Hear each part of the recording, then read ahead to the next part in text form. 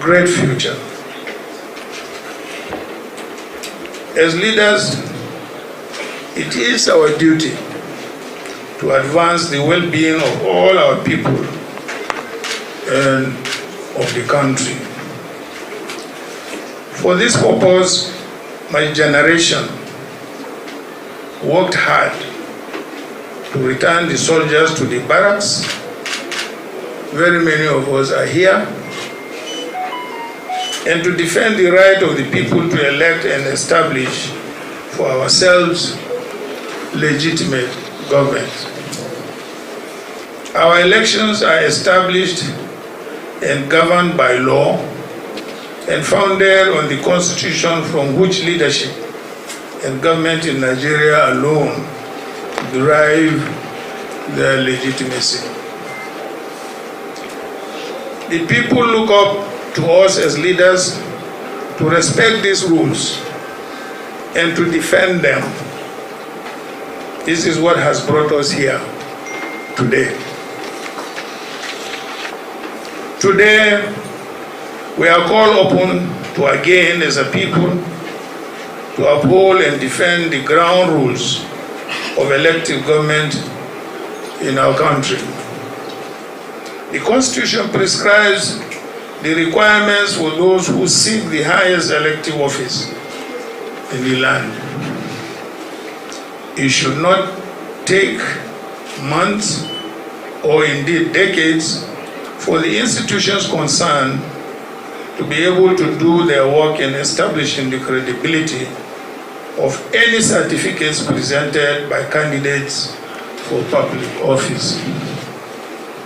We undertook this journey at great cost and for important reasons. The ground rules for legitimate governance in our country need to be upheld. And you who are gathered here today have the responsibility of upholding those ground rules. And the reputation of our country is at stake. That affects everyone, Nigerians everywhere, wherever they may be in the world. I am a Democrat by conviction and a citizen of a country that I love. The issues at stake in this case require us once more to rededicate ourselves to both the country and our Constitution. Now we must entrust these facts to us all as citizens and as leaders of the institutions charged with interpreting our Constitution. I should thank the lawyers, both in Nigeria and in the United States, who have assisted us in bringing clarity and definitive answers to these issues that appear to have defied our institutions for nearly a quarter of a century. I also want to extend my gratitude to the Nigerian citizens and friends of Nigeria, both within and beyond the shores of our country, for their patience as we have sought to find the facts and establish the truth.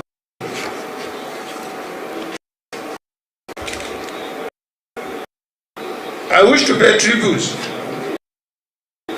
to the late human rights activist, Chief Gani Fawehimi, senior advocate of Nigeria, who inspired us on this path of discovery. Now he can truly rest in peace in the assurance that what he started about 23 years ago has come to fruition. Gani's vindication today gives credence to the saying that no matter how fast a lie runs, the truth will someday overtake it. Former American President Thomas Jefferson once said, and I quote, if I had to choose between government without newspapers and newspapers without government, I wouldn't hesitate to choose the latter. From exposing the Watergate scandal and unraveling the dubious certificates of politicians, journalists have maintained eternal vigilance by bridging the gap and stepping in when other arms of government failed. It is for these reasons that commendation must be given to David Hundeyin, an independent journalist whose extraordinary work and those of many more young people like him has become a source of inspiration. Special thanks must be given to the millions of Nigerian youths and citizen journalists too, who continue to put out the truth online even when no one is listening. Indeed, the price of liberty is eternal vigilance. They have put the country first in their firm commitment to unravel the truth and hold leaders accountable. This gives me the hope that we have worthy partners in the struggle to reclaim the country we call our home. This quest is not for or about Atiku Abubakar. It is a quest for the enthronement of truth, morality, justice, and accountability in our public affairs.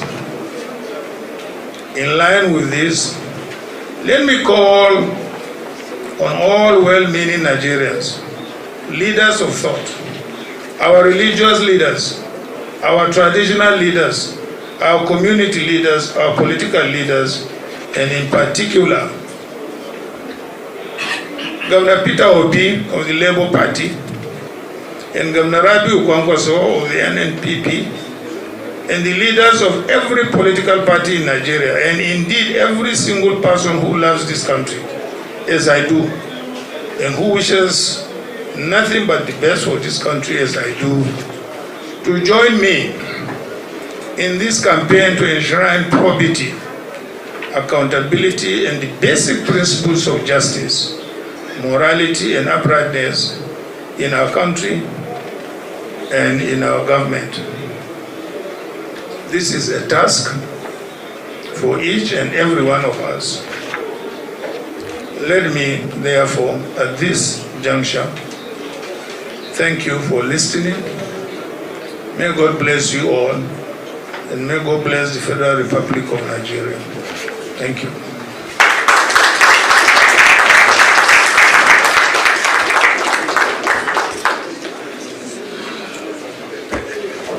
Thank you, Your Excellency,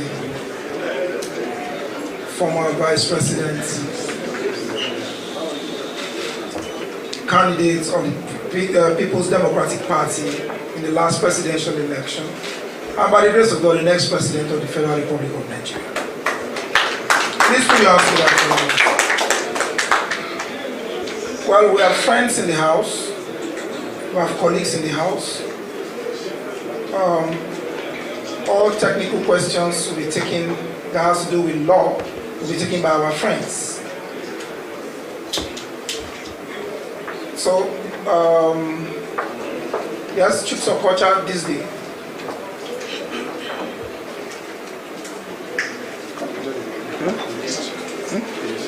Okay, I will sit. Yes, you sit here, please. Good afternoon, everybody. Much has been said about the real documents from the Chicago State University. I want the former Vice President, the PDP presidential candidate, Atiku Abubakar, to tell us in clear words, because many papers, many television stations, many radio stations have been giving various versions of the documents handed over to you.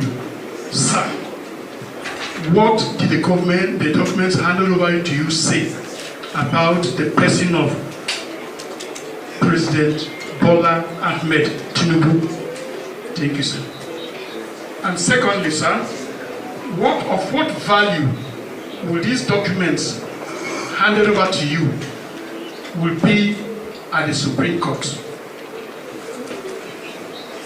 Thank you. Thank you, Chief Sokocha of these day newspapers.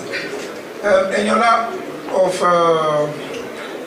African Reports, that's an international platform, yes. Thank you.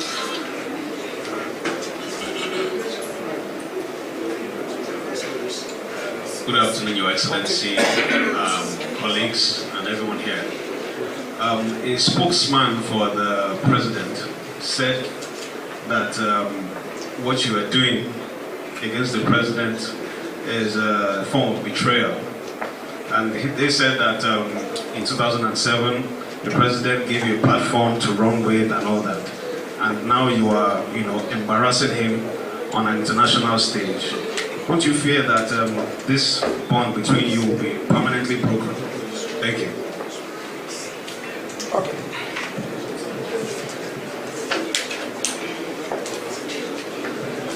Thank you. His Excellency will take the question from the African Reports, while Barrister Kalu will respond to this day's newspaper's inquiry.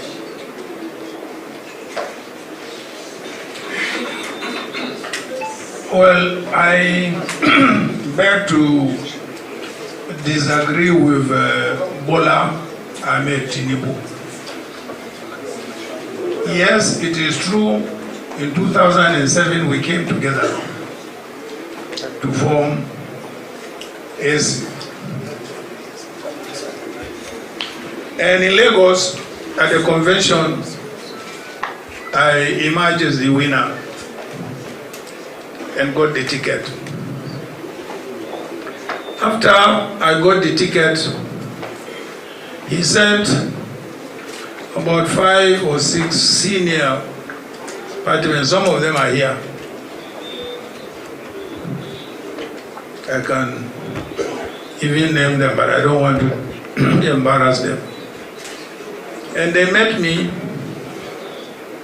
and said to me that Bola wanted to be my running mate. I said, gentlemen, you are all old enough.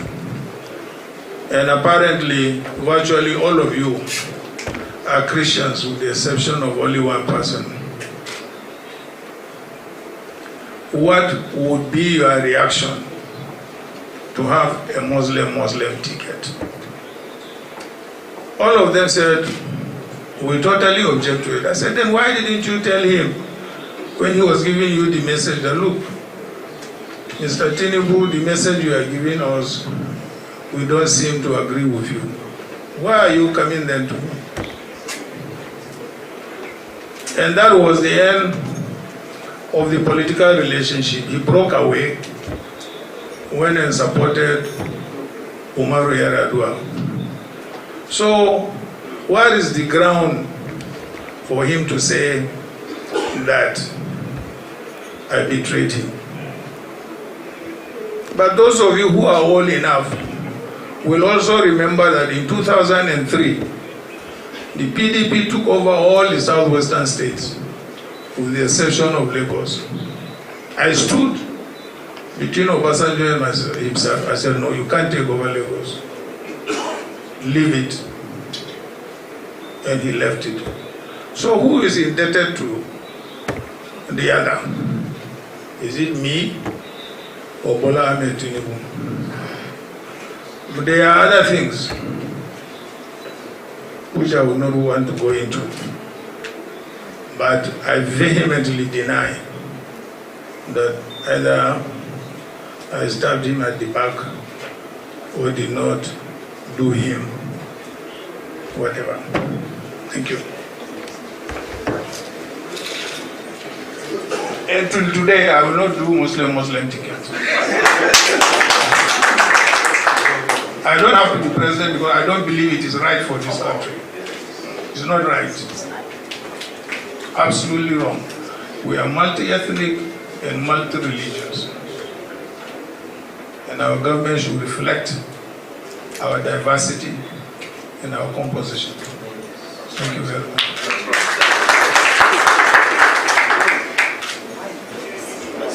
Thank you very much, Excellency. Barrister Kalu, over to you.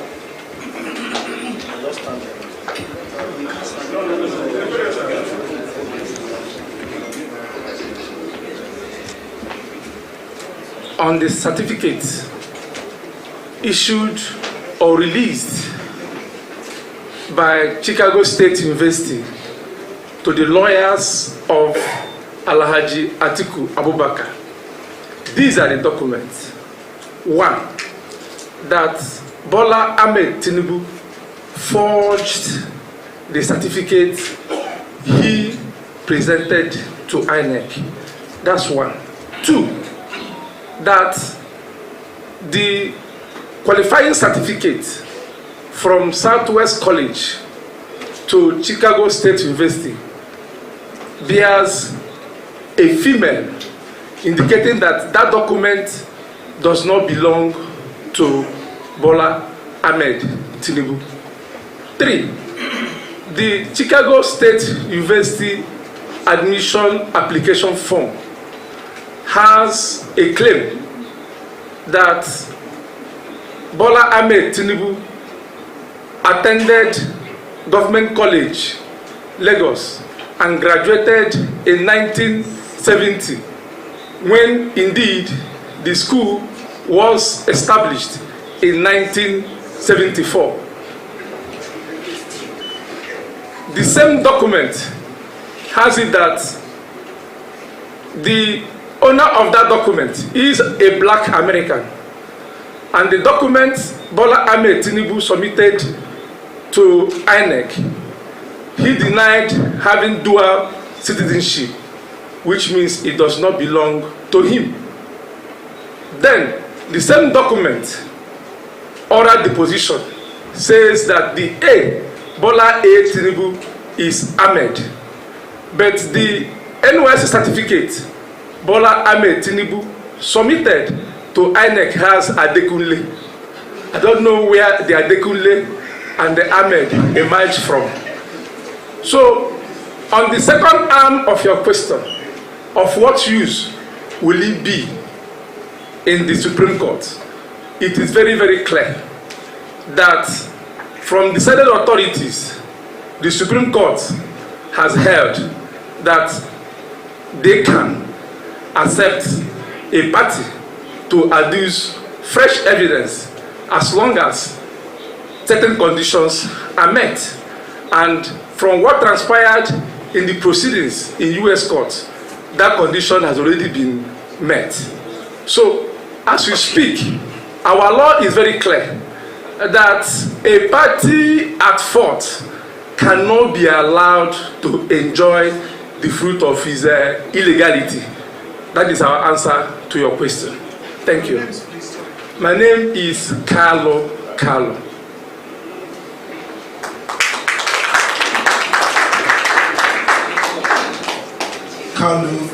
thank you very much, Carlo.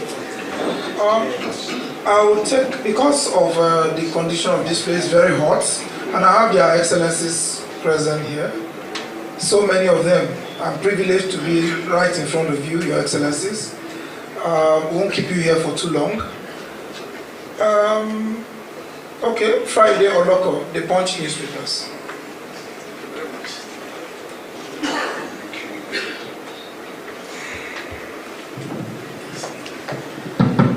Yes, good afternoon, Your Excellency. My name is Friday Loco. I work with Punch newspapers.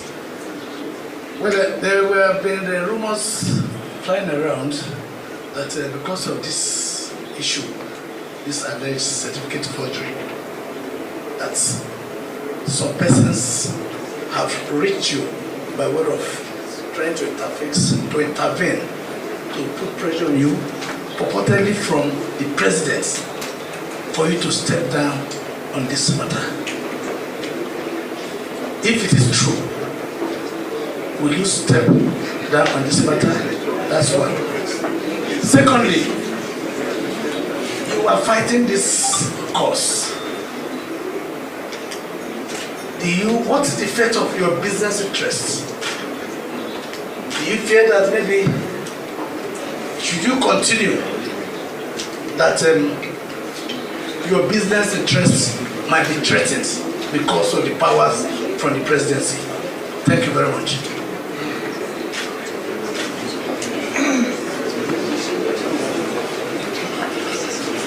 Okay, let me start from the business perspective, because it's the latest in the series of questions that you asked.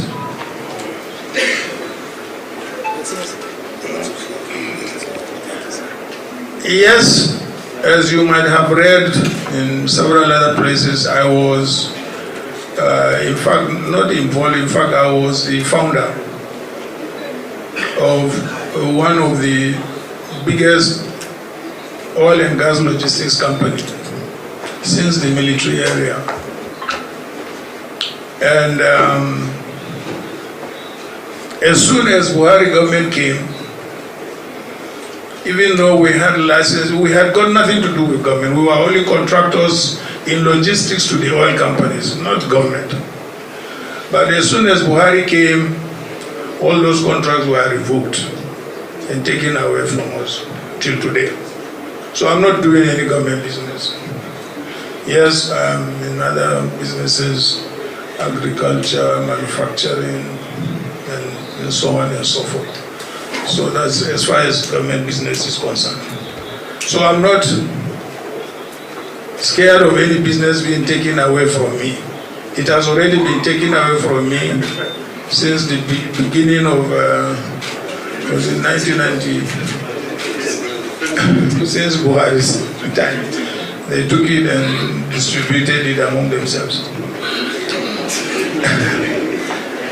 So what was the other question?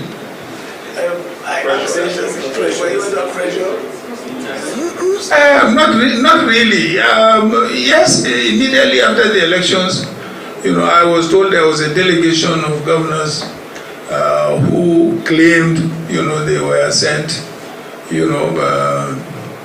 by the president, but I did not even allow them to get into my house. I didn't. So will you drop this fight?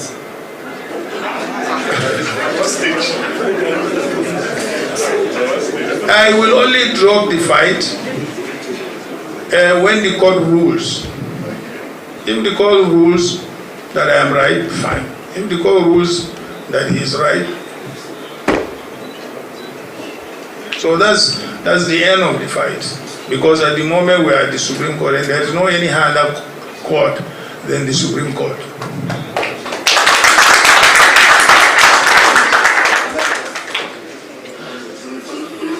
Thank you, Your Excellency. That will be my esteemed colleagues. I know that you have so many itching questions. We are available. We're going to send you the e-copies of this press briefing. And if you have further questions to ask, we are available. Mazi Polibe is here, Special Advisor Media to His Excellency. You all have our emails and phone numbers. You can reach us. That won't be a problem. If you have queries, please, we are here to work at your service. And if you want special focus, you don't have a problem. We will respond to you.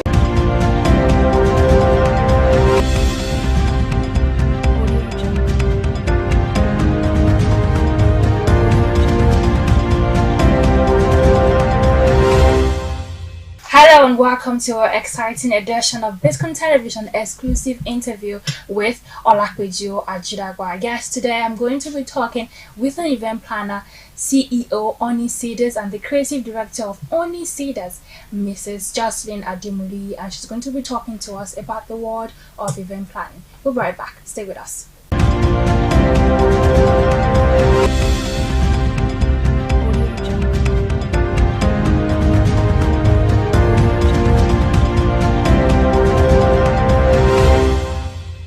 Yes, welcome back to Biscon TV exclusive interview. Yes, today I am with Mrs. Jocelyn Ademuli, and she's going to be talking to us about the world of event planning. She has a business mixer coming up on 11th October 2023, and she's going to be talking to us about the world of event planning, entrepreneurship, all of those interesting things right here. So, let us meet her. Hello. Hi, Peju. How are you doing? I'm fine, thank you. You look superb. Thank you. I love your dress. You're wearing one of my favorite colors, pink. Thank you, Barbie girl.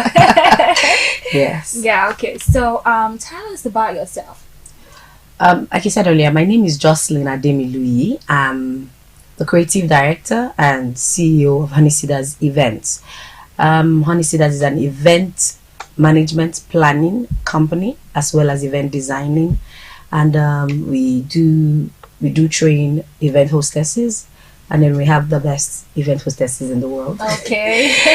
All right, so that's me in a nutshell. I'm a mom, a wife, a sister. I think I'm the best sister, and everyone that knows me calls me their favorite auntie. Wow. So that's me. Okay. Yes. I'm very into business. I like to do anything that makes money as long as it is legal and decent. Yes. Okay. All right. Pleasing to God. Yeah. Okay. So, how did event planning begin? How did you start that? Why event planning? Okay, so I've been planning events for about 15 years. Wow. Even before I knew it was a thing. I started while I was in university. I started because it started as I needed to correct an impression about event hostesses way back in 2003, 2004, when BBC would come to Lagos or they had programs and stuff, they would ask me to come with people, girls. And I didn't want this narrative of ushers and event hostesses being just girls that stand around at events. I knew they had to do more. So I started a training plan and a training manual. And several years down the line, it turned into a very interesting enterprise that I'm doing till today. Okay, how has that enterprise been like? How has the experience been like for you? It's been like a roller coaster because it's got its ups and downs. It's got its seasons, and I don't even want to go into the period of COVID. But I'm a very fluid person when it comes to adapting to the situation of things, and I think that's one of my strengths in doing my job because as situations come, I'm able to adjust. So yes, it's been up and down, but it's been exciting. Okay. Let us also talk about, it's exciting, it's, amazing. Also, of course, there will be challenges. There will be times when you were like, why did I venture in? Let us talk about that. Okay, so I would, do you want me to give you a story or you want me to just generalize it? Because it's been, the challenges that come with being an entrepreneur can be also moved into the challenges with being an event designer or an event planner, because you're dependent on the client's availability. So if there's not going to be an event, they are not going to be planning. If there's not going to be demand, there's not going to be supply. So that fear of not having somebody need your services, or the downtimes when you're like, oh, there's no job coming up at this point. Those are the challenges. And at some point in my life, I think when I was just about to get married, I just said to myself, I needed a job.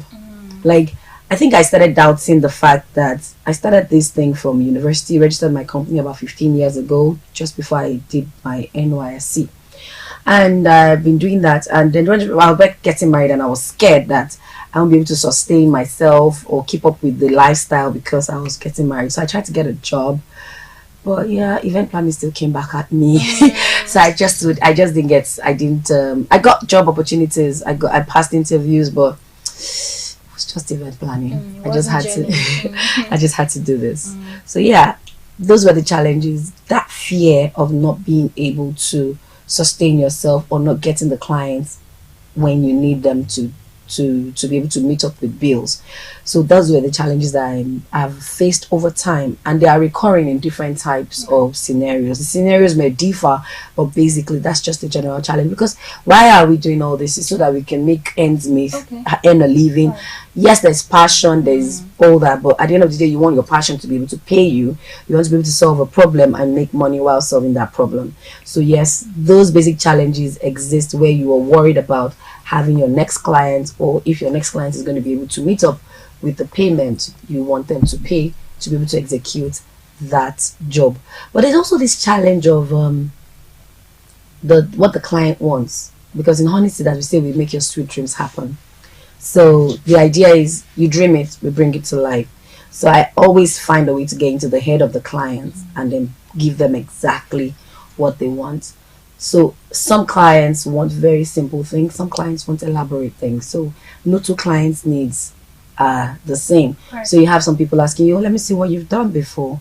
And if you're not able to, if they're not able to relate with that particular thing, they're like, oh, are you sure you can do that? So those questions come around, and then those are the kind of challenges we meet. But we're able to surmount them when they come. Okay, right. So how do you combine, you said you're a mom and you're a wife. How do you combine family life with business? How do you do that? Planning. And I think the grace of God. That's where I'm going to start with. I think the grace of God, because no matter how much you plan, sometimes you just find yourself in an overwhelming situation. Right. But I'm naturally solution oriented. So no matter what comes my way, I always just look for a way out. Like, how do I solve this? So that's just basically the way I've been able to balance marriage, children, and my businesses. And then I think I have good support system. My family, my mom, God rest her soul, it was basically, I just dropped my kids at the door and I say, hello, open the door for your grandchildren. I'm out, and then she'd be like, shh, what's the junction? And I'm gone, so God rest her soul. And then I had my in-laws. I live very close to both of them. So I had that kind of support. My siblings, sometimes my kids could sleep over. But if I needed to be available, and then my husband too, when he has to take his own shifts, so I think it's just the support system, the grace of God, and proper planning. That's how I've been able to balance both. Okay, nice. Now let us talk about the business mixer you're having on incidents with the business mixer. Let us talk about, I said that earlier, you're having that on October 11, yes. 2023. Let us talk about that.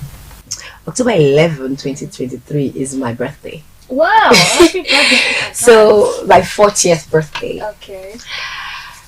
Earlier this year I had this, I'm going to be turning 40, and these questions had come up all through the year, like, what kind of party would you like? I'm an event planner, so everybody's expecting me to have a banging party or something like that. So what kind of party are you going to be having? This, that. My husband had asked, should we do this, should we do that? I'm not doing surprise though, because he did surprise for 30 years. So he said, no surprise this year. What do you want? We give it to you the way you want. But I just wasn't feeling like just any party. So sometime later in the year, I actually frustrated him. Sorry. Because he's been wanting to plan my party from the beginning of the year, but I just wasn't feeling any of the ideas they were coming with. But sometime in the middle of the year, just a little before summer, I said, what do I represent right now? Just two things. And I don't know how it will sound to anyone else, but it's just my family and my business. And I'm like, okay, what challenges do people face based on this? We have people come up with business ideas, and they start and they don't survive for 2 years, and they crumble. Or your friend says, I just opened a business, and you're like, celebrate, and all of a sudden, what happened? You close the shop down, you close the business down. Or you have people that have this situation, worried about how they are going to move from one industry to the other. Just generally, people in my age group are having these challenges, but they have these challenges with a smile on. And there's no real space where they can. I have a lot of friends that are able to talk to me and share these things with me, and then we talk through it, cry through it, and we move past it onto the solution. But there are a lot of people that are not able to talk about it, and we have a lot of suicidal situations. We have a lot of depression going on. Like, it's like they're sharing it in different, but some of us are not receiving. I hope you're not receiving it. No. So, a lot of people are going through so much, and these challenges come as a result of balancing the lifestyle they are used to, the lifestyle they want, what the economy really is saying, their job description, job satisfaction, just generally that place seemed a bit muddy for a lot of people. I know someone that has been trying to retire from her business, her position in a company for the past 6-7 years, but she's just not had the heart to, because of this uncertainty of what next. So that's the retirement angle. We know those that are trying to transition from one job description to another. Fear of, if I leave here, there's pension. If I go there, they may fire me. Even if you're not satisfied with the place where there's pension, but you stay. So there's so many people having so much challenges when it comes to life balance with work, mental health, and all that. So I said, okay, how about I create an opportunity where these challenges can be discussed? But then there's been a lot of talking going on, motivational speaking. People are talking. You get gingered, you get to your house, and then the first NEPA bill that comes, you're like, oh my God. And then the person goes back down. And I'm like, okay, so we can talk about it, but we need to give solutions. Because a lot of motivation is going on, but we have a lot of seats going on, even in the house, with the government, with government parastatals, with private companies, but we need solution now. And like I said earlier, I'm a solution-oriented person, so I started thinking, why don't we have a business mixer where we create an enabling environment where people can actually come and say, Weju, what do you do? How can I be of help to you? Or what are the challenges you are facing? And then we discuss how we can work on around it, or what business we can do together. Exchange contacts, think of a business plan and build around it. Or you need a job and you don't have job opportunities, or come to this venue. There's going to be a job fair. We're speaking to companies that would come and have on-site job interviews.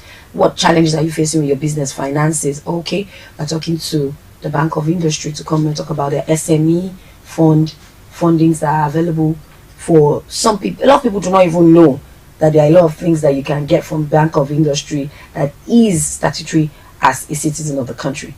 You have access to it, but we don't even know them. So, come out and talk to us. Let's know these things. How can we get them, and how can we get them on site? So I'm not calling people together to come talk, just to talk. We'll talk, but we'll also come up with solutions. And these solutions, we want them to be handled on site. So it's a full day activity. We resume with job exhibitions, product exhibitions, and this job fair in the morning. Then we have panel conversation with seasoned professionals in various cutting across industries. We'll be having trainers come talk to us about critical growth in your business, and so many other things. But the whole idea is just to find a way that everyone in that room leaves that place with something in hand. I don't want them to leave with just motivation. I want you to leave with a document that says, see me on Monday. I want you to leave with a document that says, oh, I passed this stage of the interview, or I already filled this document that allows me to get the funding for my business, and I can come back to follow up with that. I just want everyone to go home with something, like a souvenir when you come to a party, but this time a life-changing souvenir. I want to impact people, and that's how I felt. And then I just got excited and I started it. Yes, I go cold feet in the middle, but here I am. We're almost there. We're almost there. So, still talking about the business mixer, how are you able to get the right vendors for the program? How are you able to get the vendors? What did you look out for? Yes, I'm not going to flog God too much, but I did take my time in prayer, and I said it was really a prayer point. I wrote it somewhere, and I said, I want you to lead me to the right people, and I don't want to offend you while doing this, because it's very easy to get distracted by so many opinions and suggestions along the line. And for some reason, the right people have come around. I have Diola, Beatrice, all the speakers have come around, and they found reason to give the same value. Now, in talking to the speakers, suggestions on companies and brands to partner with came up, and when we reach out to them, most of them have a positive feedback. We are still in talks. Some, you have to wait for approval from here, table to table and all that. So we're still in talks with a lot of them, but we chose these vendors based on the value they can offer. You have a company that is employing HR consulting firms. They need people of a certain kind of job description. How do they get these people? I brought everybody to the room. So that's basically what I did. We have insurance companies who are hiring, and we've also discussed with them. They are coming in to do those job interviews. We also have different, so not mentioning companies now, I'm slowing down so that I don't do that. So we have different organizations. We just looked at the services and the values they could present to people in terms of solution, provision, and then we selected them, wrote letters to them, and communication is going on. Okay. Now, for your event and for this business mixer too, how do you plan to plan for emergencies, issues that would come up for my event and this business? Alright, so when we do a recce for an event venue, the first thing you want to look out for emergency exits. You want to make sure that the venue has emergency exits, because no matter what is going on, you want to find an alternative route to escape. Secondly, you check that there are no fire hazards in your planning. We have sparklers, we have some of these special effects that we use. We make sure that they are safe. We follow the safety regulations from the Lagos State Safety Commission for event planners and for event venues. So most of these things we put into consideration, and then our vendors, we have to make sure that they have those safety rules followed as well. So we take that into consideration. Okay. Now, what was your approach, or what is your approach to this business mixer? What's the approach? Well, how did you do it? Like I said, I started with God, and then I followed through with speaking to people that these are their areas of specialization. This is what we're talking about. This is what we want to do. What do you think? How do you come on board? I spoke to a few people, and I can tell you I had so many people that are ready to come talk. So it took time again for me to streamline and say, okay, you know what?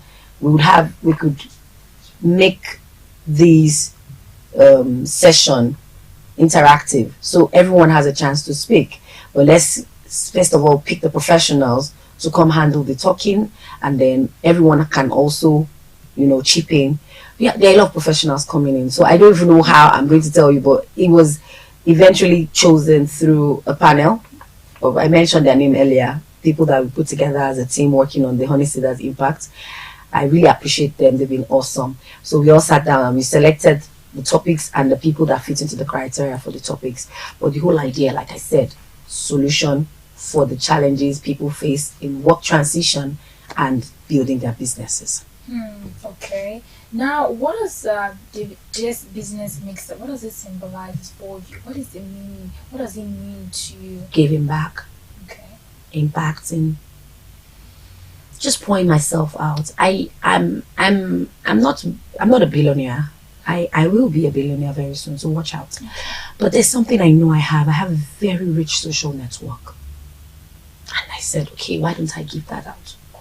That's basically it. I'm having goosebumps because that's how I feel about it. Like, why can't I just put all these quality people together and see how they will benefit from each other? Right. And that's it. But it's also open to general people to also come, because you never know. As long as you've got quality to bring into the table, come in, and we all dine together and we take ourselves to the next level. Okay, what are some of the programs lined up for this business mixer?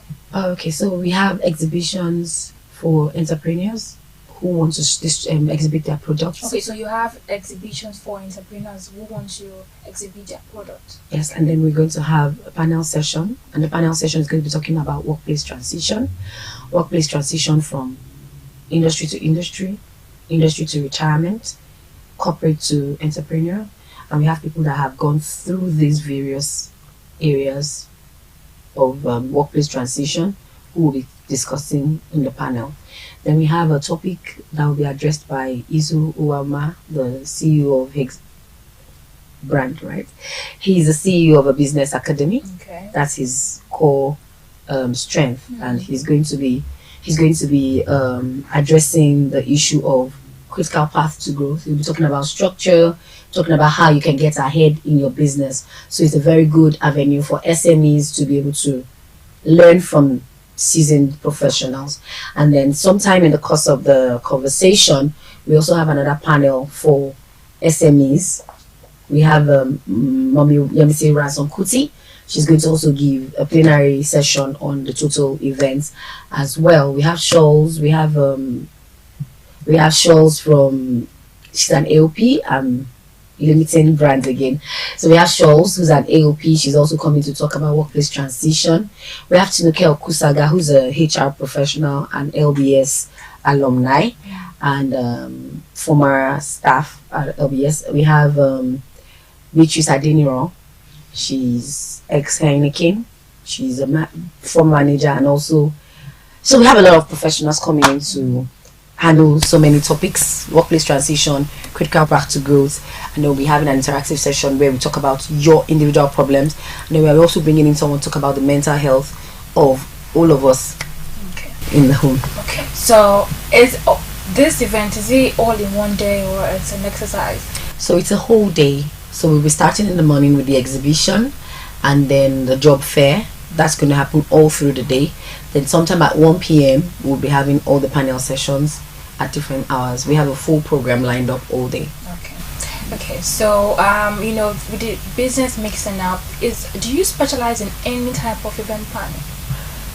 I specialize in planning weddings, but my job I have clients who have required me to do corporate events and children's parties.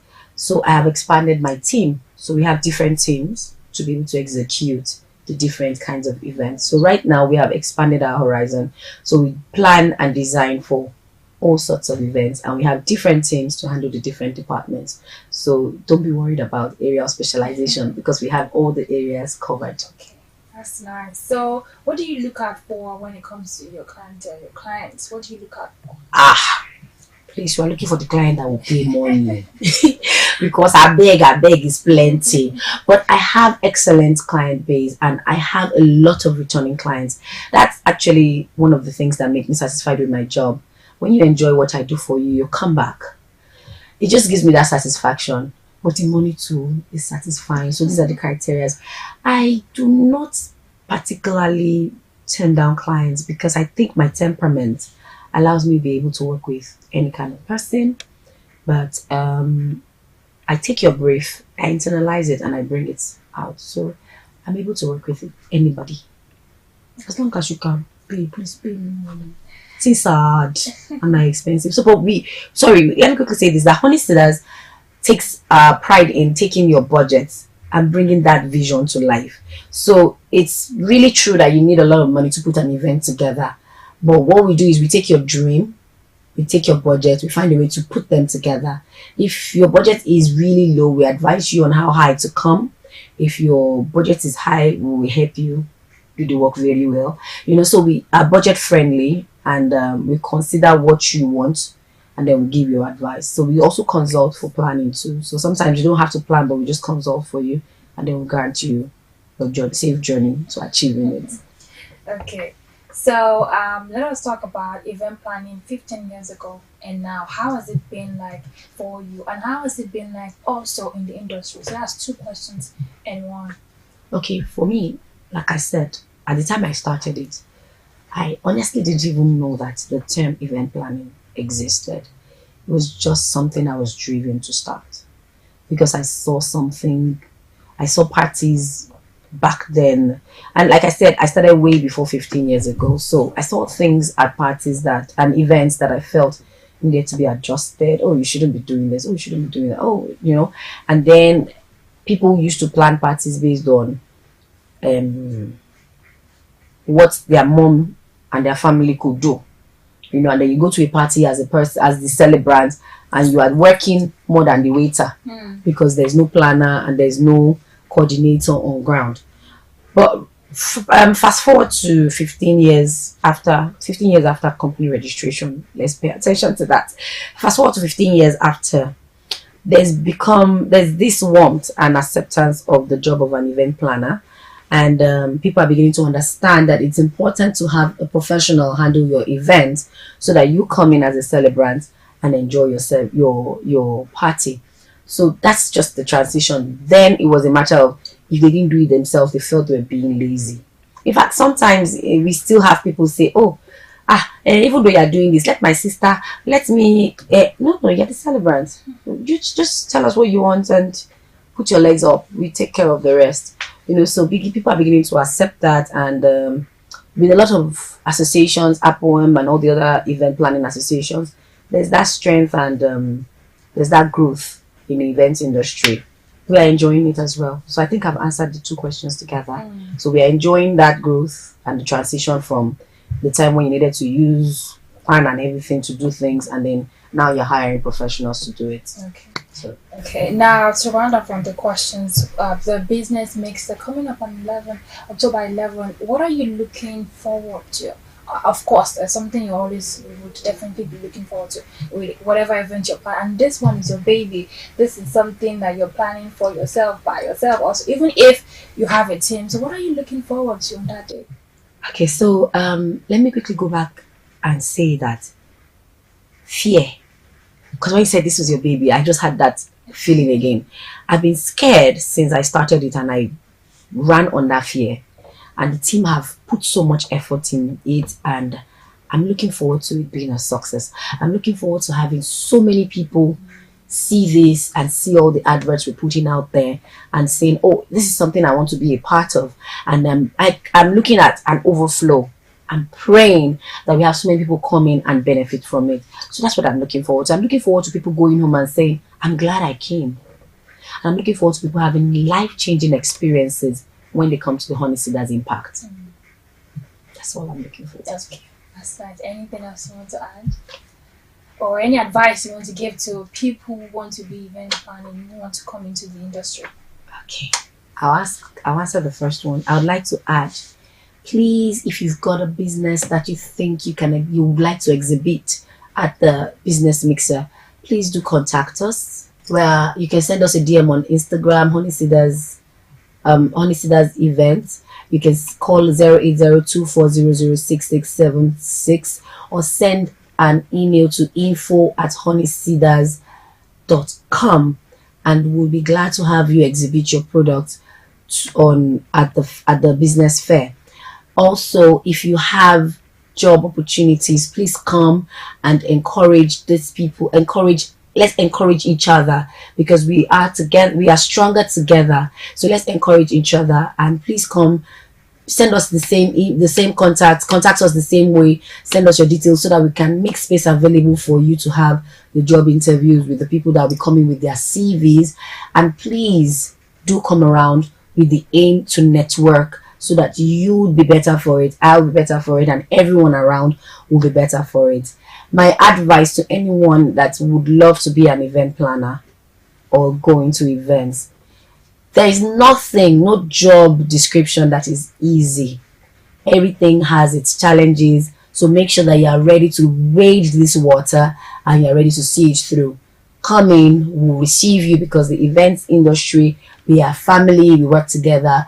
There's this thing we say, we work together to make things happen. So please do come in and be ready to wade the water. The event industry is fun and interesting. Okay. All right, you heard everything. You heard it all. Thank you so much for coming. Thank you for joining us on the show today. And now we've come to the end of the show today. I'm sure you enjoyed it, because I did. I totally learned a lot. There was a lot to learn, and I'm looking forward to the event coming up, a business mixer on October 11, 2023. Do well to come and ask questions, enjoy, and just network, like she said. So also, I'll see you next time for another exciting edition of Biscon TV exclusive interview. On that note, to see more, you can download the Biscon TV app on your Android devices or on your iOS devices, and you can also visit our YouTube channel, because you get all the latest updates you need on our YouTube channel. I am Olakpeju Ajidagwa. Until next time, have a good day.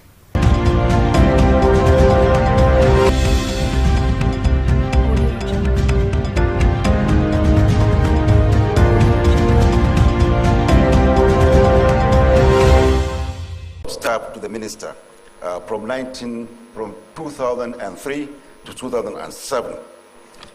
And throughout my career, I have sought opportunity to enhance my skills, broaden my understanding of governance, management, and environmental stability.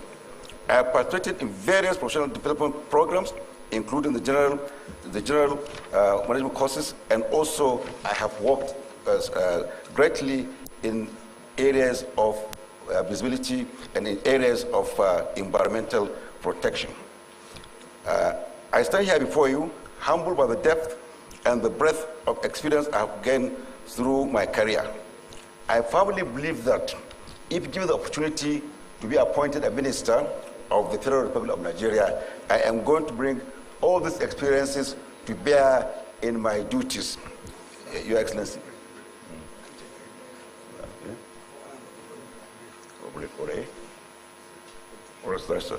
So,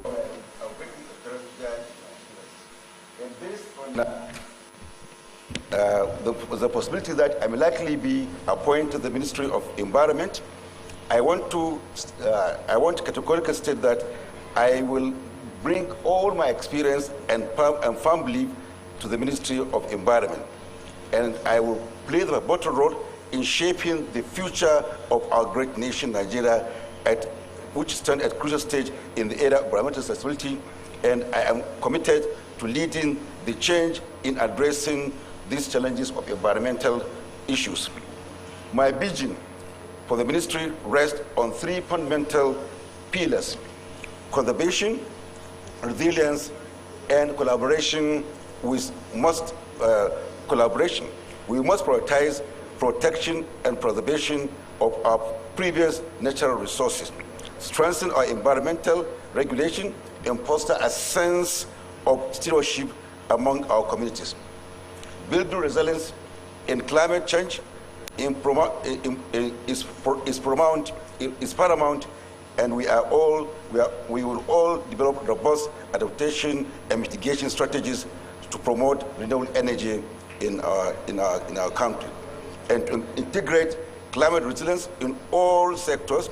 Collaboration will be the cornerstone of our efforts, as well as bringing together governments, private sector, entities, civil societies, and international partners to work with us. Because environment is very key to our development. Environment is key in the sense that we all live within environment. So with this, Mr. President and distinguished senators, I want to clearly say that in doing this, I am going to work closely with the National Assembly. I am a believer in democracy, and I believe that the executive can't function well without the legislature. The legislature is the basis and the strength of our government. So whatever I will do, and wherever I find myself, I am going to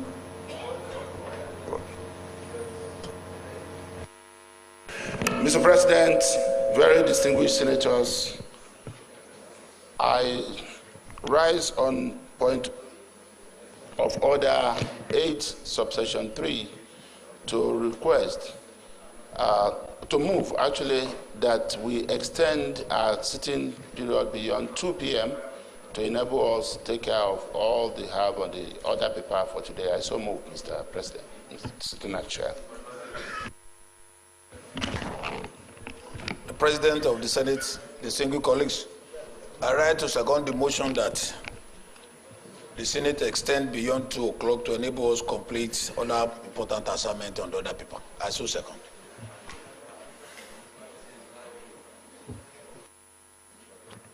Distinguished colleagues, the motion has been moved and seconded that this hallowed chamber do extend the sitting time beyond 2 p.m. to enable us to conclude all the items on the order paper for the day. Those who are in support of the motion say aye. Those who are against say nay. The ayes have it. Thank you, Mr. President. So, in concluding, I want to indicate clearly that as part of my working career, I was appointed Secretary of the Government 3 times, from 2015 till today. And I want to say that I am likely the longest serving Secretary of the Government in Nigeria. So I have been part of administration, I've been part of policy making, I've been part of trying to change things in the country based on what I did at the federal level and what I'm doing now at the state level. So I want to bring this experience to bear in wherever I find myself in the new cabinet of the president. And I want to express my gratitude to all of you for listening, and I also want to extend my sincere thanks to the President of the Senate for allowing me to stand here before this august gathering. This is a house of splendor, a house of integrity, a house of democracy, and I feel highly honored because to me this is the highest point of my career, to stand before this hall and say things about myself. I feel very, very happy. Today is maybe my happiest day, being here and being addressing this chamber. I want to end here by saying that environment, which I think I may be going there, is a very important issue, and we know that we have been going through a lot of issues to do with the environment. Thank you very much, Mr. President.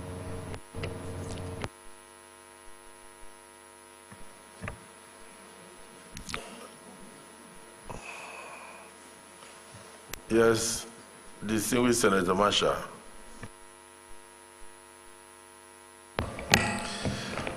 Mr. President, sitting as chair, Senator Sunday Marshall Katun, I represent the people of Kaduna South Senatorial District from Kaduna State. Mr. President, I want to thank you for this privilege to stand and speak on behalf of our nominee. First, to thank Mr. President for nominating him, and to quickly state that the 3 senators from Kaduna have no objection to his nomination. Also, to state quickly that he was also born in my senatorial district. He attended the same A levels like me, where he also became a lecturer when I jackpot to University of, the same year I jackpot to University of Lagos to commence my studies as a lawyer. He's a seasoned administrator from his resume as presented. He's also somebody who has understood the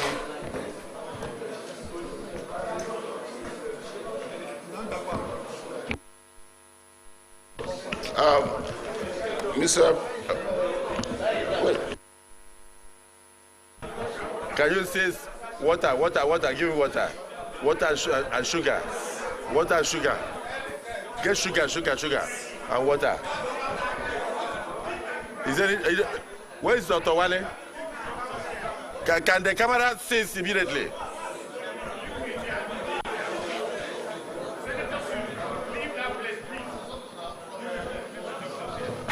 Can we have a closed session?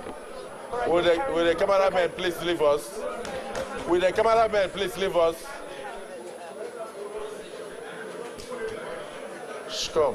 Call Dr. Wale for me. See, very suddenly there. He had, of course, just given his biography and his motivational speech, and he stood strong throughout the entirety of it. And he had taken one question, and he had started attending to the questions from the senators from Kaduna. Before that untimely moment there. Of course, we are still waiting for an update from the Senate as to his condition. All we know for now is that he collapsed and he's receiving medical attention. Yeah, from some of the reports we heard, we understand that the press was asked to vacate the hall at the time.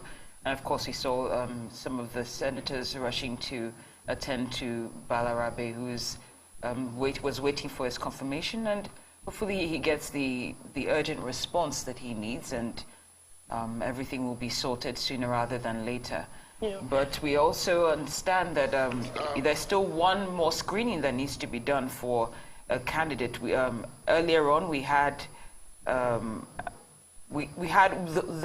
candidate who is left, or the ministerial nominee who is left to be screened, is still Ayodele Olawande. Of course, this situation was not planned for and not in Agbede Comprehensive College and Divine Group of School, respectively. Because I'm coming from a no man's land, and today I give the President of the Federal Republic of Nigeria the honor by thanking him for giving the youth of Nigeria another renewed hope of my nomination. I attend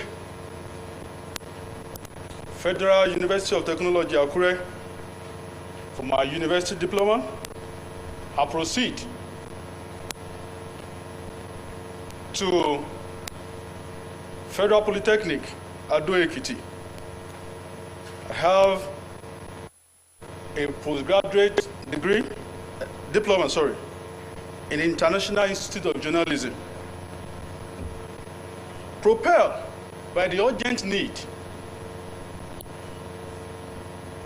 to quickly take my destiny into my hands.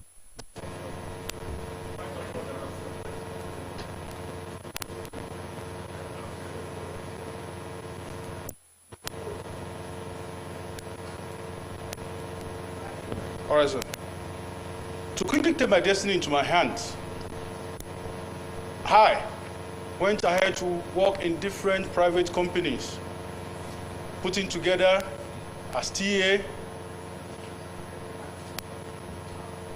between 2020 and 2023.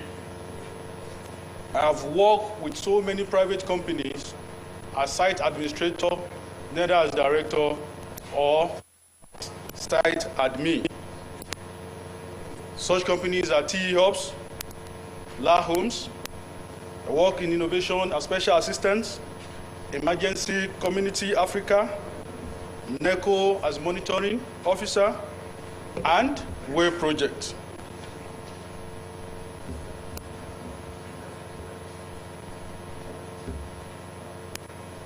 I've also, with my youthful zeal and passion that have driven in me, participate in party politics.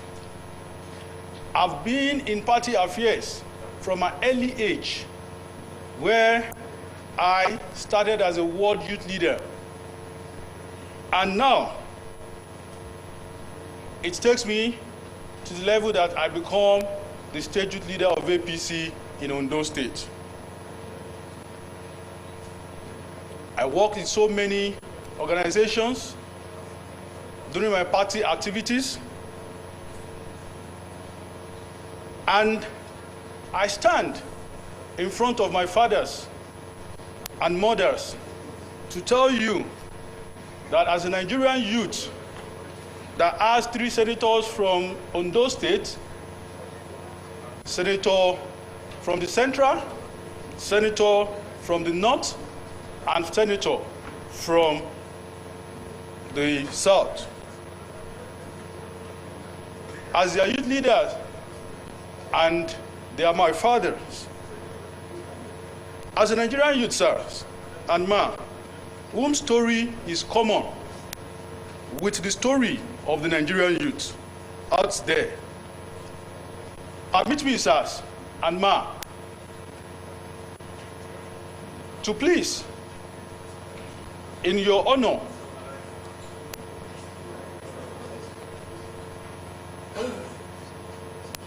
to take me as your son into this uncommon family.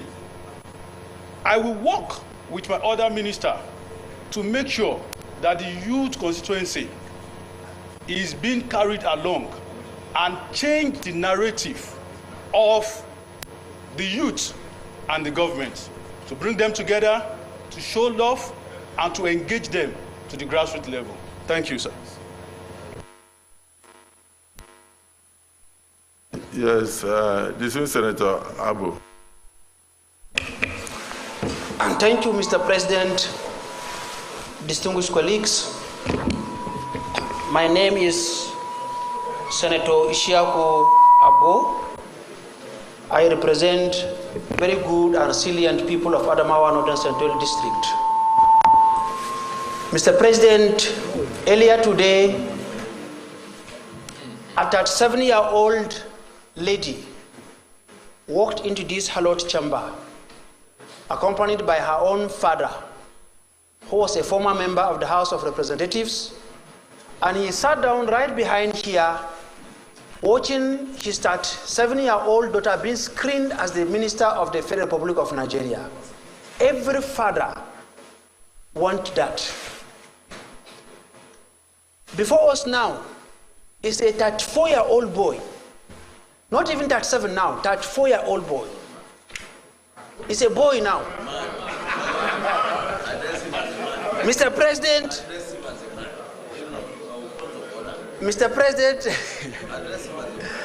37-year-old man. I was blackmailed by Salim Musa to say that he's a man, or he will raise point of order. Mr. President, let me borrow from the word of the nominee. President Bola Ahmed Tinubu has given Nigerian youth a renewed hope, a reason to believe that Nigeria can walk once again by nominating two of us this morning to be here before us. They came in since morning. I met them here by 9 a.m. by nominating these young men and women to be ministers of the Federal Republic of Nigeria. Mr. President, if you look at our order paper of today, we still have a lot on this order paper. And for the past 2 days, we have been stepping down what we have on the order paper. Mr. President, once again, I want to appreciate the President for finding Nigerian youth worthy, for putting confidence in them, and telling them that you cannot continue to japa and run away from this country. Come home. Let's build this country together. Because anywhere you go, you are going there as a foreigner, but this is your home. Nigeria is yours. Come and build it. Mr. President, I ask my colleagues, with the permission of the senators from the state of the ministerial nominee and a representative of the youth, I call on my colleagues to please let the young nominee, whom Mr. President have confidence in, to please take the leave of the Senate so we can continue what we have on the order paper. Yes. This is as a motion, Mr. President. Thank you. Yes. Yes. Yes, supported.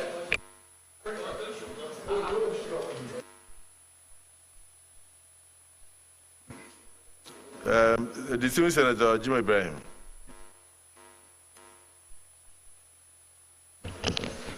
And my very distinguished colleague, my name is Jimoh Ibrahim, representing the people of Ondo South from Ondo State.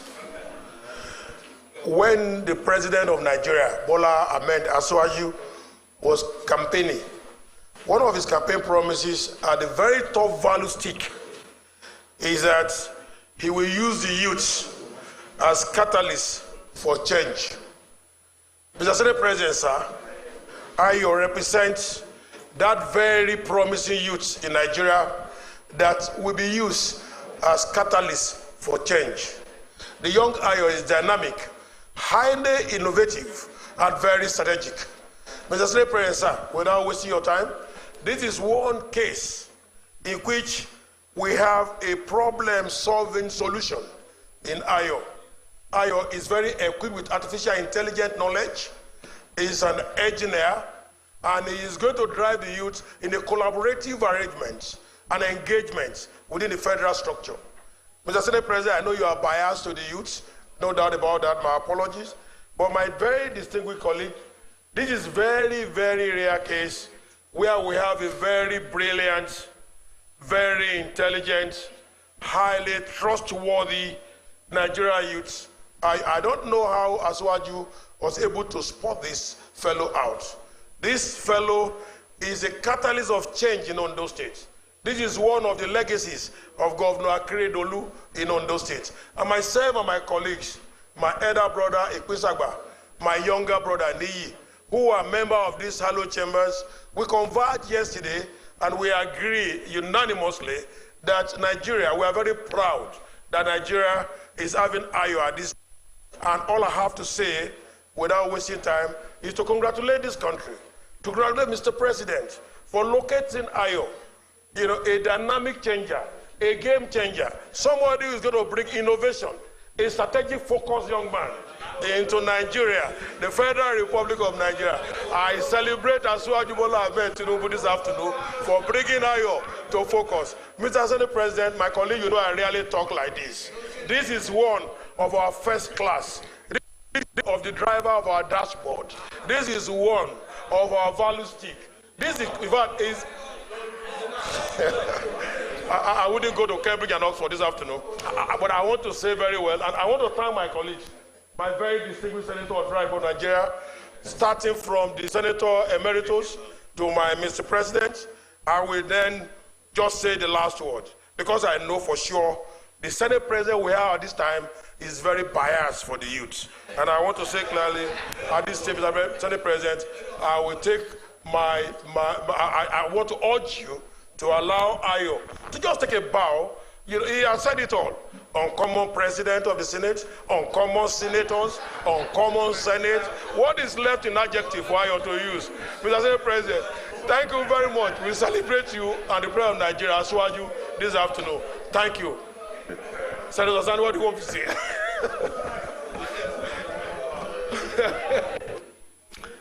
Distinguished brother, Senator Jimo Ibrahim, like you, I'm very proud of the youths of Nigeria, and I'm also happy with the brand from your state, making history as the first Nigerian youth at the age of 34 to be nominated for the office of Minister of the Federal Republic of Nigeria. But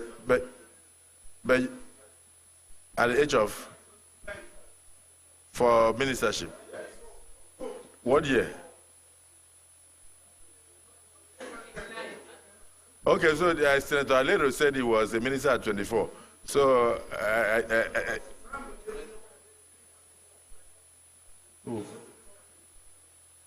well, so history is being repeated. That a lot of youths are being given the opportunity. But I think you must take a cue from what the former very youthful nominee, the lady said. When you were saying, take a bow, she and I told her, tell us what you want to bring to the table. You know what she said? She said, I want to thank you for giving me the opportunity to say something to this Halo Chamber. That it would have been a disservice to Nigeria if she came here and she was not given an opportunity to explain. That was what she said. So as much as I agree with you that he can take a bow, but the young boy will not be happy with the Senate if we don't give him an opportunity to explain the things he wishes to do. So distinguished Senator Darlington, you are also very close to that age bracket. So please, can you ask him something? Thank you, my dear President and dear colleagues. My name is Darlington Nwokocha. I speak for the entire Nigeria, but Abia Central in particular. Thank you, Mr. Senior President, for granting me this opportunity. Sincerely, I'm happy having a young man of this nature before us. That means there's very great hope for development and growth in Nigeria. My dear brother Ayo, I think I have only one question. And that question has to do with what we have in our immediate environment today. That is digital transformation. You said that you are going to work in collaboration with other ministries and ministers And knowing fully well that today, in the entire globe, digital transformation is very key. And that is the fulcrum of greater employment generation. What do you intend to do, since you say you are going to collaborate with other ministries, most especially the AI, that today, that is what we have. And that is the only way you can generate a lot of employment and engage the youth meaningfully. How are you going to work in total collaboration with that ministry that will provide the necessary ingredients digitally in the digital space and transform the negative aspect of what we have today in the digital space into great positivity? Thank you.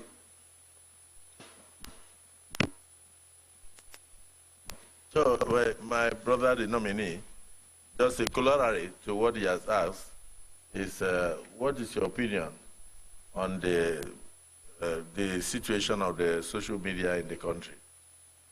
Because a lot of the people who are on the social media are youths, and a lot of misinformation and is being thrown into this space, and people, the society is bound to be misled. So, if you are made a minister of the Federal Republic of Nigeria, what would be your advice to this Hello Chamber and even to the executive on what to do, not to control the social media, but to guide the social media, so that we will not end up breaking news should not break Nigeria? Thank you, distinguished Senator. And I must say, I'll still use that word, uncommon tense Senate. Digital transformation, it is clear. There's only one problem we have in this country. And the two questions are the same. The problem is this. We, as young people, even in the Ministry of Youth so far, have no engagement with young people. And I think it is time for the Ministry of Youth and myself, as a Minister of Youth, I'm not going to sit down in the office. I'm going to be, as a Minister of Youth nominee, if I'm confirmed, I'm not going to sit down in the office and relax. I want the youth to come to me. No. It is time for us to go back. In as much as a politician, we can go to the roots and corners of this country to campaign. It is time for us to go back to the schools. Train them. Talk to them. Let them feel the government. Let them see the government. And let them touch the government. It is time, as a young man and as a 34-year-old man, for the youth of this country to see the government as their own, because I'm coming from them. As social media, it is normal. We will have people, but we don't see them as bad people, or because they see nothing doing.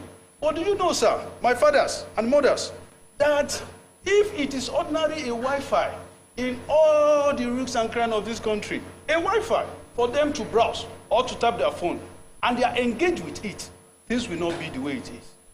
Again, I remember, even in the rural areas, that we have people that come from there to talk. From morning to 12, they go to farm, for those that went to farm. From 12 to the next morning, they do nothing.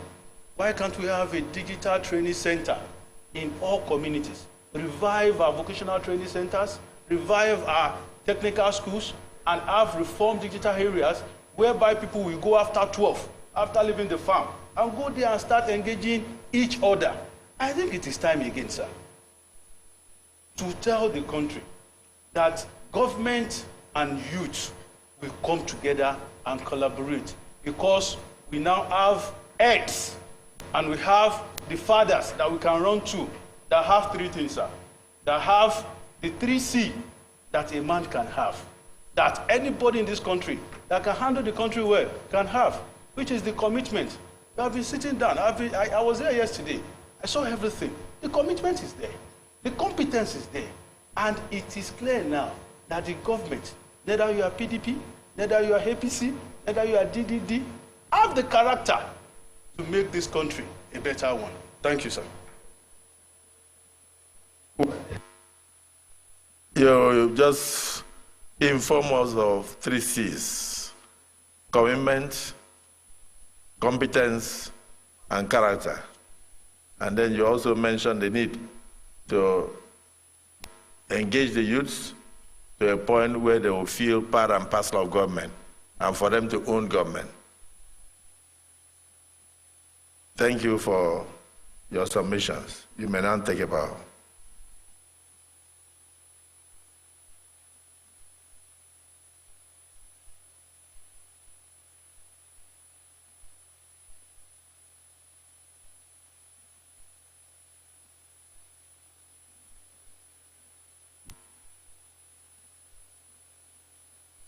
All right, so we're still live in Abuja, where the Senate has resumed screening of ministerial nominees.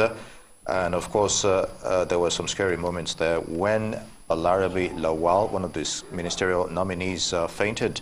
And of course, that episode has not stopped proceedings. And of course, Ayodele Olawande has just been screened. He's 34 years old. And of course, he's been given the green light to proceed. Bamidele is on now. Let's listen. Report progress. I so move. Thank you, Mr. President, distinguished colleagues. Mr. President, I rise to second the motion moved by Leader of the House that the Senate do reverse to plenary to enable Chairman to report progress. I so second, Mr. President.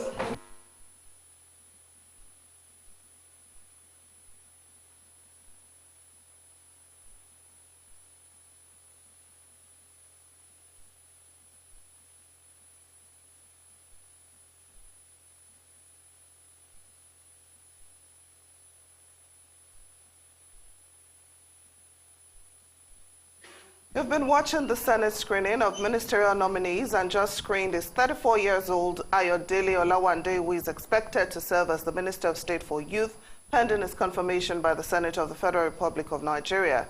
He is a community development expert and youth leader in the governing All Progressives Congress, and he most recently served in the office of the Special Advisor to the President on Innovation from 2019 to 2023. While at the screening, he talked about engaging with the youth and making them a part of government. And of course, he says the government of the day has the commitment, the competence, and character needed to make the changes the country desires. While you're still watching Newsday, more when we return after the break. Hello there. This is Biscon television broadcasting from Lagos. My name is Bisi Olatila. We have a special guest here that jumpstart exploration of different parts and sections of life where Nigerians are making a great deal of impact. Today we want to specialize on the maritime economy and the blue, what do you call it now? Marine and blue economy. Marine and blue economy. We have an expert here. It's a totally new thing. That's why we brought an expert to help us dissect it. We're talking about Captain Olaiwola Ibikunle Oladapo, first Africa Chartered Master Mariner. That is sounding very strange to me, but that's why I decided to bring him here. I know I'm speaking the minds of so many of us, so we have so much to learn and get to terms with. Congratulations for having done Nigeria proud internationally. Thank you, sir. You really merit it. Thank you very much, sir. But let's go into details about you. You are before the public now. Okay. Thank you very much, sir. My name is Captain Kunle Olaiwola, a chartered master mariner, a fellow of the Nautical Institute, and also member of Association of Nigerian Master Mariner. Well, is that all that you No, not all, sir. Yes, that's just the beginning. That's just the beginning. Before we came on board, you were telling me stories about how you had also traveled. You were in the Navy for some time. You went abroad, got upgraded. Let's go into that. Okay, sir. That is a good one. Yeah, I started my maritime adventure in the Nigerian Navy in 1982, November. And I was trained as a seaman. I belong to the executive department of the Navy, which is the combatant aspect. I was trained as a radar plotter and electronic warfare personnel. And I was in the Navy for over a decade, and I voluntarily retired from the Navy 1994. During my stays in the Navy, I passed through Maritime Academy of Nigeria, Honor, where I obtained a diploma in nautical science. And from there, I joined Broward Shipping Line, one of the cargo ship known as Indoni River. This Indoni River was sold to Broward Shipping Line from National Shipping Line. So I have the opportunity to be on board with seasoned seafarers. And after completion of my cadetship, I was promoted to 4th officer on board Indoni River. And from Indoni River, I furthered my education in nautical science by attending Maritime Academy, Singapore Maritime Academy, where I studied nautical science and obtained my Class 3 certificate of competency, which they now refer to Officer of Watch, now as per the latest STCW Manila Amendment 2010. So further, in Singapore, I got a company known as Ocean Tankers. And this Ocean Tanker, they have more than 500 ships from 2,000 tons to 300,000 tons. I was lucky to start my 3rd officer on board Ocean Falcon, which is about 70,000 vessels. We are running between Singapore to Marshall Island and to Myanmar in Burma in Rangoon. And from there also we sail around the Australia water to Hawaii water in the United States. And after obtaining my sea time also, because this job you need to be developing as per the sea time on board ship. So I returned back to Singapore Maritime Academy after sea time of about 24 months to 40 months. I returned back to Singapore Maritime Academy, where I sat for my Class 2 and 1 certificate of competency. I was lucky to pass my Class 2 certificate of competency, and I returned back to ship. I was promoted to 2nd officer, and after some time I was promoted to chief officer. After some time I returned back to ship, that is to sea, for training. And after having about 30 months, I went back to school for my Class 1, a captain limitation certificate, which I can trade within a certain region. But after that, I joined RK Offshore in Singapore, and I was chief officer and later promoted as a master. All right. I mean, from all indications, just as I said at the beginning, you are very well trained. Yeah, well trained. Not just in Nigeria, but in major markets Yeah, internationally. because I served on Fred Olsen, Norway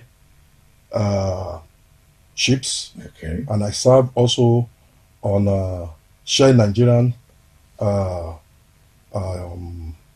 crude oil storage. So vessels. you know everything that deals with the marine. I know. Now, the government, in its wisdom, the government of President Bola Tinubu has just decided to set up a new ministry, Ministry of Marine and Blue Economy, under the leadership of His Excellency Governor Adeboyega Oyetola.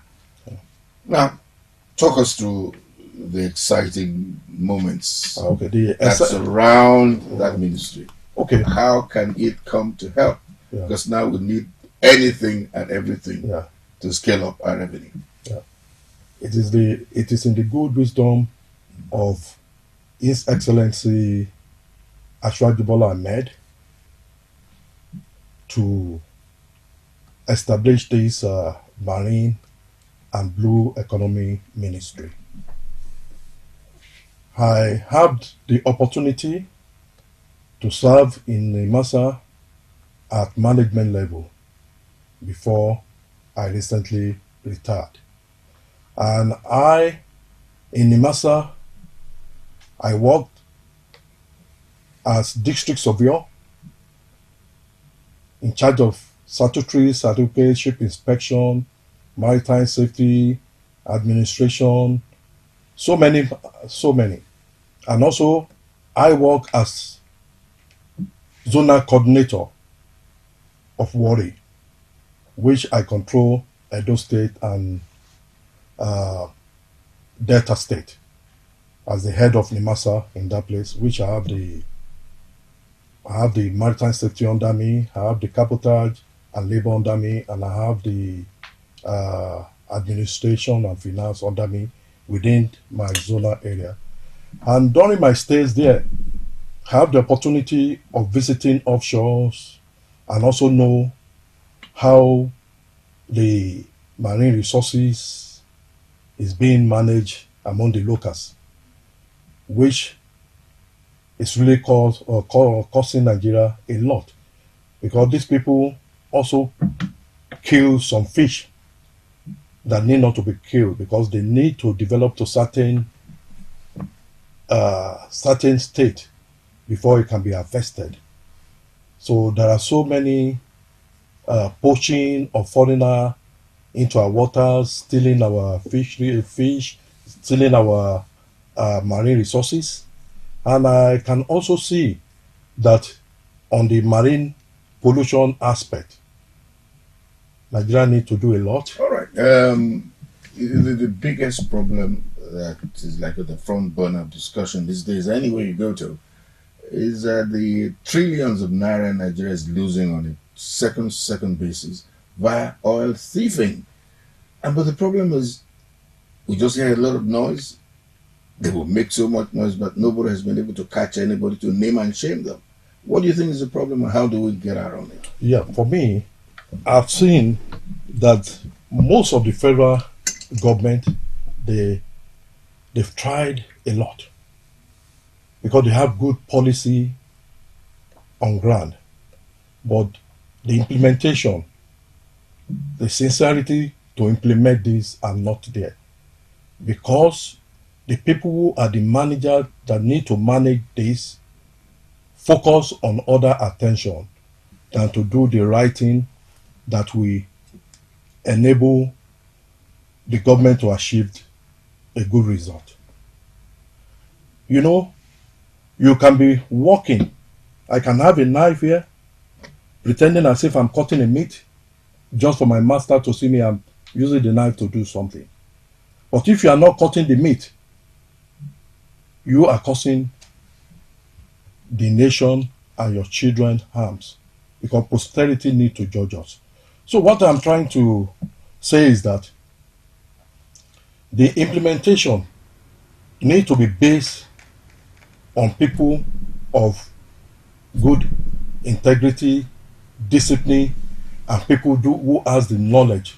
In fact, you've just hit it on the head. Yeah. The story in town is that there's a collusion at different different areas. Yeah. Mostly between the operatives Yeah. and those who are supposed to be looking over it. Yes, and also, and also who are compromising on security. Yeah, you're right, sir. And also the stakeholders always look for the easiest way.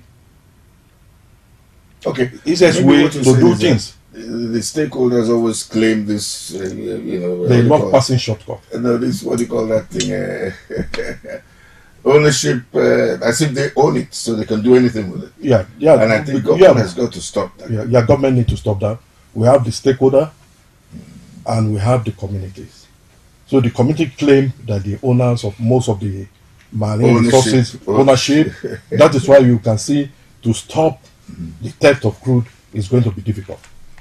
No, but another thing people are saying, it may be politically motivated. I don't know. When we talked about it earlier, you were saying maybe they're adding some politics to it. Yeah. Why don't you have this thing decentralized, the security network, in trying to catch oil thieves, to reduce it to the barest minimum, or actually to stop it?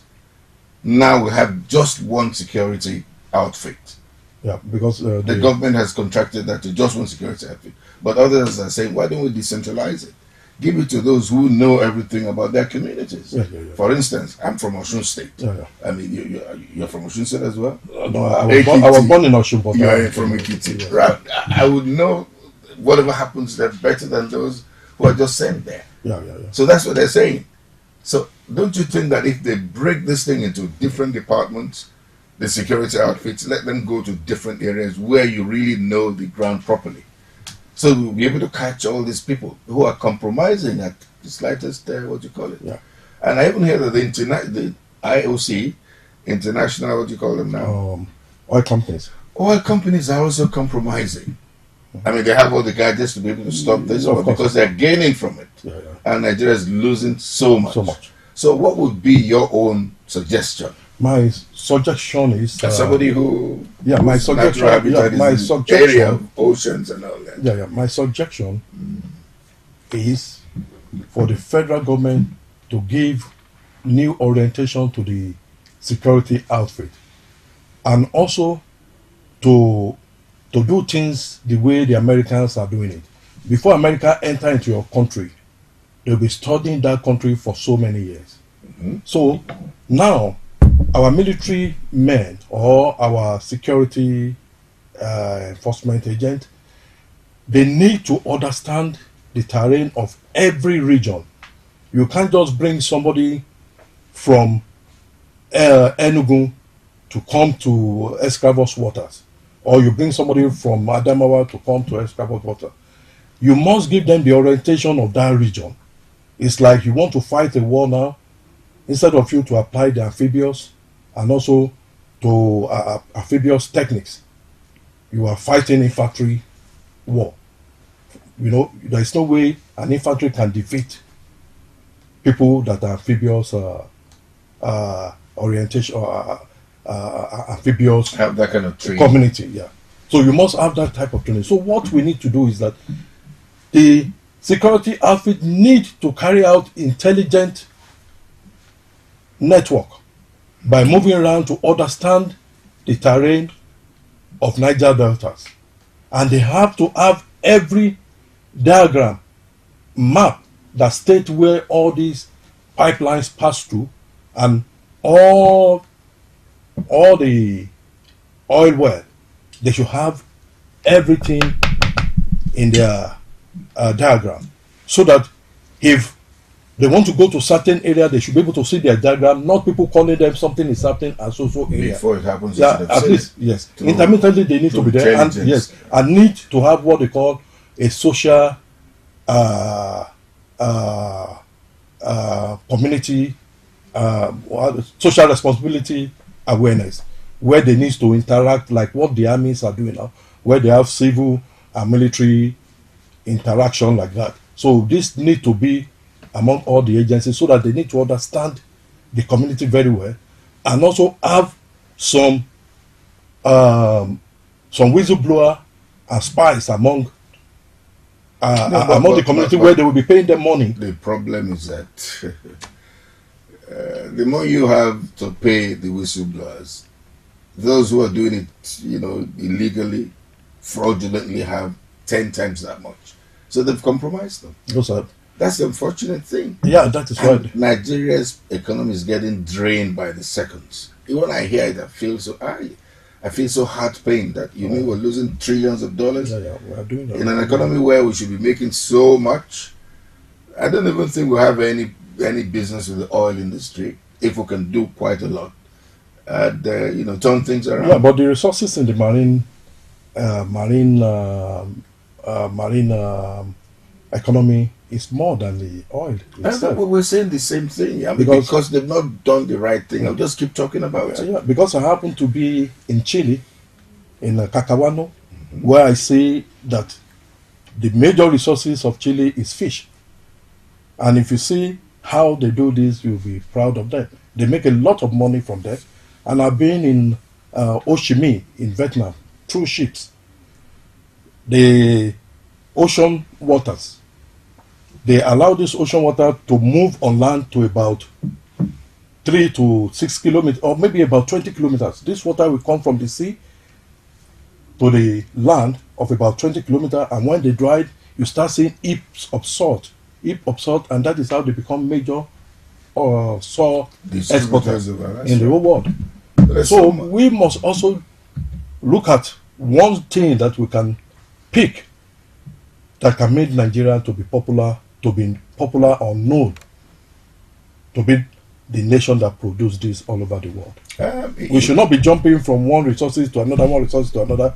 We may, at the end, not achieve the aim of what President Bola Tinubu But I must say that we have to congratulate the president for having taken this step, because it's there for you. It's now left to you professionals to advise him properly on how to make the gains that we really need now. Quick gains, I must say. Since we've all agreed that our resources are right there, within the marine resources, and then the blue economy. Yeah. Both of them can work. But how about the security in terms of, how do you put that now? Security of the environment itself. Yeah.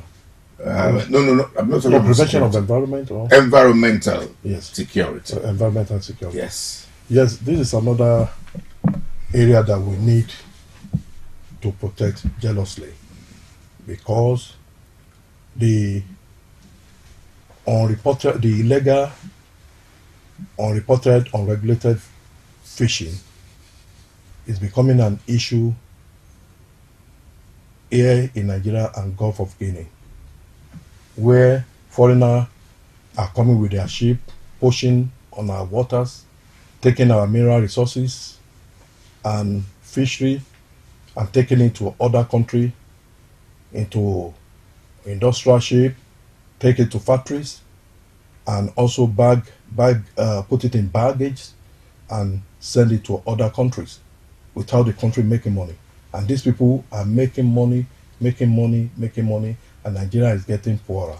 At the detriment of yeah. quite easily. And we need to have more effective patrol on our waterways, mostly from our territorial waters.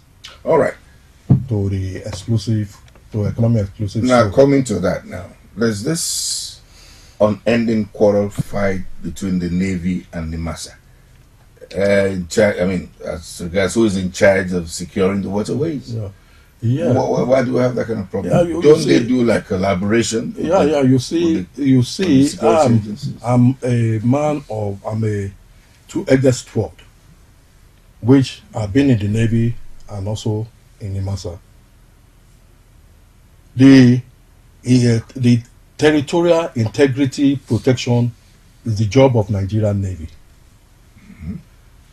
NIMASA can only assist the Navy in social responsibility by giving them boat, equipment, and so many other things, like the way Lagos State is doing to the police, immigration, buying pickup for them, something like that. That is just the role of NIMASA. NIMASA is majorly on ISPS, International Ship and Port Security. International and Ship port security to ensure that our port maintain the security levels. We have level 1, level 2, and level 3. Level 1 is a peaceful one. Level 2 is for you to prepare for any eventuality. While level 3 is when you have to abandon the vessel so that the military will take you away. That means danger has come. I only say it in a layman's. No, but another so thing. this is the NIMASA role is to audit all the port security to ensure that they keep the port in security. In a secure state. In a secure state. But let's put it this way. I see quite a lot of problems in the duplications amongst, is it NIMASA, is it MPA or Water Authority? How do we bring them on in such a way that they're not even quarreling and affecting the progress that should have been made? Yeah, thank you very much. Like in Singapore, I know more of Singapore and UK because I studied in both countries. So I know how they operate. Like in Singapore, it's only one security outfit that will board your ship. Only one security outfit will board your ship and carry out all necessary inspection and check that a flag administration or a flag administration needs to carry out on board the ship, apart from post-state control activities. I'm going to let you know what flag administration is and what post-state control activities is. So if one outfit can do it in Singapore, where they have turnaround of more than 800 ships coming into their port, because I know how their port is so busy and their anchorage. Like sometimes you will see almost about 20 ships go in at the same time, and we will stop at the Western OPL anchorage in Singapore. We'll be there, and these people will board us. Only one outfit. We only see one single man. We board your ship and we do all the job and leave the ship. So I wonder when this one will come in on board Nigerian ship. I brought a ship from Chile to Nigeria. I have almost about 15 enforcement officers boarding the ship. So what? Boarding for what? What are you looking for? So this needs to be changed. One single person, one single agency can carry out the roles of the other agency, because the revenue that most of the agency are gaining are not directly paid on board that ship. You are only going to that ship to check for the statutory certificate of trading. You check if that ship equipment is okay to go to the next port. That is the job of port state. But you as a security agent, you are only coming there to check that if their bill of lading is exactly what they brought. You check if their cargo, the goods they brought, are what is in the bill of lading. You check the crew list, and you check if there is any medical issue or any problem, and you go. The same agency will come and do the same job. So one agency can come there to check if these people actually pay for the NIMASA levy, the charges. If they pay for the MPA charges, they pay for any other agency charges, and they will leave.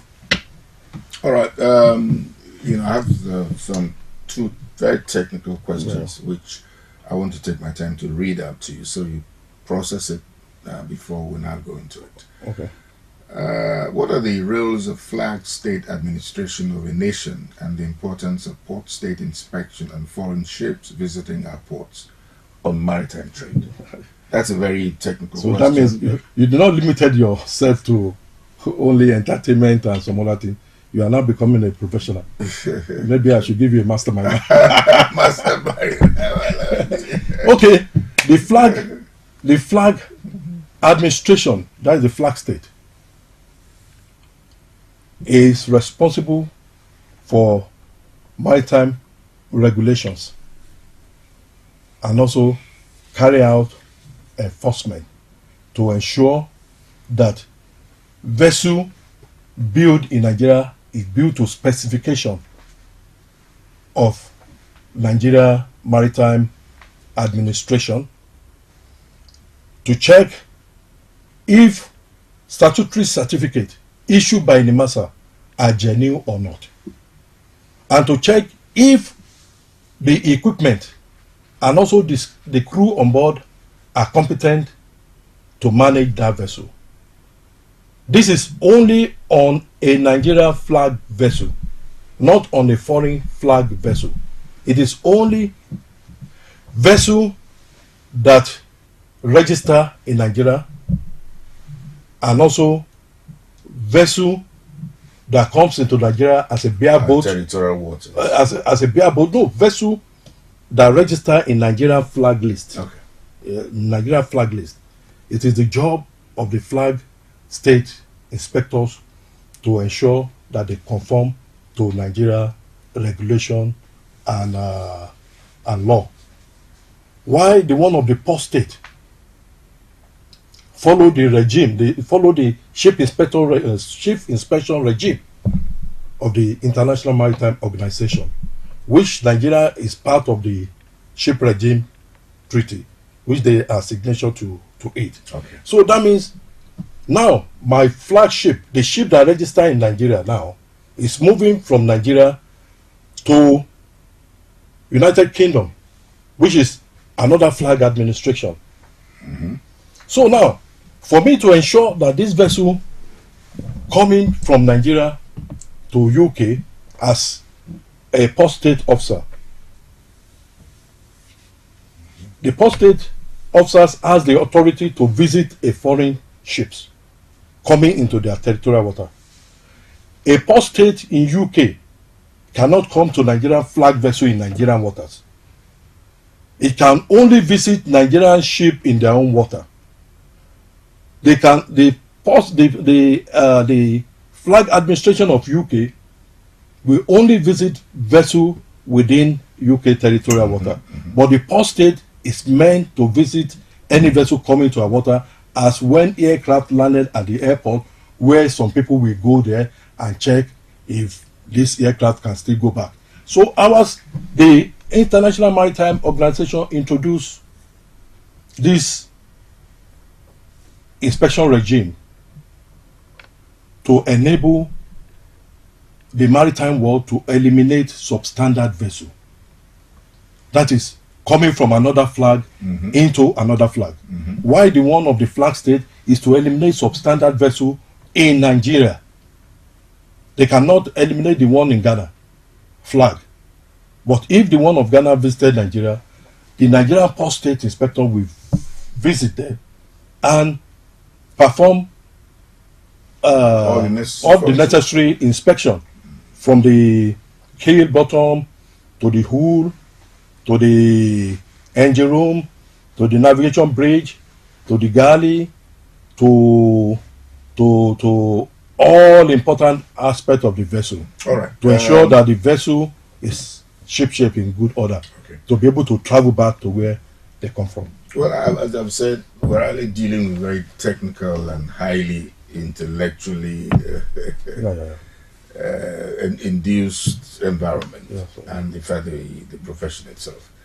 The question I've been asked by many people. You had said that you are an alumnus of the Nigerian Academy of Maritime Academy in Oron. That's in Akwa Ibom State. It's Akwa Ibom. So you are not worried. Why is the country sending nautical and engineering cadets to study in foreign maritime colleges such as India, Poland, Philippines, and others in the name of National Seafarers Development Program, when the same government established Maritime Academy of Nigeria or on Akwa Ibom State? That's a very good question. I'm going to answer this question as a professional, as a chartered master mariner, because I'm vast in safety, in management, maritime education, and also anything about the maritime, because I'm eminent person. So the way I'm going to see it, yeah, it's my field. The way I see it is that initially when this sending of cadets to overseas came, it was an amnesty program. It was an amnesty program. An amnesty program is to assist among the militants or the bad character people to be molded to be a good citizen and to be responsible to the nation. And they were sent outside the country. So after that, it now become where many people are saying, oh, you are training only this set of people from this area, you are not taken from other area. It now become issue of the 36 state, where they keep sending people. Well, maybe in federal character, with federal character coming. Yeah, federal character coming. So for me, my own opinion, as a Nigeria, as a master mariner, as a chartered master mariner, I think focus should be on Maritime Academy of Nigeria, because there is no difference between Maritime Academy of Nigeria and Maritime Academy of Poland, Maritime Academy of Singapore. The reason why you see someone like us trained outside Nigeria by ourselves is because during our period, the capacity of carrying out foreign certificate wasn't there. It wasn't there. So it was an home trade certificate that Nigeria issued. And this home trade certificate can only take you within Nigerian water and some extent outside Nigeria, which you are not fulfilled as a mariner. So if you have this home trade, you are a limited officer. We have home trade officers of watch, home trade chief officer certificate, home trade master certificate. All these certificates are limited. So during our period, we need to travel out to go and train ourselves. But now that we have abundant mariners in the circle, I see no reason why these cadets are not sent to Maritime Academy of Nigeria. Because the Maritime Academy of Nigeria has the capacity. Because I noticed some of us that study outside Nigeria in Singapore, UK, Australia, we all pass our exam and we are trained in Maritime Academy of Nigeria. And we are all good officers on board ships. So I wonder if cadets keep sending cadets outside the country. Of what gain? The money they use in training the cadet, the dollars, why not converting it to upgrade Maritime Academy of Nigeria? If it is to get good lecturer, yeah, they can bring lecturer from anywhere to come and lecture.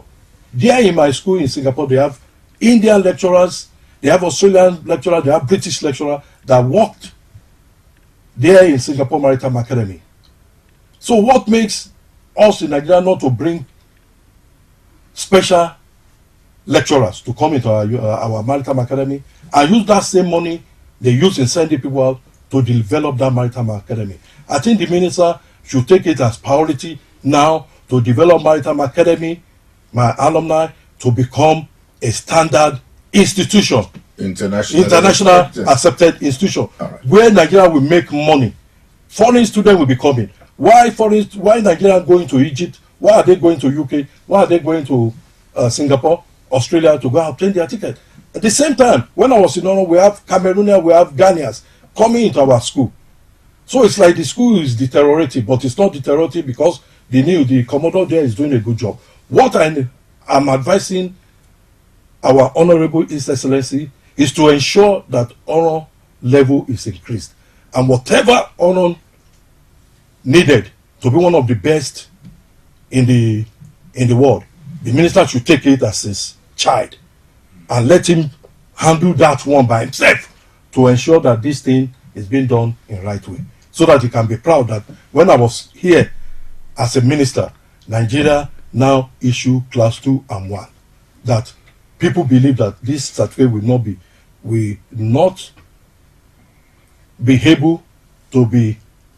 be able to be issued in Nigeria. So let the minister take this as one of his tasks, that I must train my people in my country. I must give them the certificate. Now that they have blue economy, there will be more ships, there will be more fishing vessels, there will be more fish carriers, there will be more cargo vessels, there will be more container vessels. Because when this blue economy is blowing, you will see things will change, and the government will make hell of money, and the president will be proud of himself that I brought this into the system. Mm-hmm. Well, another issue that is of germane interest to Nigerians, especially those who operate in your sphere, is the complaint about Nigerian Ship Owners Association begging for disbursement of ship acquisition from NIMASA. So the question is, of what benefit is this to indigenous shipping, from reliable indigenous shipping? Mm-hmm. Because you say that you have researched and found out that the foreign ships still dominate our coastal shipping. Yeah. So, okay, let me take it. I earlier said substandard ship to be eliminated. That is the aim of International Maritime Organization, that make them to form inspection regime. That to be sure that we're not operating below par. That a vessel coming from Nigeria should be same vessel leaving UK. Okay. Yeah. So now, to disburse this money, this ship acquisition money to the ship owners,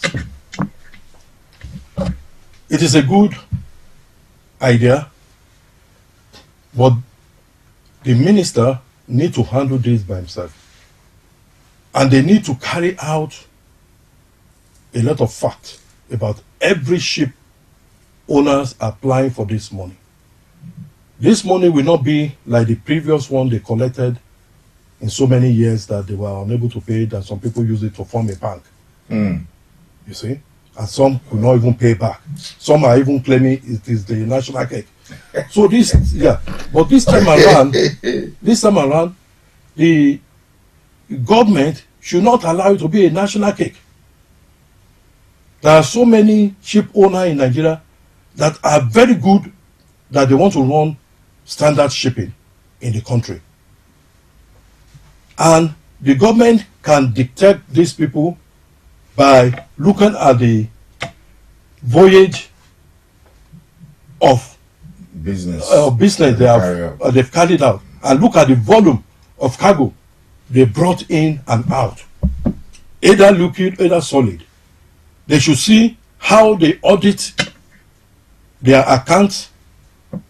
They have to see the type of personnel that they use to manage their ship, the type of their superintendent, the knowledge of their superintendent, if it is a standard one that can manage, and also to look at the classification society they belong to.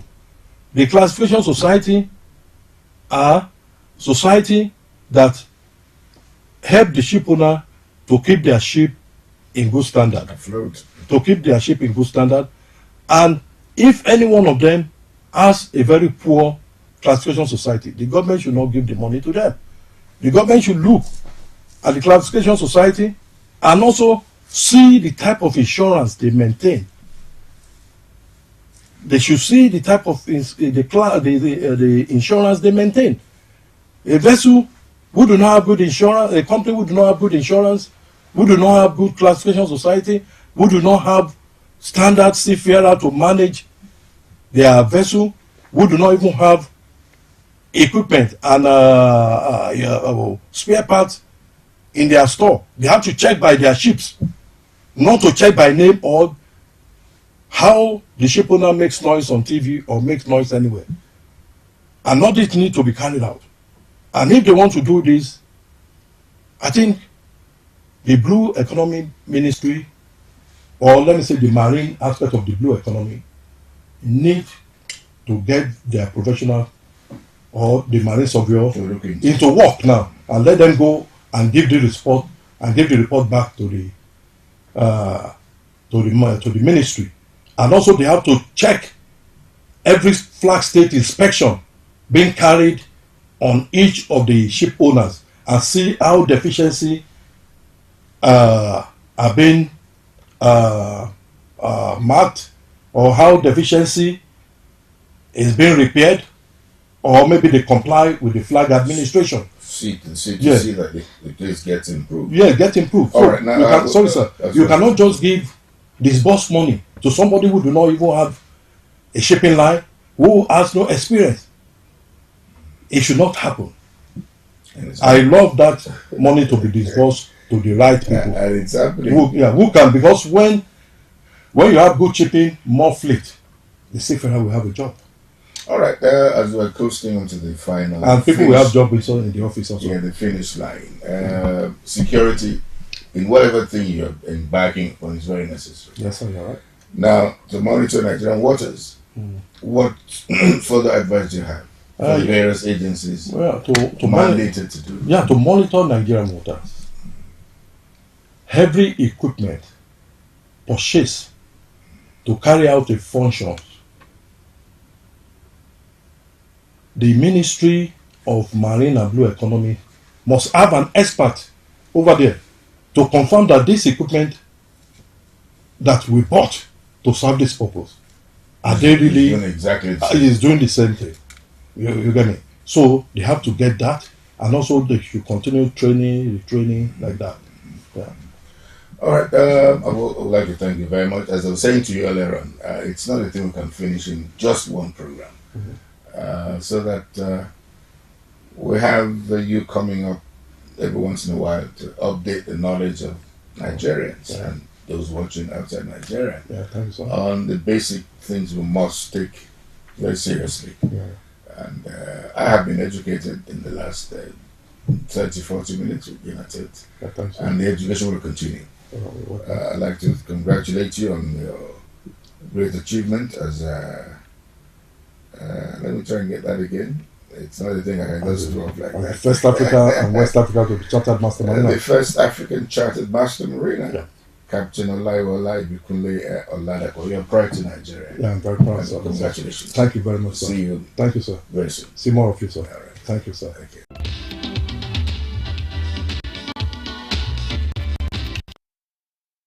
When the sad, utterly devastating news of the death in very cruel circumstances of Toba Falode, the son of Aisha Falode, Nigeria's most influential female sports reporter and analyst, a member of the Confederation of African Football (CAF), broke sometime last year, it was like the whole world was going to crumble under her feet.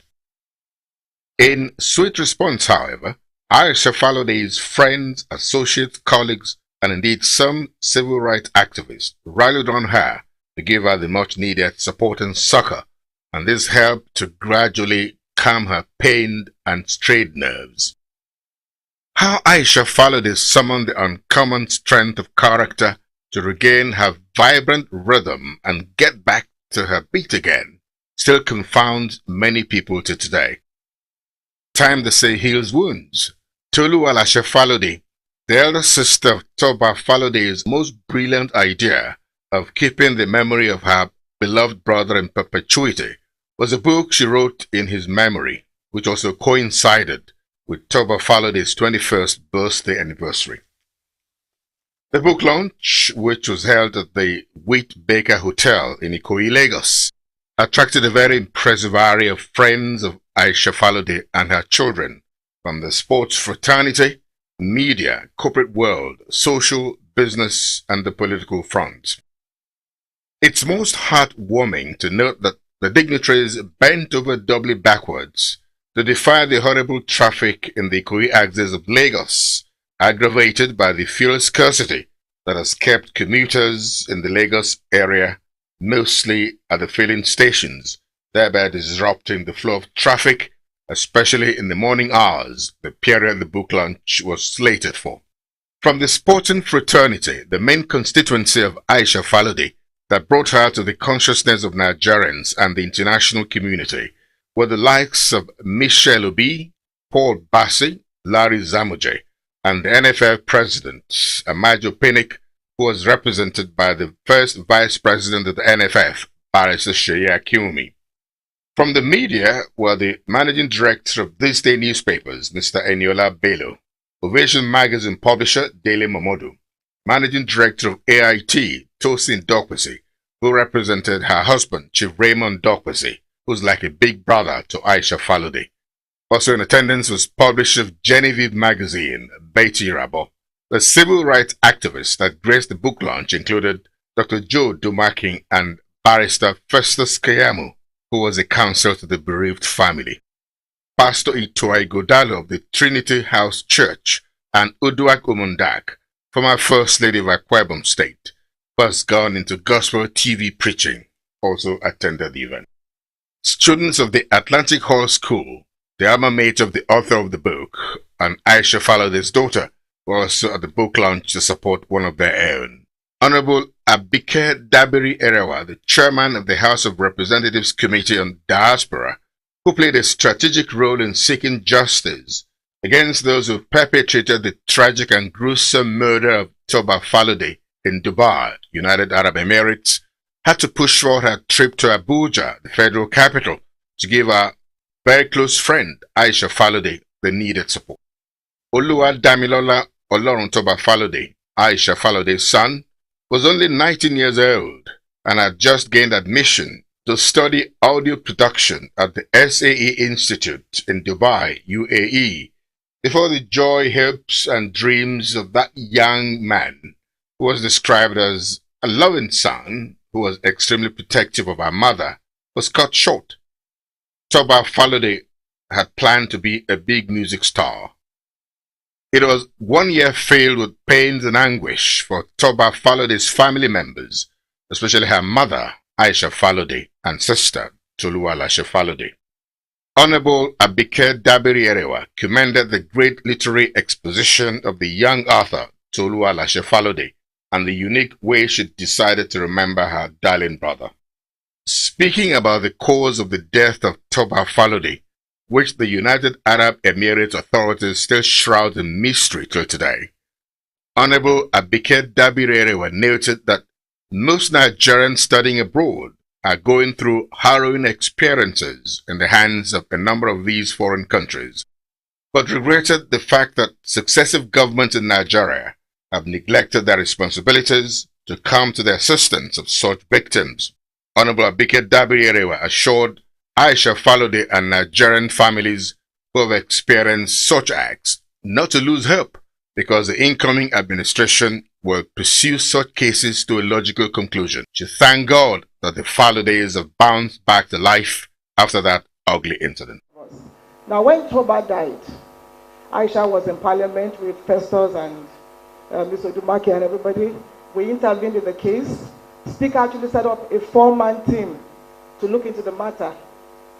But we didn't get support of the embassy.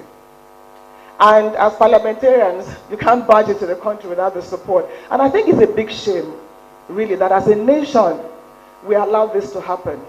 You see, it's not about he died or he didn't die, it's about demanding justice. You know, just those who killed Toba, simple as that. For our embassy in Dubai not to even be interested in starting an investigation, I think we should be ashamed.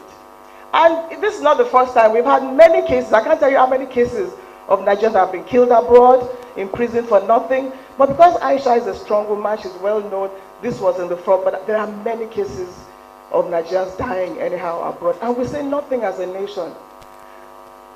But the good thing is, change is here. And Aisha, I'm saying it openly today, we have to demand justice for Toba. Every one of us, every mother, every father, every parent, it doesn't matter whether you're in government or not, let us continue to demand that justice must be done. Let's demand justice and fairness for the killers of your son. And I know that the incoming administration will take it more seriously. Tolu, I congratulate you. We're all proud of you. You've done a great job. I congratulate your courage. I just commend you and admire you, and I see you as a future leader in Nigeria. The book, The Gift of Grace, was reviewed by the publisher of Ovation International magazine, Dele Momodu, who likened the author to renowned authors like Chimamanda Adichie, Barbara Cartland, and Agatha Christie. In the manner she arranged her thoughts, the command of the language, and the general outlook of the literary piece. The 3-chapter book has titles like Memories. The second chapter consists of the Fallowday family affairs, and the third chapter simply titled Working Through Fire. The book, The Gift of Grace, embodies the life and times of the late Toba Fallowday, who had a consuming passion for creative arts. The key things to take away from the book, The Gift of Grace, among other things, are the unpredictability of life and the pains of a family torn apart by the grip of death of a beloved one.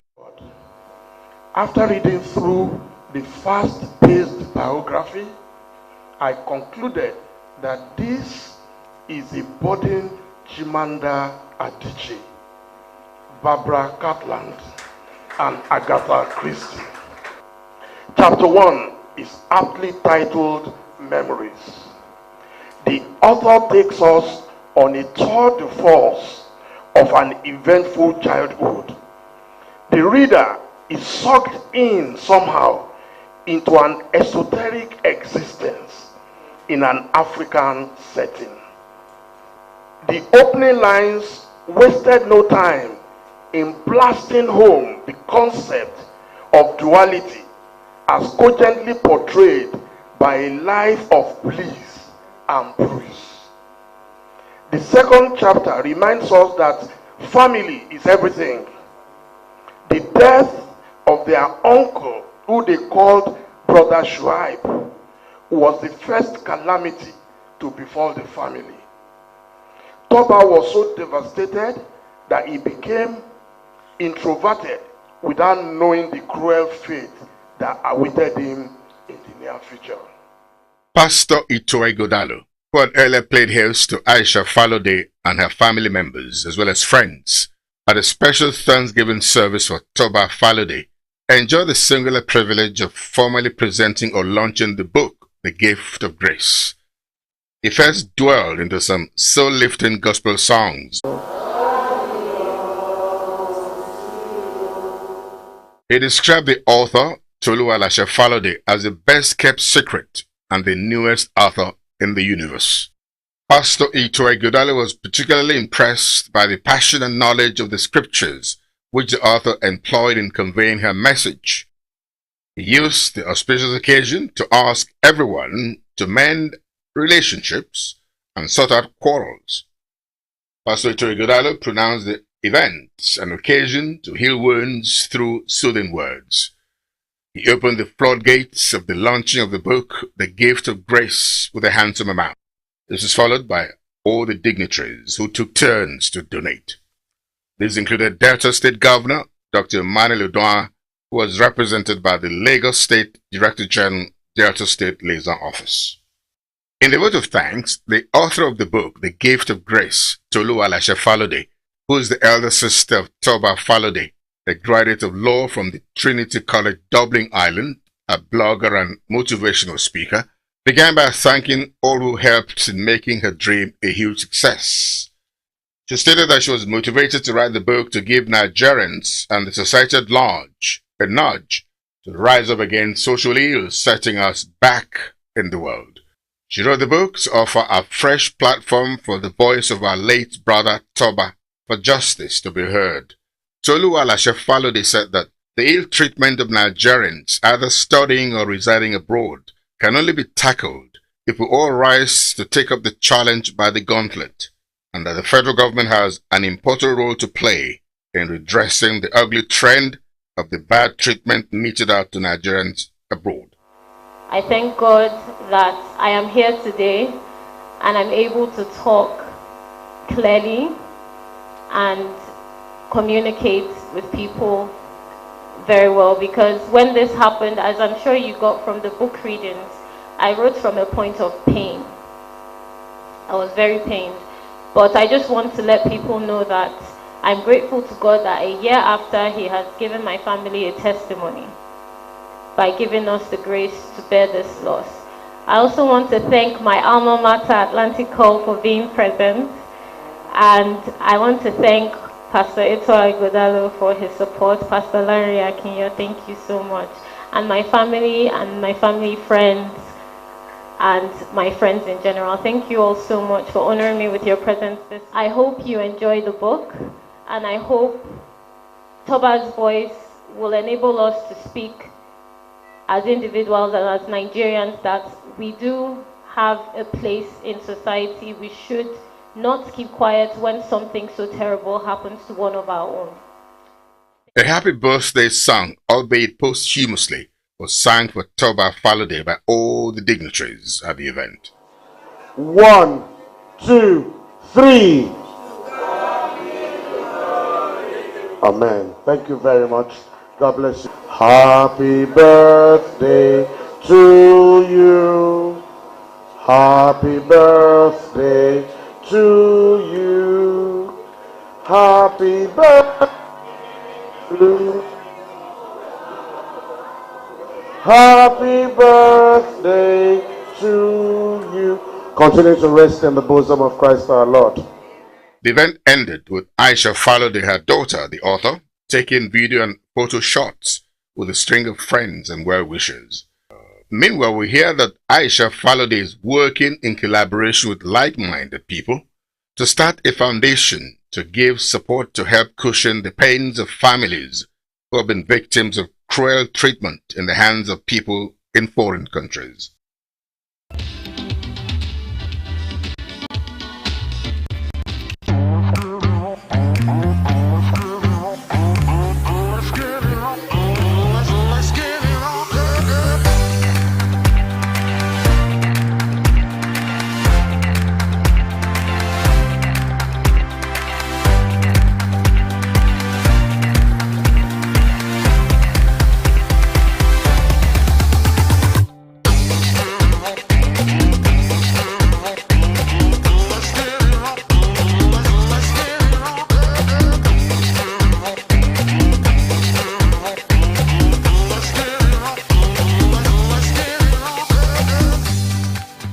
It's Ashwebi Festival Gala Night 2023. Everyone is a celebrity at Ashwebi Festival Gala Night. So come dressed in your avant-garde styled outfits designed with indigenous fabrics and textiles. Date Thursday 26th October 2023. Time 5 p.m. prompt. Venue Grand Sapphire Hotel and Banqueting, 45 Imperial Way, Croydon, CR0 4RR, United Kingdom. Get your tickets on Eventbrite. Standard £145 with £20 discount with Tap Send. Special offer, group bookings for tables of 10 plus available at £1,200. 2-hour red carpet, canapes, drinks, cocktail reception, and 3-course dinner. Crowning of the first ever Ashwebi King and Queen. Come and participate and be up for winning one of the special awards on the night. Could it be you? Live entertainment and much more. For more information, contact at ashwebifestival.co.uk, Instagram at Ashwebi Festival, or visit www.ashwebifestival.co.uk. Ashwebi Festival Gala Night. It's going to be a banger. It all started for me as a little girl living in GRA Ikeja. I would go to Area F police station and I would see the prisoners through the prison bars and they'll be yelling and screaming they're hungry, we've not eaten in days. So I would buy bread with butter and pure water and stick it through the prison bars to them. Naturally, I just like to help others, as I've grown up not wanting for anything in life. So fast forward to 2019 when I was in London and I was having a conversation with my brother Tokumbo about feeding people during Christmas, as that's a time of the year when all are gathered with family and loved ones and eat like there's no tomorrow. Meanwhile, others can't enjoy a decent meal. So he said, why don't you do feeding 5,000, like the Bible? And here we are 5 years later. I am not doing this for optics, I'm doing it because it brings me immense joy to make others happy.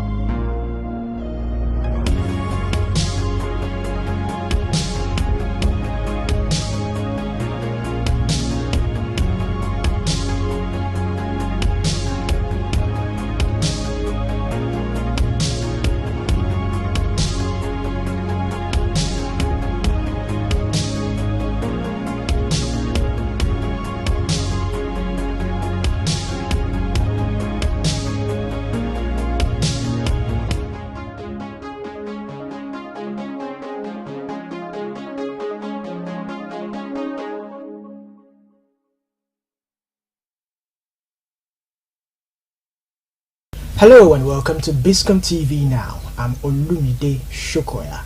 In the history of Nigeria, if you are mentioning people who have made a mark in the history of Nigeria, one name that comes to mind is the great Herbert Macaulay. And today I have one of the descendants of Herbert Macaulay. It's a pleasure and of course a privilege to have him here, right here in the studios. Welcome, Gladstone Olufemi Macaulay. Thank you. It's good to have you here. Thank you very much. Now, when you look at the history of Nigeria, I mean, Herbert Macaulay played a lot of role.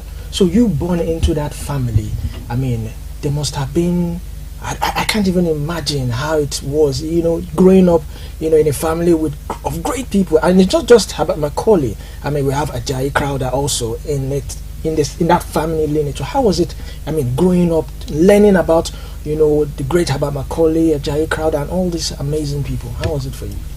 Yeah, thank you very much. It's a privilege to be from that lineage and from that great family, and it's still a privilege. But I must say, us growing up, our parents were more in tune than more determined to bring us up in simple way of life. So it wasn't overbearing.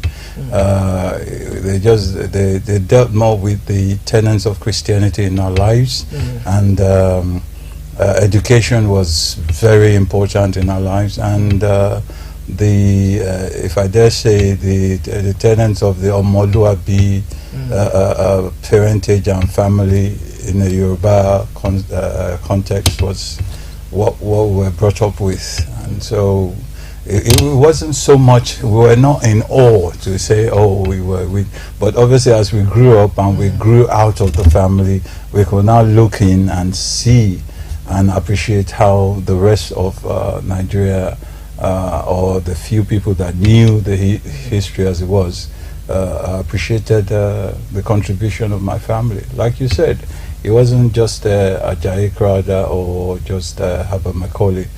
You even had Herbert Macaulay's father, Thomas Babington Macaulay, the founder of CMS Grammar School. You had the Adadevos, anti-mayor that stopped Ebola from spreading in Nigeria. There's just something about the Macaulay family that we give our all to this country called Nigeria, whether people like it or not. We have our families that are spread all over the world. We come back and we're willing to give more of ourselves to Nigeria. So just to answer your question, it was our growing up was privilege to the glory of God, but it wasn't as if we were special, so to speak. So when did you, at what stage of your life did you realize that, oh, I'm a descendant of a great man And what are the things that you actually learnt about him the first time, you know, you were being told that, oh, Herbert Macaulay, this is who he is? Yeah, so well, you see, some of us growing up, Papa died about 70 years ago, and some of us didn't have the interaction one-on-one with him, you know, but like his eldest son, Uncle Ogade, I can remember when he was in the palace of, he was a secretary to the Oba of Lagos, and I used to go and see him there. I was a toddler then, and he'll buy me amala with fish. They call it in Salikuda and yo-yo. And, you know, those were fantastic, memorable times that bring a smile to the face. But, I mean, in Lagos was such a wonderful place at that time that even your neighbors and your neighbors' parents were important people as far as you were concerned. So the respect as a Yoruba child, you know, as a Molo Abi child was, so it wasn't a matter of, oh, I'm Herbert Macaulay or I'm the Macaulay son. But yes, thinking carefully now, there's one particular thing that gave me joy and made me realize there was something important about us. When the family have their meeting, they normally used to have their periodic monthly meeting, and we were young then. It was as if someone was getting married. The street were blocked, just family meeting. The street were blocked, and I remember that things that were dealt with, it was like a society with rules and regulations. Marriages were planned then. Deaths were arranged at that meeting. Family discords were settled at that meeting, and then at the end of all the deliberations, it was just party, you know. So that holds a very memorable part in my mind when I think about it. So that's the only special time I could think of that I would say yes, because we used to even wear Ashwebi then. You know, even just for family meetings. So, yes, that made me feel special. All right, now let's look at the prominent things he did in his lifetime. Which one would you say? I mean, he has done a lot. I mean, music, the first violin player and all that. I mean, but what part would you say stands out for you in all of his achievements? What area stands out for you? Yeah, Herbert Macaulay was, to me, studying him, even being from him, was a very peculiar and audacious human being. Like I say, he epitomizes audacity. Here was a man who was, he didn't go to normal school. He went to CMS grammar school. When his his father died from smallpox, the rest of his training was done by his mother at home. You understand? And he passed flying colors, got scholarship to go to Plymouth. Before he got the scholarship, he worked for the colonial government as a draftsman. And he was that good that he now put him on a scholarship for his degree in Plymouth. And when he got to Plymouth, he excelled to the extent his professors said he recommended him to go for his PhD doctorate. But the colonial government in Lagos now refused him. And but as they will say, had they known, they should have just allowed him to go and do his PhD. So they recalled him back to Lagos. And when he got back to Lagos, where the position and the salary that he should be getting, being now a graduate, was shortchanged for as against what the white man would have gotten. So, and that was the beginning of him looking inwards and looking around him, and the disparity between the blacks and the whites and the way they're treated. So he started to notice it, and after a while he resigned his appointment, and that was when he started the birth of Herbert Macaulay as a political thorn in the side of the British government. Yes, let's look into that. He also played a prominent role in the independence of this country. Can you shed more light into that? Okay, well, that was what he lived his life for, because after his mind was emancipated in terms of discovering the way they dealt the natives and the whites. That was the birth of Herbert Macaulay as a freedom fighter. Yes, freedom fighter. And he just knew that, okay, we had enough to lead ourselves, or to grow within ourselves with what we had. And there was nobody who was going to now come here and start to treat us. And he saw the organized and systemic way of... One of the pioneers of the telecommunications industry in Nigeria, a name that rings a bell when it comes to the revolutionization of the telco sector in the country, Chief Mike Adenuga clocked 70 in style. Michael Adeni Agbolade Shola Adenuga, simply known as Mike Adenuga Jr., is the founder of Globalcom, an indigenous multinational telecommunications company, which is the third largest operator in Nigeria with over 55 million subscribers. Mike Adenuga, CSG GCON, championed affordable telecommunications services in Nigeria. Through his phone network provider, Globalcom, he gave the average Nigerian the opportunity to own a mobile phone and connect to an affordable network. Globalcom was responsible for the crash of the price of SIM cards from as high as 25,000 naira to less than 1,000 naira. For the first time in the nation's history, low-income earners had access to mobile phones, courtesy of Globalcom Nigeria, the brainchild of Chief Mike Adenuga Jr. Mike Adenuga is rarely in the public eye. He has a preference for the quiet and private life, which he has stuck to religiously over the years, despite being ranked the third richest man in Nigeria and the sixth in Africa, with a $6.3 billion net worth, according to Forbes. The wealthy and quiet business mogul is also the founder of Cobblestone Properties and Estates, Conoil PLC, a petroleum marketing company, and Conoil Producing, a crude exploration and production company, which operates 6 oil blocks in the Niger Delta region of Nigeria. Michael Adenuga was born on the 29th of April 1953 in Ibadan, Oyo State, Nigeria, into the family of Chief Michael Adenuga Sr. and Madam Oyidamola Adenuga, a successful trader who later became the Yeye Oba of Ijebu land. His father was a teacher, while his mother was a businesswoman of royal Ijebu descent. For his secondary education, Mike Adenuga attended Ibadan Grammar School, after which he proceeded to Comprehensive High School, Ayetoro, in Ogun State. Adenuga attended the Northwestern Oklahoma State University and had his MBA at the Pace University, New York, both in the United States of America.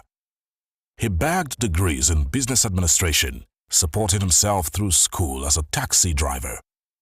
It is worthy to note that Mike Adenuga made his first million at age 26, selling lace materials and distributing soft drinks. After his education in the USA, Mike Adenuga returned to Nigeria in the early 1970s and started his business as a commodities trader, exporting agricultural produce such as cocoa and gum arabic.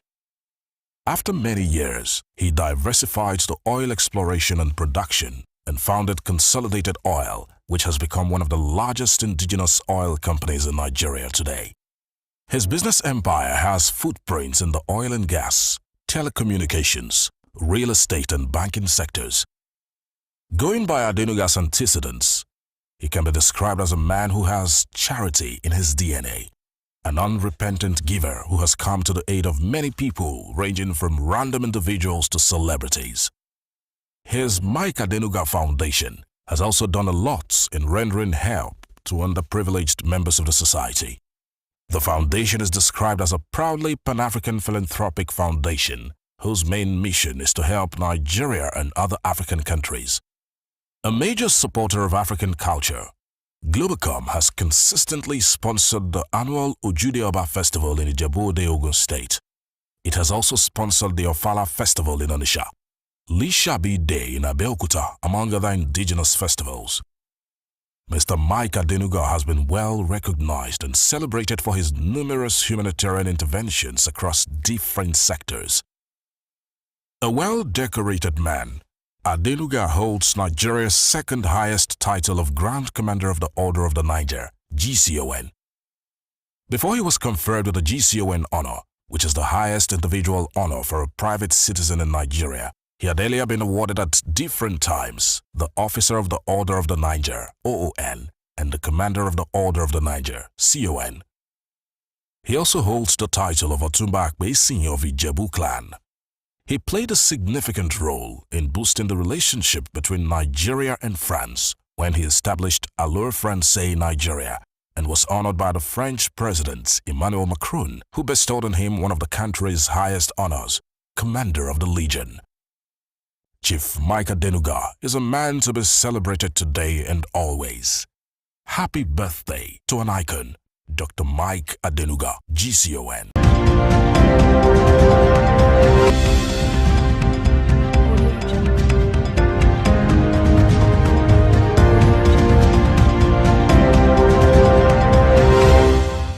Yes, welcome to Biscon TV exclusive interview with Olakpeju Ajulagba. Yes, exclusive is the word, and I'm here with Mrs. Claudette Amorigoye. She's an entrepreneur, and she's going to be talking to us about dementia. Yes, you heard right. We're going to be talking about dementia. We're delving into the world of dementia today. But before I get right into it, we'll be right back after this break. So, stay with us.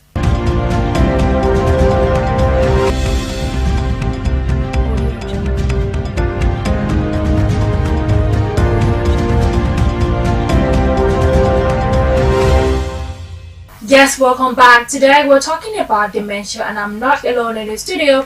I am with Mrs. Claudette Amorigoye. She's an entrepreneur and she knows so much about dementia, and she's like, oh, we're going to talk about it today. So I'm going to be talking with Mrs. Claudette today. She's going to be taking us into the world of dementia. Right. So thank you for having me, Peju. You're welcome. My name is Claudette. I'm not a medical doctor, just to be clear about that. Yeah, so about that, tell us about yourself. But I am an entrepreneur. I run several businesses, mostly in events and entertainment. Recently, I started an NGO, Christ Emily Health Awareness Foundation, to bring out or to project all the health issues, major health issues that we're experiencing, or that is becoming prevalent in Nigeria. And the one we're recently doing is called the Dementia Awareness Campaign.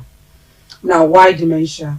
Dementia has become very personal to me because we have personal experience being a caregiver of a loved one who's had dementia and is still living with dementia. So that's what we're taking on dementia today.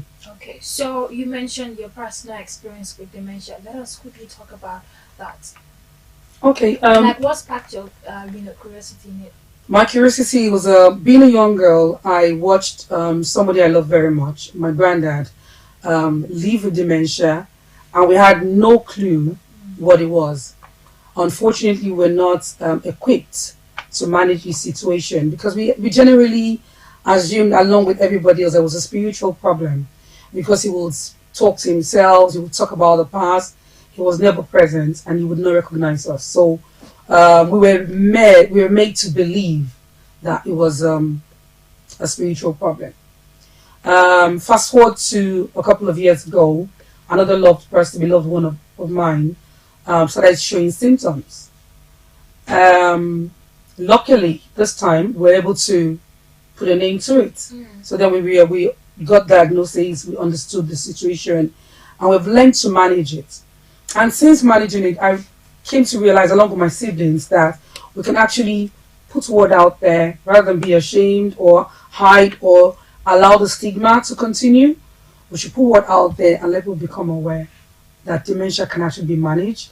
People living with dementia can actually live a good lifestyle for many years with dementia. Okay, you spoke about the symptoms earlier.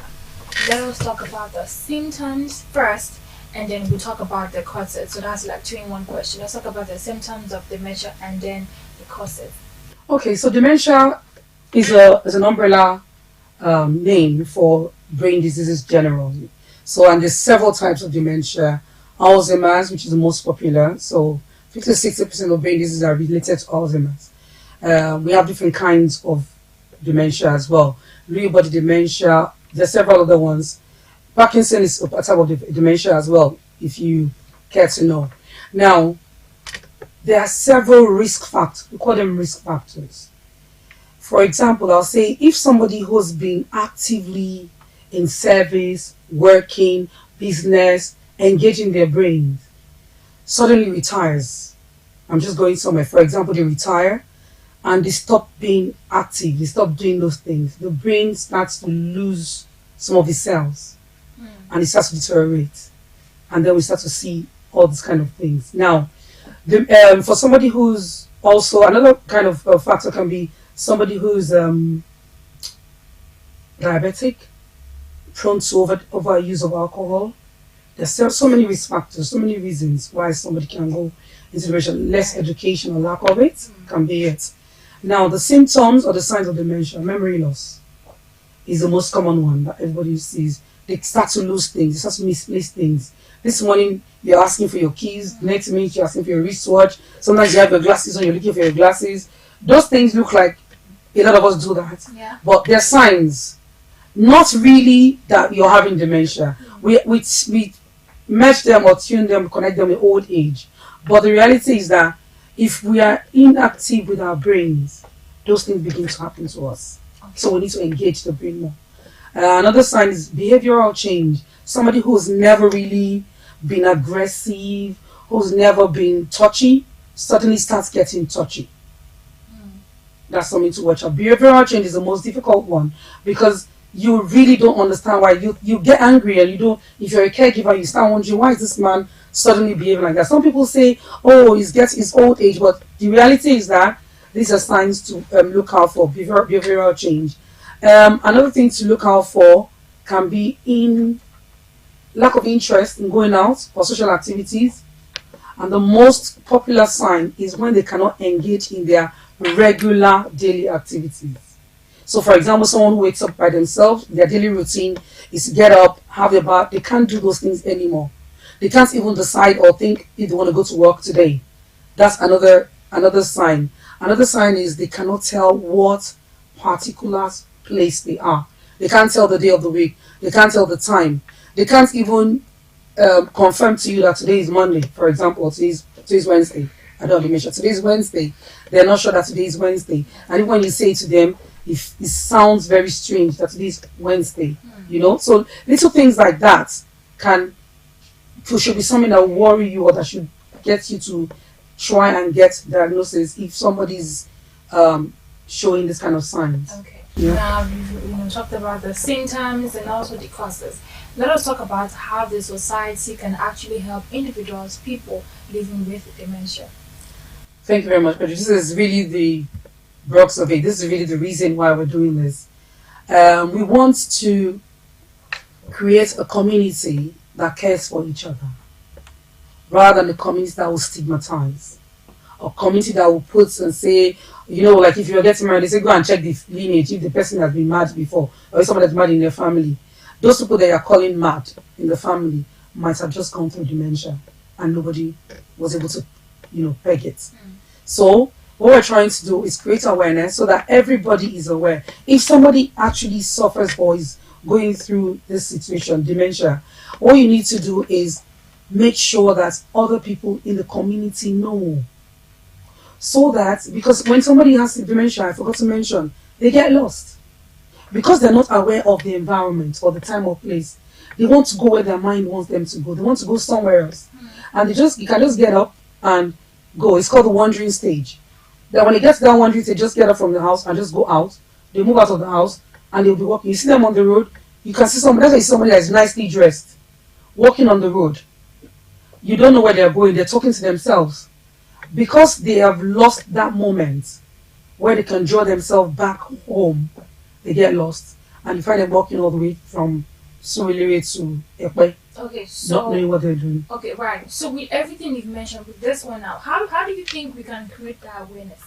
That's exactly where I'm going. So if we stop hiding and we start to seek diagnosis from one person sharing the information to another person, not as gossip or judging, but let people know that so person going through dementia, so that over time everybody's aware of what dementia is. So like I always say, tell one person to tell the other person to tell the other person, and that way the information is out there. You shouldn't be embarrassed. Let the information be out there, and that way everybody can begin to spread the word.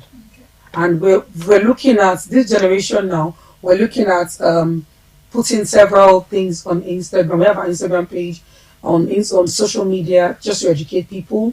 We've done a few clips that we take to mosques, to churches, to communities. What is your social media page? Okay, the social media page, if you go to CHAF, Christ Health Awareness Foundation, that's what we're called, Christ Health Awareness Foundation. So you find CHAF by Christ on Instagram, you should find us. I also would like to say that we will be coming to your community, we'll be coming to your local community to create awareness. For example, on Saturday we will be going to Surulere, where we'll be doing the walk for dementia. World Health Organization declared September and some part of November as World Alzheimer's Day. We call it WAM. So we're going to be in your neighborhood. Look out for us on Saturday.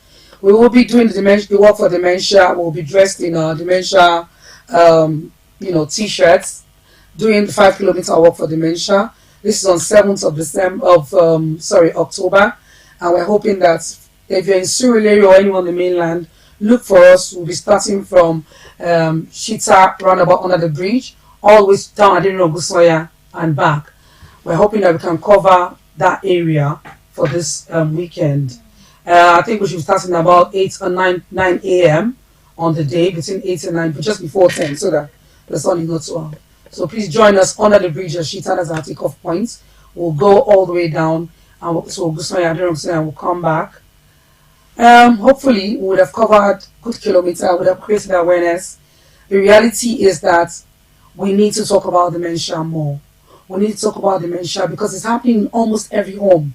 Somebody you know, or somebody that either you know that knows somebody, knows someone that has actually or is actually going through dementia right now. And like I said, dementia can actually be managed. So you will encourage diagnosis. We encourage diagnosis so that once they're diagnosed, you start to manage it. The minute diagnosis is picked and management starts, dementia starts, it stops the progression. It stops deteriorating. So that means you can save a life by sharing the information, by letting them know more about dementia. We will be handing out flyers on that day. So please come, join us, and hopefully we'll be saving people's lives. Right, that's a nice one. And how do you think the society as a whole can be much more inclusive to people living with dementia? Stop judging. Be more empathic. Show some love. That's what I say. Show some care. Let's learn to care for each other. There's really nothing wrong with seeing somebody looking lost or looking confused, and we ask. A little care can go a long way. The minute you ask that question, they might be at that stage where they remember somebody's name, somebody's number, and you would have saved them. We need to stop stigmatizing. We need to stop assuming everything. Seek medical help. It's not everything. We are a spiritual nation, we know. But seek medical help, get diagnosis, and allow people to express themselves, whatever mental health situation issues they have. Let's be more empathetic. Right. Okay. So, anything else you want to add? At this point, I just want to say, dementia is not a death sentence. If you know somebody going through or experiencing any of the symptoms of mentioned, memory loss, they can't recognize you. They call you different names because they cannot place who you are. They do not understand the date or the time. They are not interested in social activities, and their memory is beginning to deteriorate. I recommend you seek medical help, please. Get them diagnosed. Don't abandon them. Don't beat them. If their behavior is changing, please don't beat them up or don't get mad at them. Understand their situation. Even they don't know what they are doing. They don't understand the situation. So you as a family, the loved ones, the community, show more love. Try and understand them. Get them diagnosed, and we all will be fine. All right, thank you so much. Thank you so much for that one. So we've come to the end of the program. This exclusive interview with Mrs. Claudette today, and it was quite an insightful one. I learned a lot, and thank you for sharing your knowledge with us. Thank you for coming to the show to educate us about dementia. So to see more, you can download the Biscon TV app on your Android devices or on your iOS devices. Then you can also visit our YouTube channel to get all the latest updates you need. Yes, do check it out. So on that note, I'm going to say my goodbye, and I'll see you next time for another episode of Biscon TV exclusive interview. I am Olakpeju Ajidagba.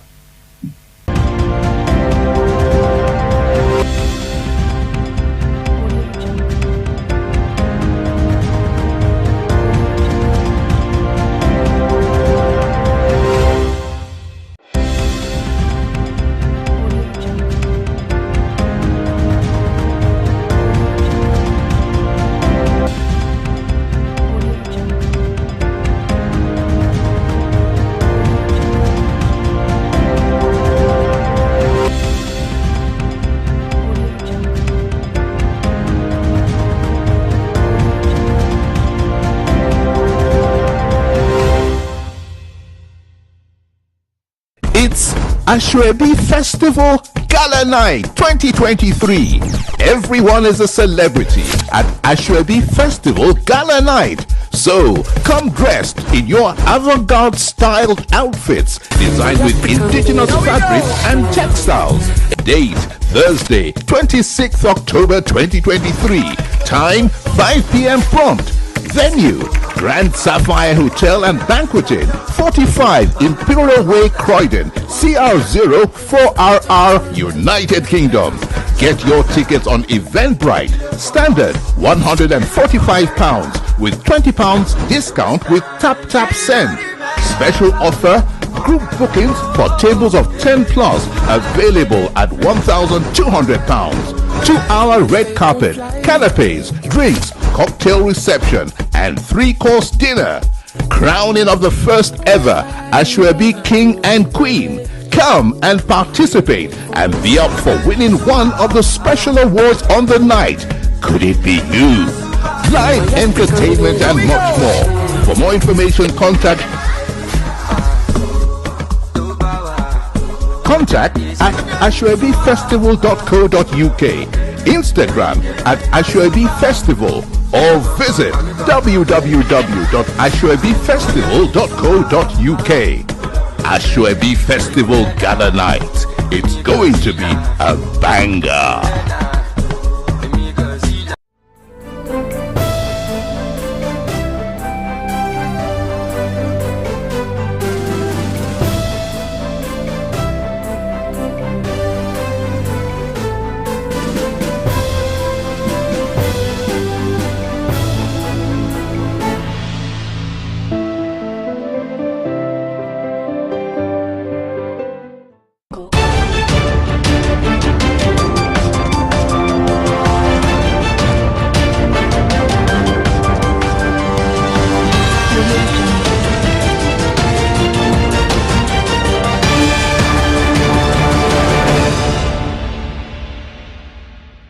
Hello and welcome to Biscon Television News. I am Stella Opara. Thank you for joining us today. We'll begin with our top stories. On the national scene, Senate summons IGP Wike Party over one trans victim's death. Governors have hijacked local government allocations, Afe Babalola tells President Tinubu. In business news, depots deserted as petrol landing cost hits 720 naira per litre. On the foreign scene, at least 100 reported dead in drone attack on graduation ceremony. And in the weather sport, FIFA releases best final awards. Now the news in full. The Senate has summoned the Inspector General of Police, Kayode Egbetokun, and the Ministers of Health and FCT, Ali Pate and Nyesom Wike, respectively, over the death of Miss Greatness Olorunfemi at the Maitama General Hospital last Tuesday. Greatness Olorunfemi was a victim of one-chance criminals.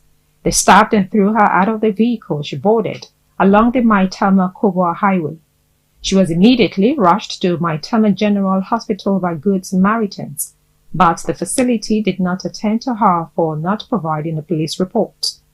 Disturbed by the sad development, the Senate, through a motion sponsored by Senator Asuko Epayong, is instructing its committees on health and police to carry out a thorough investigation on Olorunfemi's death and report back in 2 weeks. The senators are also insisting that Maitama General Hospital be sued for manslaughter.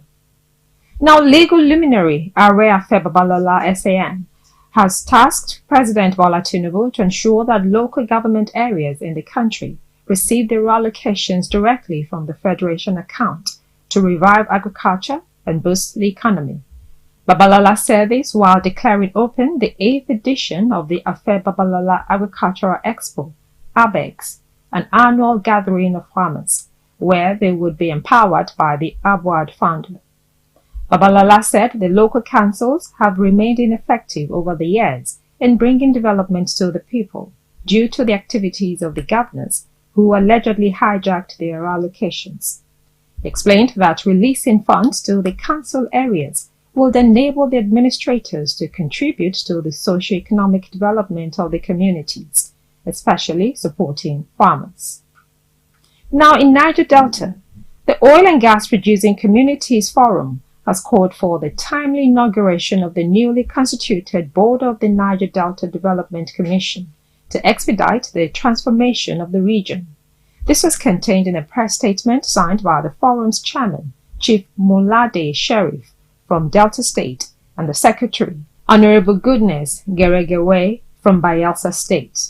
The statement, made available to journalists in Warri, Delta State, congratulated President Bola Ahmed Tinubu on his electoral victory and also appreciated his magnanimity for nominating the NDDC board members across the member states in accordance with the NDDC Act 2000. The statement read partly, "We appeal to Mr. President to kindly consider the constitution of the board as a matter of urgency and forward the nominees list to the Senate for screening and confirmation so that the board could be fully represented by all the member states for effective delivery of development in the region." You're still watching Biscon TV News. Coming up next is business news. Stay tuned.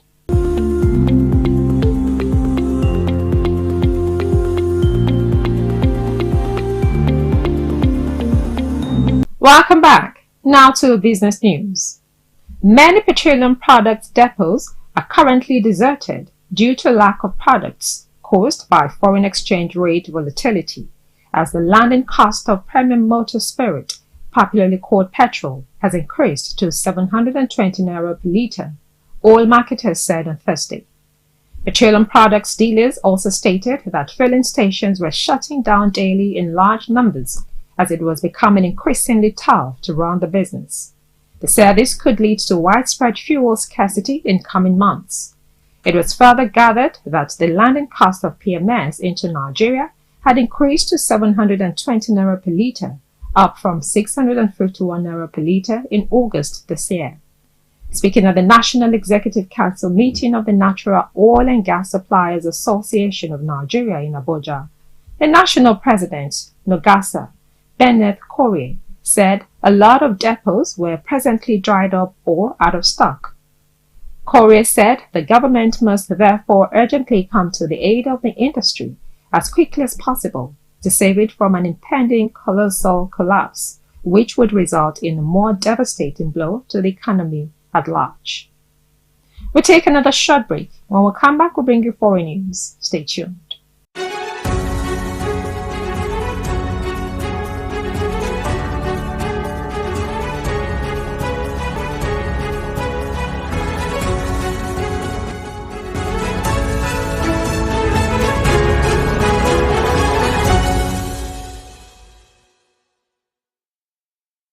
Welcome back. You're watching Biscon TV News. Now to foreign news.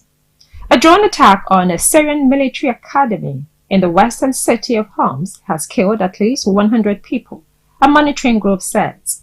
The explosive-laden drones targeted a graduation ceremony attended by cadets' families, and women and children were among the dead.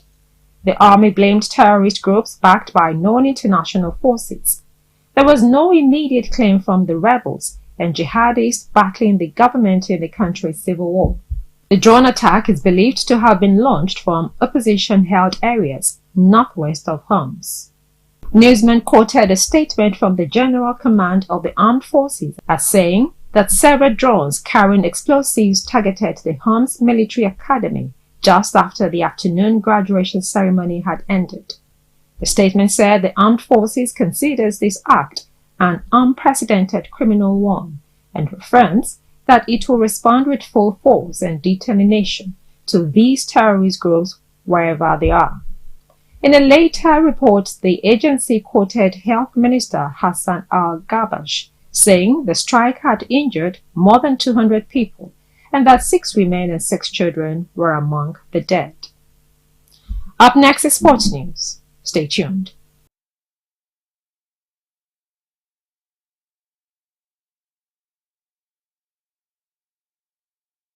Welcome back. Now to the weather sports. Nigerian striker Victor Osimhen made the final 12-man shortlist for the Best FIFA Men's Player of the Year award, Newsman reports. The list, which was released by the World Football Body on Thursday, had the Napoli forward as the only African still in the race for the most coveted football individual prize, after his compatriots Asisat Oshola failed to make the final shortlist for the women's category of the prestigious awards. The qualifying period for the prize is between December 19, 2022 and August 10, 2023, with nominees including Argentina captain Lionel Messi, Frenchman Kylian Mbappe, and Norwegian Manchester City striker Erling Haaland. Within this period, Osimhen scored 29 goals while helping Napoli to win the Serie A title for the first time in over 3 decades. He also emerged as last season's Serie A top scorer and was named in the league's team of the season. Other players on the shortlist are Kevin De Bruyne, Julian Alvarez, Marcelo Brozovic, Ilkay Gundogan, among others. Meanwhile, other players shortlisted by FIFA for the award in the women's category are Oshola's Barcelona Femini teammates Jennifer Hermoso and Aitana Bonmati. Others are Linda Caicedo, Rachel Daly, Kadidiauto Diani, Caitlin Ford, among others. You're still watching the Biscon TV News Hour. Up next is entertainment news. Stay tuned.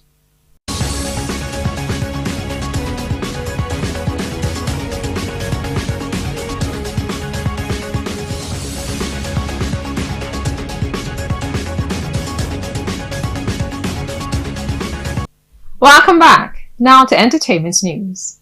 Popular singer Bella Shmurda has gone the extra lengths to mourn his close friend and colleague, Ilerioluwa Aloba, also known as Mohbad, by immortalizing his memories with a customized diamond pendant. Since the untimely death of Mohbad, Bella Shmurda has been in the fight for justice. Taking to his Instagram story page to share how he intends to carry on the memory of his late friend, the singer acquired a diamond pendant with the face of Mohbad.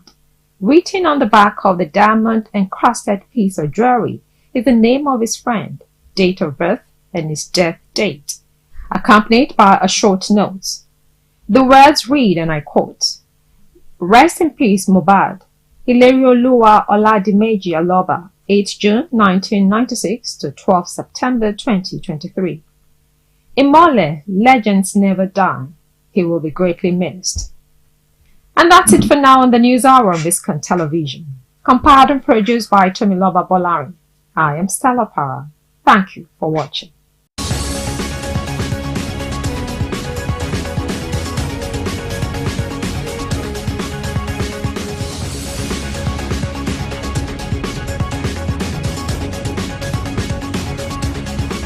It's Ashwebi Festival Gala Night 2023. Everyone is a celebrity at Ashwebi Festival Gala Night. So come dressed in your avant-garde styled outfits designed with indigenous fabrics and textiles. Date Thursday 26th October 2023. Time 5 p.m. prompt. Venue Grand Sapphire Hotel and Banqueting, 45 Imperial Way, Croydon, CR0 4RR, United Kingdom. Get your tickets on Eventbrite. Standard £145 with £20 discount with Tap Send. Special offer group bookings for tables of 10 plus available at £1,200. 2-hour red carpet, canapes, drinks, cocktail reception and 3-course dinner. Crowning of the first ever Ashwebi King and Queen. Come and participate and be up for winning one of the special awards on the night. Could it be you? Live entertainment and much more. For more information, contact at ashwebifestival.co.uk, Instagram at ashwebifestival, or visit www.ashwebifestival.co.uk. Ashwebi Festival Gala Night. It's going to be a banger.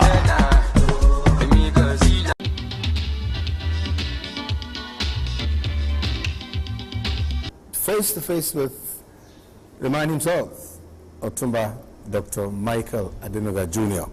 You grew up in Ibadan, and Ibadan helped in nurturing you, and most of you growing up when you actually became conscious as a man. What do you remember about your growing up years in Ibadan? Pleasant memories, honestly, pleasant memories. In our time, you know, we didn't have armed robbery, drugs wasn't much of a problem. And having grown up in a family, the last out of 5 children, you know, grew up. Pleasant memories, nice. I went to Ibadan Grammar School. You know, from there I finished, I went to the US. Growing up in Ibadan has always given me pleasant memories. And I've always identified with Ibadan. I have a home in Ibadan, I have offices in Ibadan, I'm always in Ibadan. I'm an Ibadan boy. That's great. Now, would you like to let us into those you grew up with? Quite a number of them. One of my classmates was there today. You know, we grew up together. And a few of the people I probably would mention that you will know, they were my seniors in school. You know, but I grew up with the likes of the Orede children, the Laleys, you know, the Oni and Sons in Ibadan. And of course, you know, one of the guys that was quite prominent there today, one is Yaka, decides a pharmacist. We were roommates when we were at the university in Oklahoma. We shared a room together for 1 year. Now, you're big that you hate to be called rich. You always say, thank God you're blessed. So let us stick to that. Yeah, thank you. Now tell me, how did this journey start for you? Well, the journey started when I came back in 1974. And when I came in 1974, there were a lot of opportunities. You know, probably I came in at what I want to call the right time. Then you had the Udoji Award. Then you had a lot of things, or a lot of vehicles coming into the country without the air conditioning, without stereo. So there were opportunities in those areas. And when I came back, I decided that let me start importing car stereos because cars were coming in without stereo. So also, to be able to combat the issue of theft, we started importing removable car stereos. And as you know in business, one thing leads to the other. And that's where we found ourselves today. You'll be able to put a finger on your first major break in business? I think the major break in business was the importation of removable cast stereo. You know, those days I was able to bring it in, and I was able to, you know, instead of having to really have to wait to open letters of credit, I was able to bring it in. And as of that time, you know, we were able to bring it ahead of competition. And that really gave us a strong head start. Okay, we're going to come to the real issue in just 2-3 minutes. But the first thing to ask here would be Michael Adenuga Jr. That's an awesome name that comes with a lot of achievements and so on. How do you cope? How do you cope with this? Once again, I think the gratitude goes to God. Like anybody else, I have 2 hands, 2 eyes, you know. But what we've been lucky about is that we put a lot of premium on making sure that when we go out there to resource a company, we look for the very, very best. And I think we've been very lucky in that area. We have very competent, highly competent people, devoted, you know, people that are quite honest in running most of the businesses. Plus, certainly, I have taken a lot of time to make sure in any business we play any major role. I ensure that I know the business very well. It's easier for me to be able to add value to issues, and that's why we've been able to get this so far. Now, coming to the telecommunications business. First, you tried, you failed. Then you didn't waver, you know, you didn't flinch, you went ahead and did it. Did you ever think you were going to be able to make it? Honestly, I've always believed that we would make it. And that was the whole essence of the, you know, spirited efforts we put in place as of that time. The issue of CIL was most unfortunate. I don't want to use this opportunity to revisit it, but it's part of the problems we have to face in nation building. You know, there's been 1 or 2 mistakes here and there.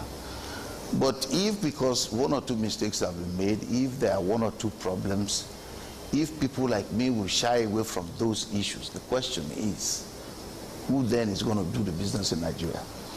Somebody has to do the dirty job, but probably Adenuga is supposed to be everybody's donkey. But listen, the issue here was that CIL, we went there and we told ourselves we are not going to leave the bidding room without a license. And we drove the price to 285. There was no question about that at all.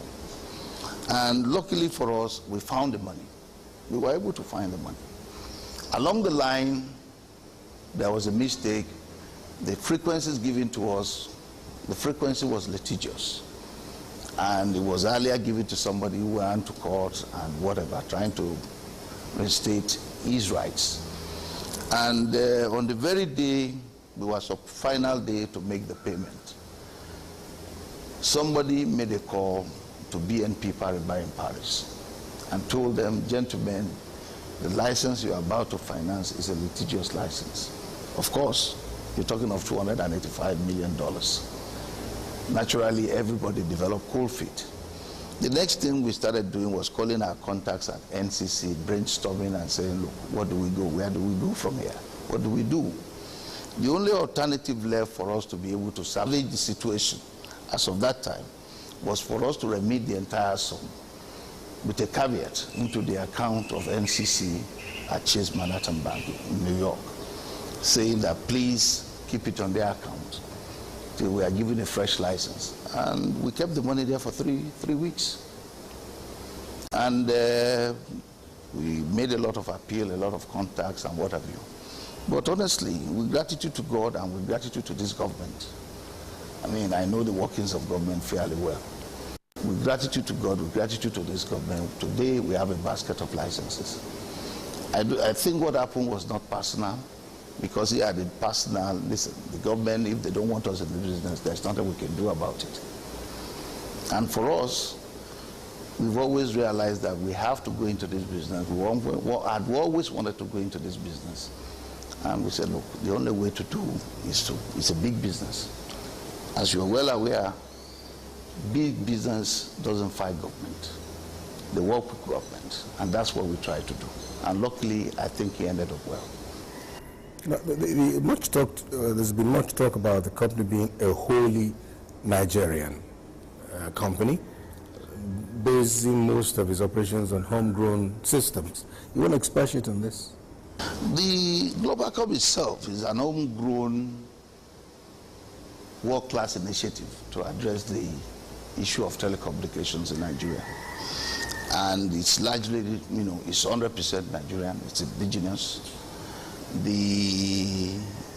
Most of the staff of Globalcom, they are Nigerians and driven by Nigerians. And we believe that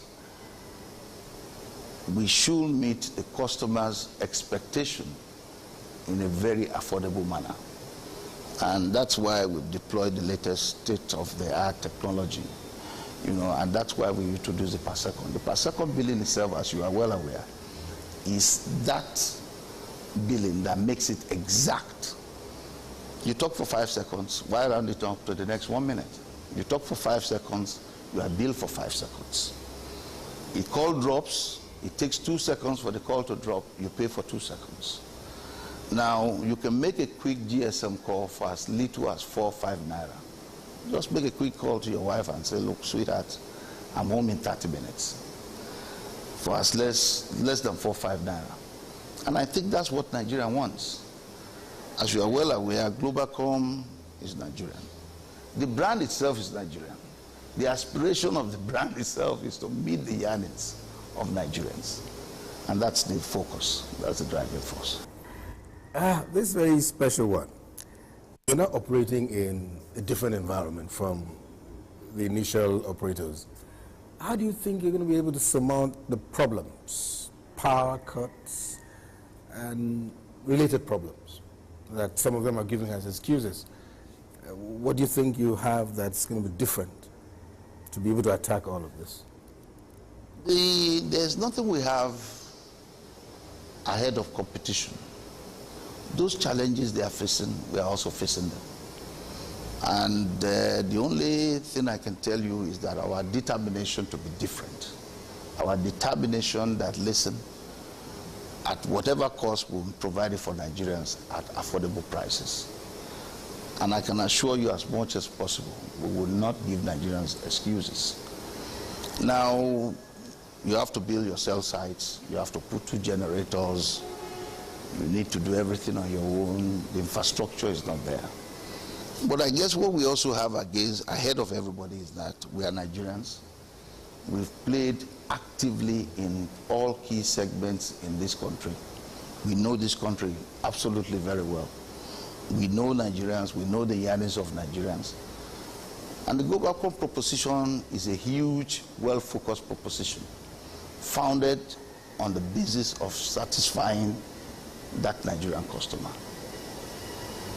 Some challenges, but I can assure you, we'll try to do better than competition. And finally, how do you relax? You have a lot of work on your shoulders. Do you find time for relaxation? What are the kinds of things that attract your attention, relaxation-wise? I find time to relax. I spend a lot of time in my gym. I also visit with some of my friends, and relaxation for me has been that moment when I'm able to get away from it all, either in the gym, in the squash court, or visiting with some friends, and just putting business aside. And this is for the road, and that's the end of it. One very special word for those Mike Adenuga Juniors lurking in the corner. What should they do? What shouldn't they do? What I think they should do is a combination of so many things. First and foremost, whatever business you are in, you must know your business very well.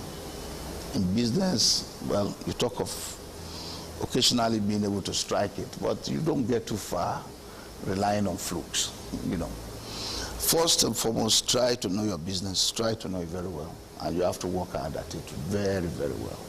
You have to close market. Business, it doesn't work well on its own. You have to close market from one stage to the other. And of course, you pray to God, and I beg for God's blessings. And I think by God's grace, those potential Makadenugas looking around the corners, I think they'll get there. Let me congratulate you again. I'm saying the minds of all Nigerians whose lives you touched. And we pray for abundant health and long life for you. Prosperity is for us. Because you're already prosperous. Thank you again. Thanks a lot. All right. Thank you.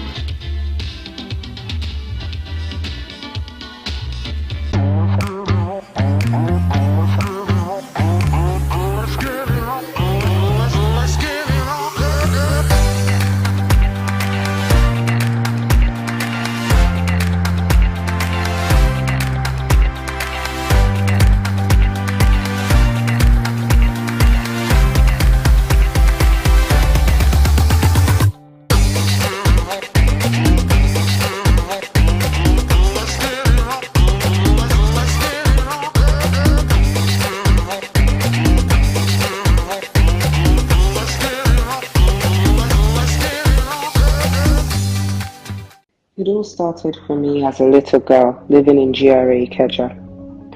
I would go to Area F police station and I would see the prisoners through the prison bars and they'll be yelling and screaming they're hungry, we've not eaten in days.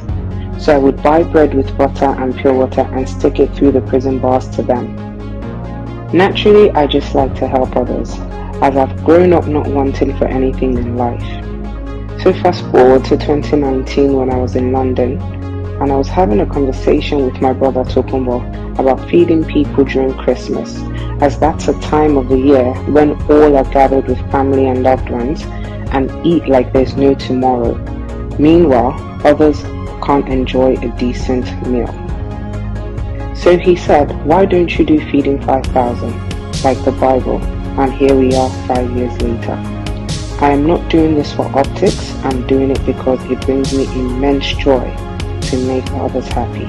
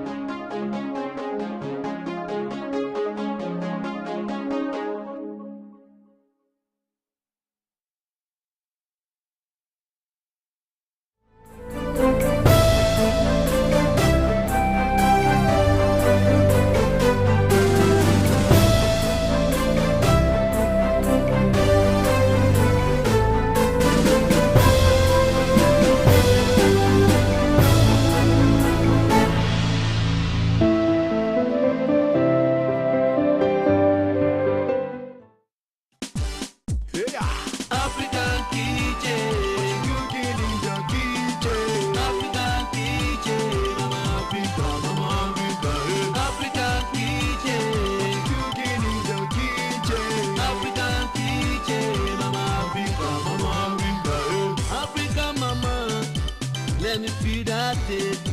I can't wait no longer for the steel on fire. Now give me the chair, give me the table, give me the bowl, make I wash my face. African kitchen, cooking in the kitchen. African kitchen, Mama Africa. African kitchen, cooking in the kitchen. African kitchen, Mama African mama, let me feel that it. I can't wait no longer for the steel on fire. Now give me the chair, give me the table, give me the bowl, make I wash my... Hello viewers, it's so good to be with you once again. This is your #1 television cooking program, African Kitchen. I I am your host, Buki Ogolote. I'm so happy today. I'm so excited today because one, you are going to enjoy this episode like no other one. Secondly, you were like, wow, so this can happen because I'm going to be revealing some things to you, especially things that to do with my guest today. You want to know who that guest is? I know you're itching to know. But just stay glued to your television set. Don't move, don't go anywhere. I'm going to bring my guest in any minute from now. Very quickly, I want to say a very big thank you to all of you that have been sending in feedbacks. We appreciate your feedbacks. Don't stop them from sending in, okay? Let them keep coming. We appreciate you. If not you, we won't be where we are today. Also, don't allow depression in your life. Nigeria is going to be great. Nigeria is great. It is your land, it is my land. So let's work together and make sure that we play our own role. Play your part and definitely you'll get to know what to do. I'll be right back with my guest. The program is African Kitchen. I'll see you after this break.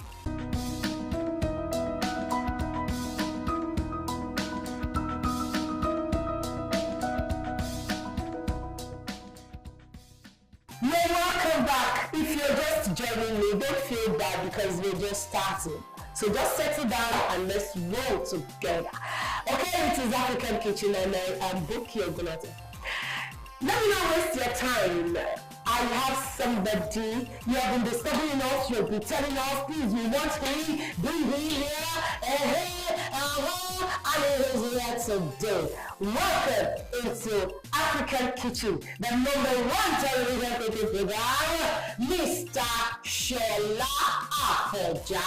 I'm sure when you see him like that, no, Shola Afoja.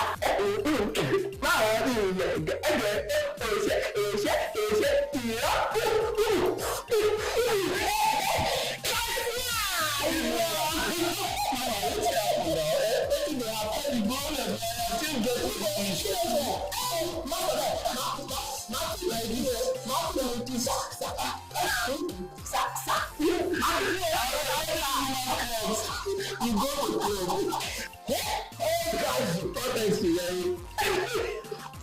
Hallelujah. Many of you know this man as Chief Olododo.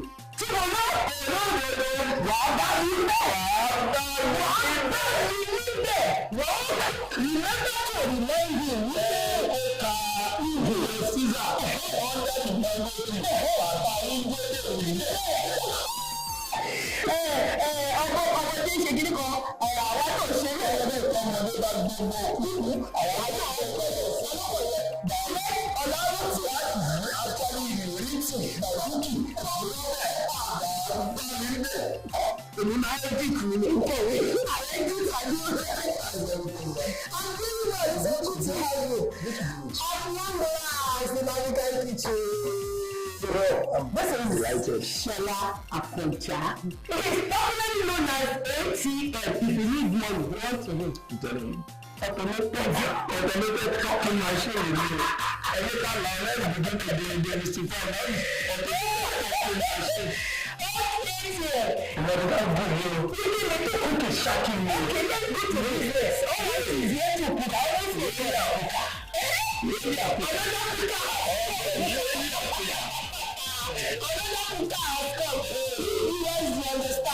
what do you want to cook for us today? Well, let me start by saying thank you very much for having me on the show. And I have been watching you for ages. And it's the glory of God that you are still relevant. I did that. There's one thing I never do for veterans as you are saying, Allah Ajikema, Pagda Mundo. And that's the only prayer we need now. You will be relevant till the end of time. And so shall I be too. So today I want to do what I know how to do best. But what you know how to do best? Yes, that's today.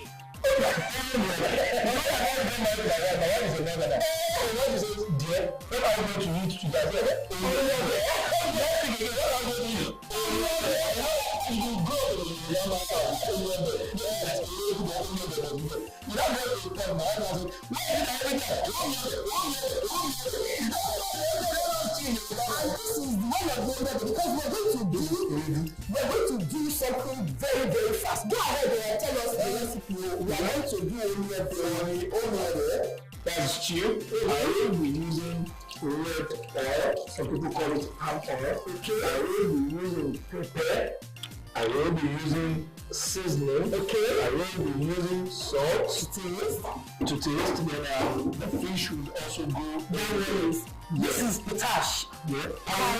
So what to use it? Put a little size for this ewedu. Yes. Now is this like okay, so we go ahead. Let me just put the light. The very first thing I like to do is to make sure that the pot is dry. You see, people don't know that if you want to boil this, you want to do this oil thing, you have to let your pot get dry. So when it has been, you're able to run the share. But if the thing did not there and you put it like this, it might tap. It's just a tap. That one is different of shame. Let me just cover the light. I wanted to ask. Thank you. My cap, please.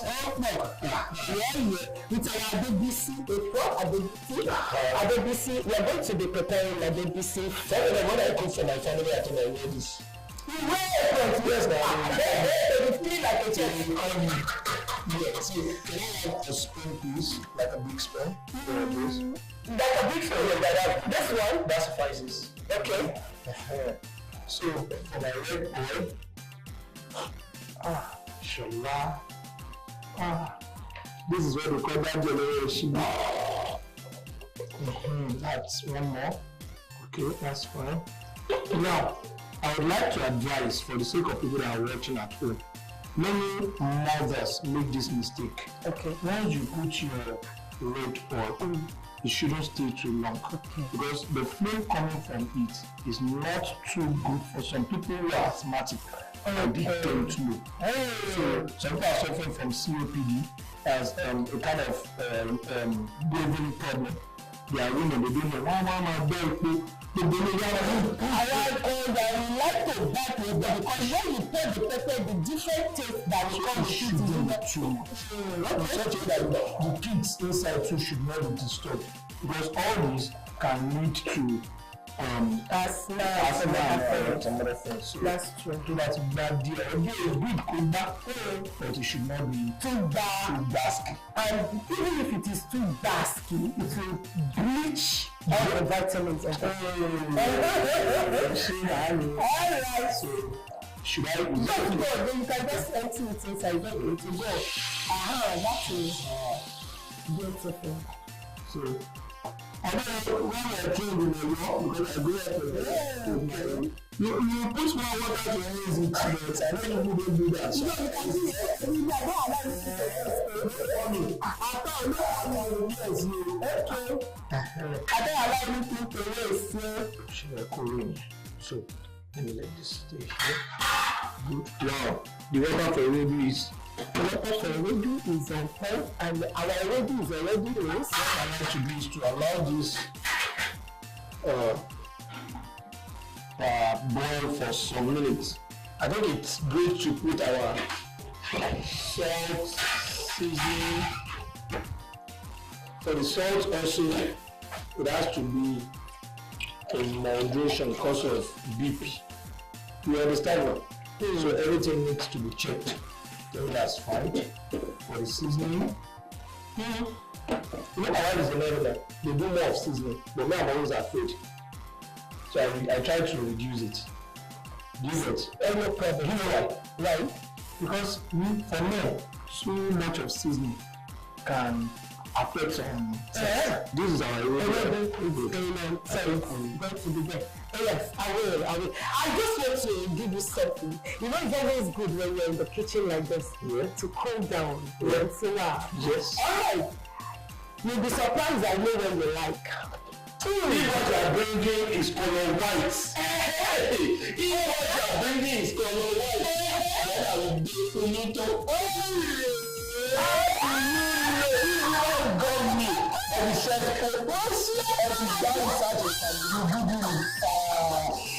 This one is from Seaway. It's one of the numerous products of sewage, it cools you down whenever you are working under any condition. I don't know what to do with my own cells. I'm not really ready. I want to get noticed. Oh yeah? Under the milk, Okay now, it was this one. Oh no, Dada, but I'm not consenting. Oh, no, but I'm joking. I love this. Oh my goodness. This one comes with straw. In case you want. But you know,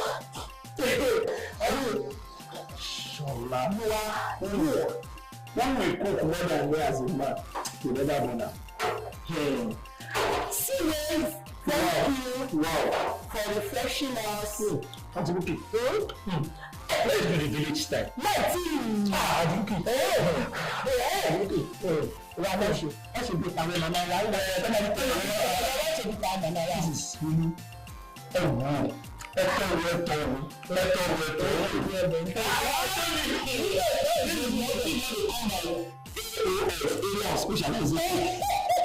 Okay, now I want the fish going early enough. Put it in the mortar. This is this cucumber, right? No, this is in fact this one is even more, I don't know what to call it, more than people that know the fish will make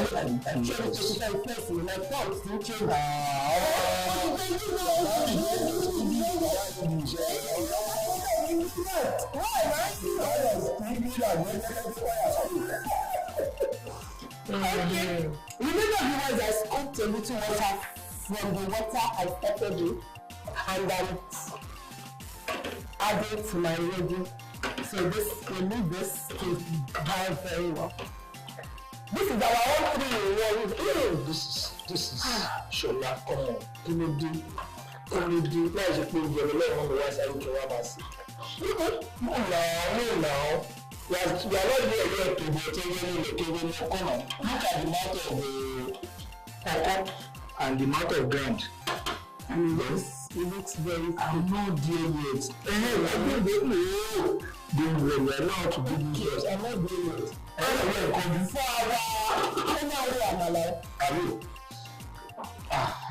This is not. I love this. And check out this. I love this. This is Adibisi plantain flour. Can I come and do this? I haven't learned about this. I learned this very good for those that are diabetic. Oh, beautiful. Because they want to take things that are natural, things that are not too sweet. And one beautiful thing I love about Adibisi products, when you are taking them, don't think you're taking processed food in. I tell you, you get the original natural taste. So, I'm sure you are going to see it. Oh my goodness. Very good. Let's go. I'm sure you will go. I'm visitor. I'm going to tell you the Ade inside the BC. I'm telling you, we are going to, this one has settled down very well. Thank you. Your kitchen is sweet. With chicken money that doesn't tear the market. You can get this in the market. I'm telling you. Alright. Okay, let's go. Now, the Bible. Amala dada, I will see to the now.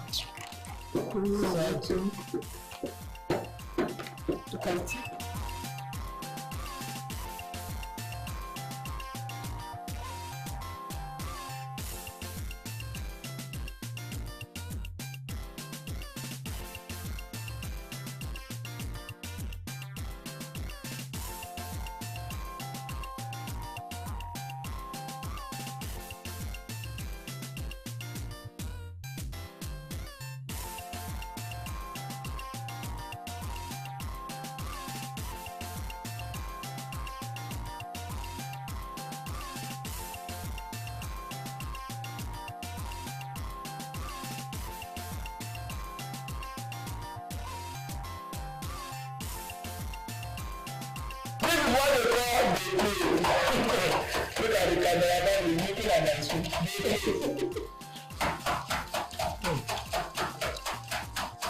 You observe that I did not put salt. I have not put so that it will not jam. But some of us we like to put our iru while it's still on fire. I like to put my iru while it's still on fire. No, you see, I've brought it down.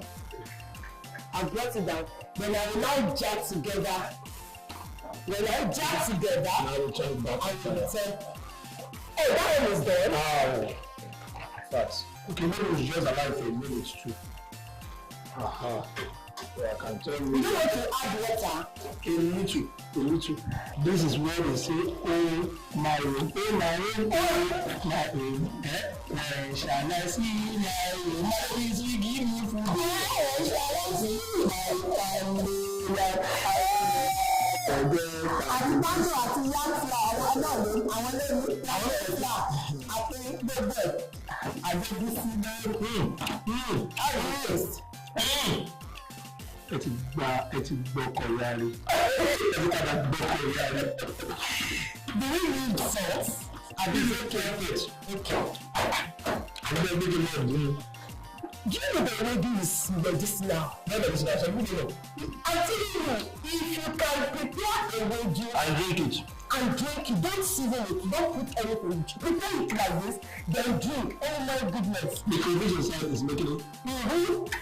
You know the rest of it.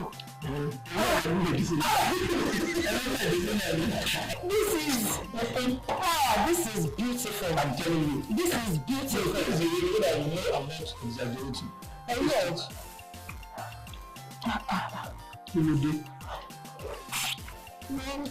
Again, you're coming back.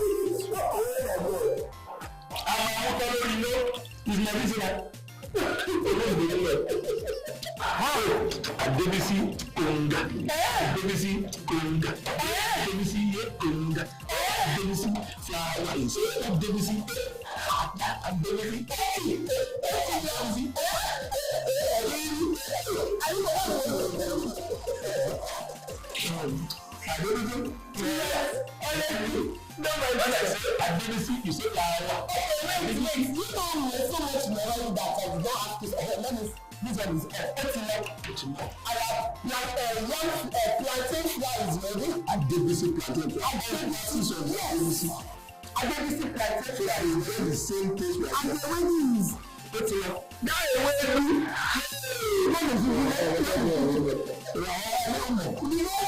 look at when you are going with the fish, everything is ceremonial.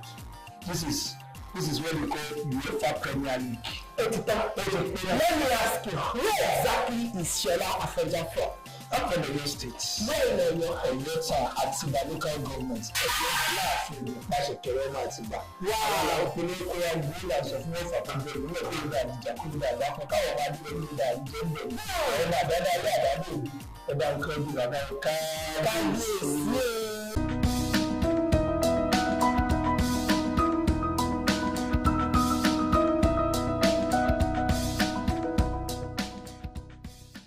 Well, viewers, you're welcome back. I'm sure you enjoyed that episode in the kitchen.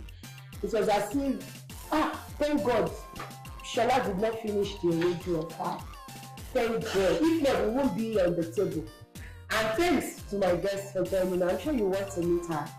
We have a guest on the table. Isn't she looking beautiful? What's your name? My name is Rashida Tafonja. Rashida Tafonja.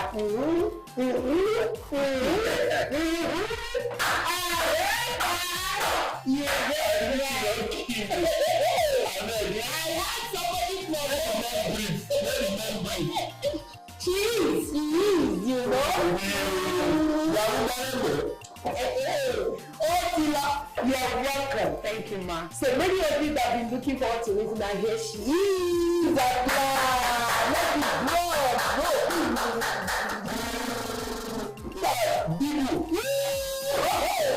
Where are you from? I'm from the north. You can hear. Please greet our people in house. Naomi. Yeah, Aiki. You're African kitchen in Hausa.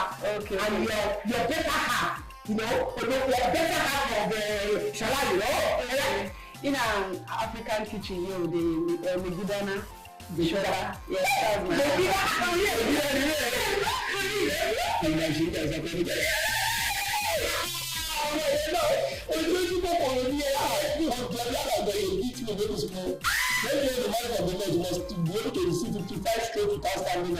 Did you receive 50? No, let's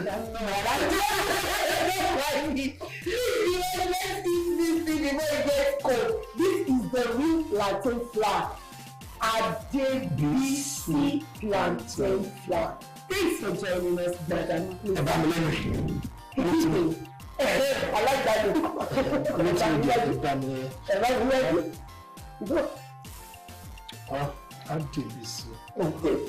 DBC. This is mine.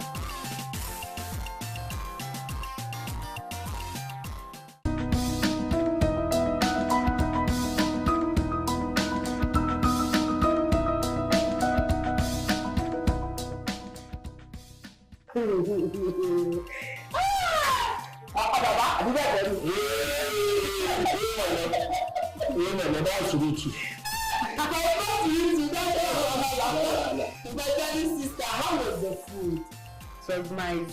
It was delicious. We tried. We tried.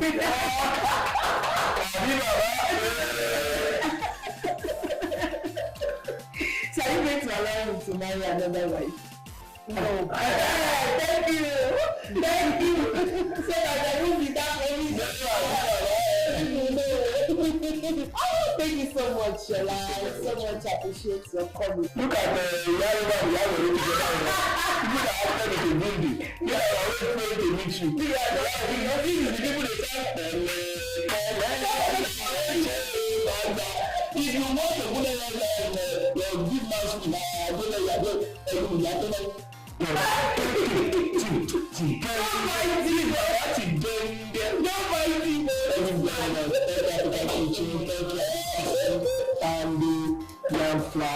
Thank you, see thank you. And this one we ate plantain flour. Wow. So we were preparing it and we were perceiving the raw aroma of from it. I tell you, with Adobisi products, you are good to go. Easy digestion. Thank you very much. Thank you so much. Thank you. So what do you have to say once again to all these young ones that are aspiring to become somebody, or maybe somebody like you? Okay, I will just tell them that the same thing that we are watching out for in somebody like you who is at the front is what you should be looking out for. Enjoy the process. Know that success is not an overnight thing. You have to work. You have to work. There's a place for work. So please endeavor to do something meaningful. I know everybody wants to blow, I know everybody wants to, but even in the midst of blowing, know that there's something after that time. So let us mind the kind of blowing that we want to blow. Yes, so please work. There's a process. It's a process. Enjoy the process. You'll get there. Just have passion. Be passionate about whatever you do. Many a time, most of these young ones, this Gen Z, you say to you that so but please know that you have to pay a price. It's not money first. Do what you enjoy, money will follow. That's all. Thank you so much. Thank you, my darling sister. One of these days I'm going to invite you to be my guest cook. Thank you, ma. So start thinking of what you're going to prepare for us. I'll wear the mirror. Fura the mirror. Which one is Fura the mirror?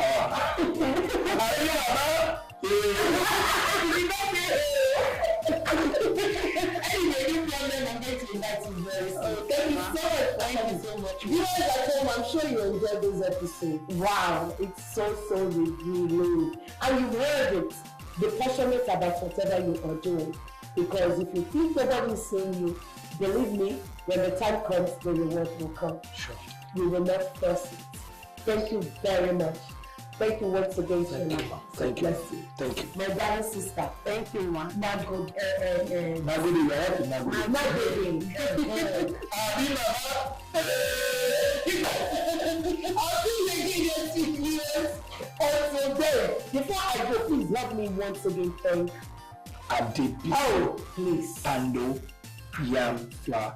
Thank you very much. We appreciate it. And of course, the one we get plantain. That's the plantain recipe. Very natural.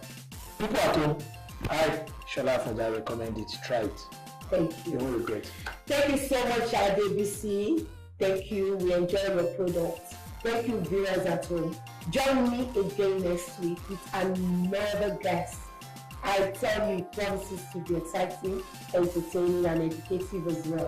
So until then, from me, I remain Buki Ogunote. And for my guest all over, Shola Fonja.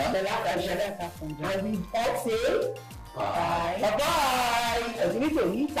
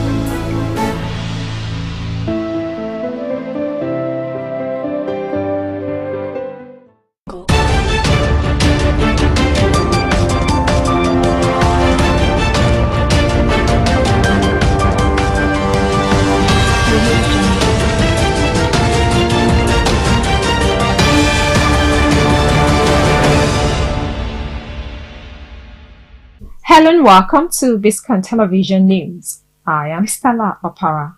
Thank you for joining us today. We'll begin with our top stories. On the national scene, Senate summons IGP Wike Party over one trans victim's death. Governors have hijacked local government allocations, Afe Babalola tells President Tinubu. In business news, depots deserted as petrol landing cost hits 720 naira per litre. On the foreign scene, at least 100 reported dead in drone attack on graduation ceremony. And in the weather sport, FIFA releases best final awards. Now the news in full. The Senate has summoned the Inspector General of Police, Kayode Egbetokun, and the Ministers of Health and FCT, Ali Pate and Nyesom Wike, respectively, over the death of Miss Greatness Olorunfemi at the Maitama General Hospital last Tuesday. Greatness Olorunfemi was a victim of one-chance criminals. They stabbed and threw her out of the vehicle she boarded along the Maitama-Kubwa Highway. She was immediately rushed to Maitama General Hospital by Good Samaritans, but the facility did not attend to her for not providing a police report. Disturbed by the sad development, the Senate, through a motion sponsored by Senator Asuko Epayong, is instructing its committees on health and police to carry out a thorough investigation on Olorunfemi's death and report back in 2 weeks. The senators are also insisting that Maitama General Hospital be sued for manslaughter.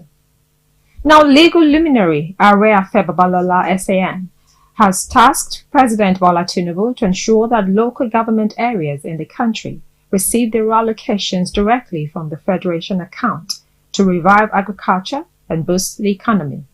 Babalola said this while declaring open the 8th edition of the Afe Babalola Agricultural Expo, ABEX, an annual gathering of farmers, where they would be empowered by the Abwad founder.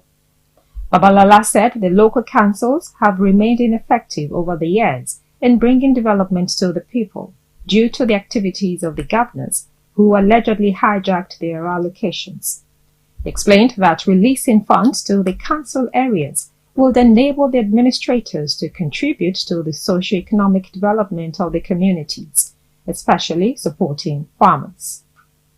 Now, in Niger Delta, the Oil and Gas Producing Communities Forum has called for the timely inauguration of the newly constituted Board of the Niger Delta Development Commission to expedite the transformation of the region. This was contained in a press statement signed by the forum's chairman, Chief Molade Sheriff from Delta State, and the secretary, Honorable Goodness Geregewe from Bayelsa State. The statement, made available to journalists in Warri, Delta State, congratulated President Bola Ahmed Tinubu on his electoral victory and also appreciated his magnanimity for nominating the NDDC board members across the member states in accordance with the NDDC Act 2000. The statement read partly, "We appeal to Mr. President to kindly consider the constitution of the board as a matter of urgency and forward the nominees list to the Senate for screening and confirmation so that the board could be fully represented by all the member states for effective delivery of development in the region." You're still watching Biscon TV News. Coming up next is business news. Stay tuned.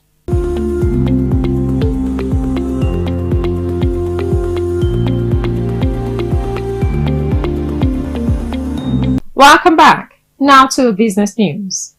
Many petroleum products depots are currently deserted due to lack of products caused by foreign exchange rate volatility, as the landing cost of premium motor spirit, popularly called petrol, has increased to 720 naira per litre, oil marketers said on Thursday. Petroleum products dealers also stated that filling stations were shutting down daily in large numbers as it was becoming increasingly tough to run the business. They said this could lead to widespread fuel scarcity in coming months. It was further gathered that the landing cost of PMS into Nigeria had increased to 720 naira per litre, up from 651 naira per litre in August this year. Speaking at the National Executive Council meeting of the Natural Oil and Gas Suppliers Association of Nigeria in Abuja, the national president, Nogasa Bennett Corey, said a lot of depots were presently dried up or out of stock. Corey said the government must therefore urgently come to the aid of the industry as quickly as possible to save it from an impending colossal collapse, which would result in a more devastating blow to the economy at large. We'll take another short break. When we come back, we'll bring you foreign news. Stay tuned.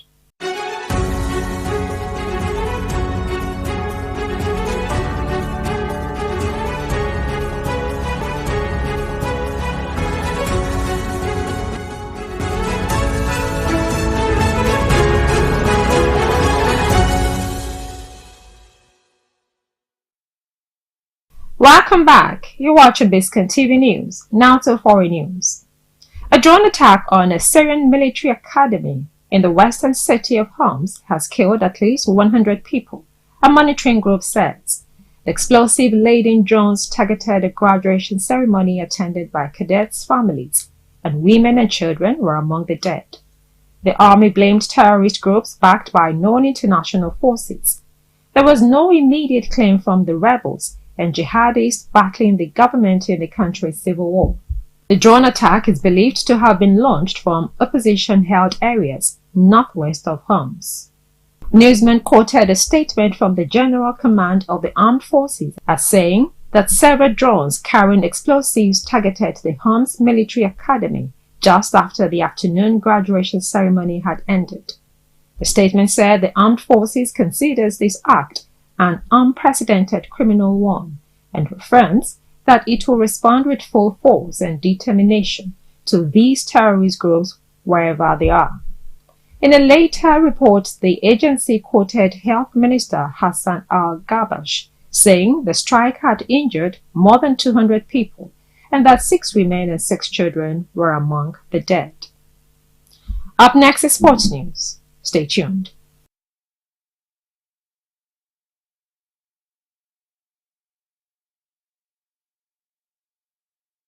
Welcome back. Now to the weather sports.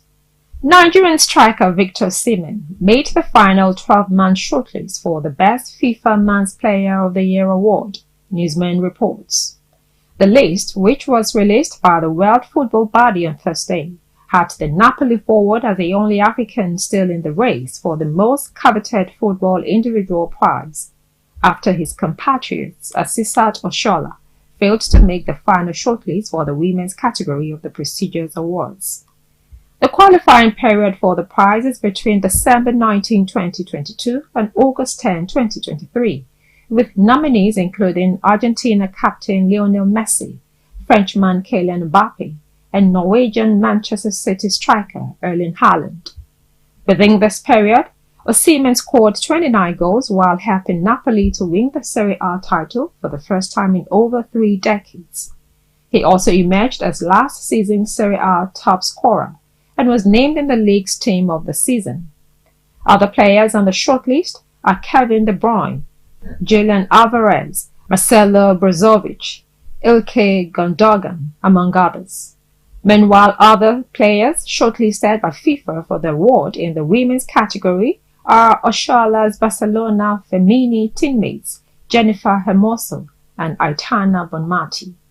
Others are Linda Caicedo, Rachel Daly, Kadidioto Diani, Caitlin Ford, among others. You're still watching the Biscon TV News Hour. Up next is entertainment news. Stay tuned.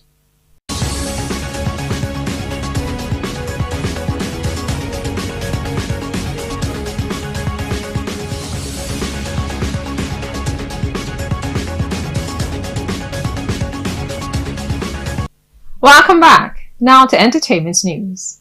Popular singer Bella Shmurda has gone the extra lengths to mourn his close friend and colleague, Ilerioluwa Aloba, also known as Mohbad, by immortalizing his memories with a customized diamond pendant. Since the untimely death of Mohbad, Bella Shmurda has been in the fight for justice. Taking to his Instagram story page to share how he intends to carry on the memory of his late friend, the singer acquired a diamond pendant with the face of Mohbad. Written on the back of the diamond-encrusted piece of jewelry is the name of his friend, date of birth, and his death date, accompanied by a short note. The words read, and I quote, "Rest in peace, Mohbad. Ilerioluwa Oladimeji Aloba, 8 June 1996 to 12 September 2023. Imole, legends never die. He will be greatly missed." And that's it for now on the News Hour on Biscon Television. Compiled and produced by Tomiloba Bolari. I am Stella Para. Thank you for watching.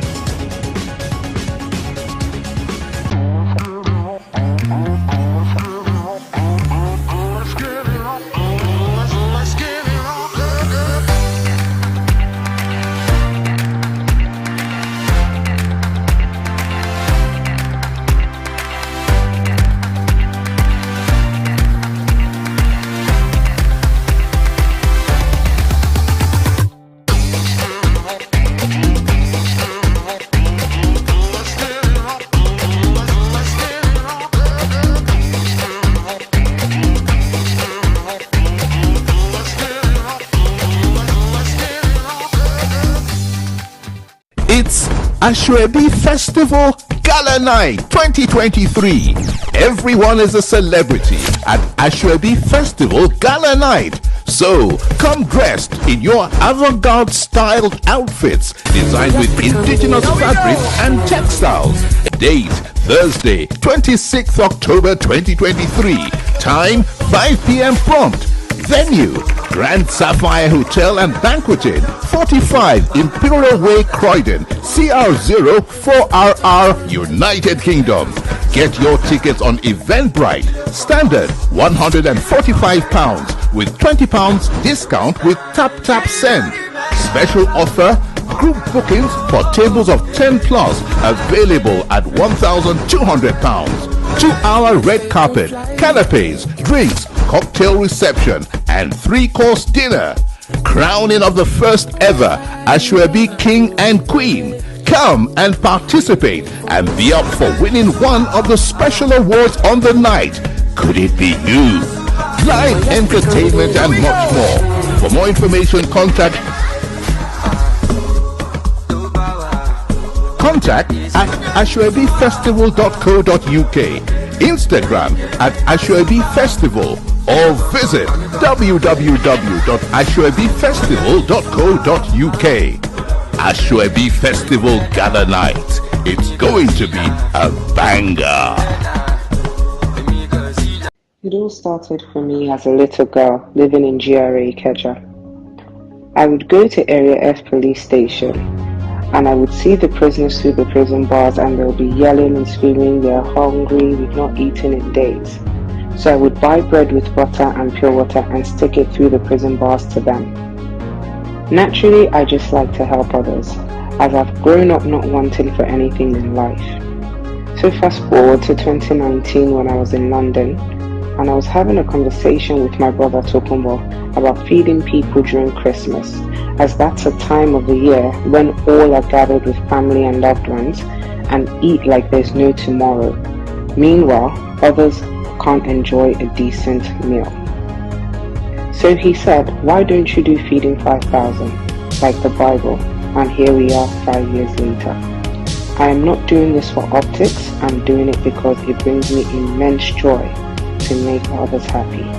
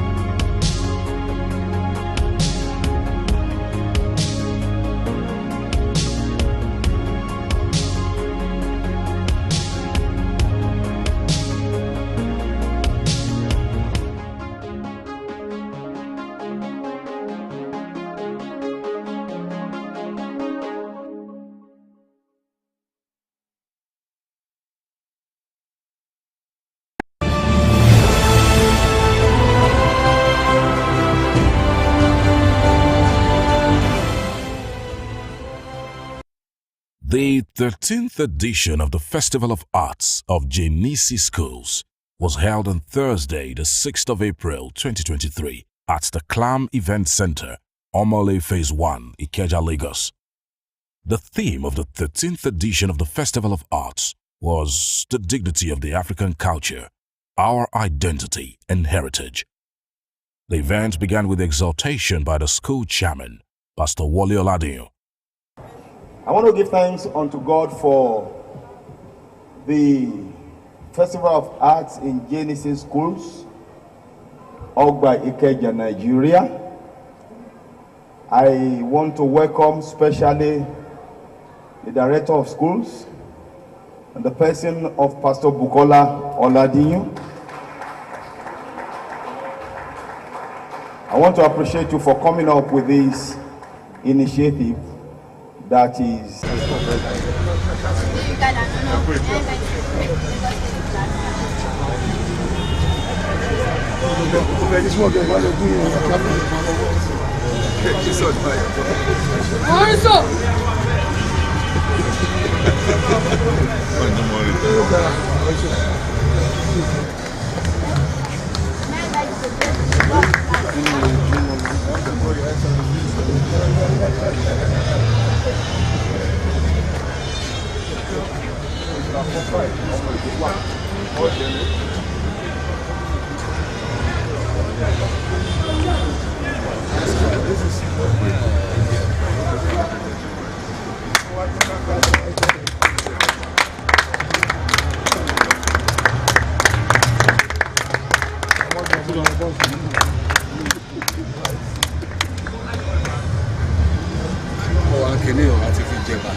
Thank you, sir. Thank you very much.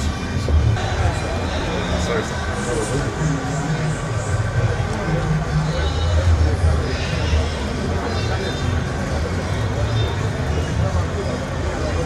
State, Mr. Raji Fashola, SAN. Also in the entourage, we have Senator Ashafa. You are welcome, sir. Also, we have other many people who was actually in the entourage. You are all welcome. Also, in our midst, we have Ashoko of Lagos. Abule High Chief Ashoko of Lagos. You are welcome, sir. Thank you very much, Association. I think we have to kickstart.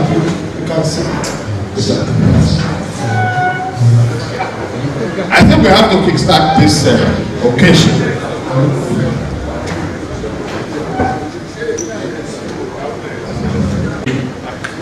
Imam of the Highland Club to give us our opening prayer. وهذا أنا أعمل لكم سلامك إن أنت البهار وبلا بك علينا مصبرا وثابت قدامنا الله نكمل لكافره وبلا بك علينا مصبرا وثابت قدامنا الله نكمل لكافره الفاتحة بسم الله الرحمن الرحيم الحمد لله رب العالمين الرحمن الرحيم مالك يوم الدين إياك نعبد وإياك نستعين اهدنا الصراط المستقيم صراط الذين أنعمت عليهم غير المغضوب عليهم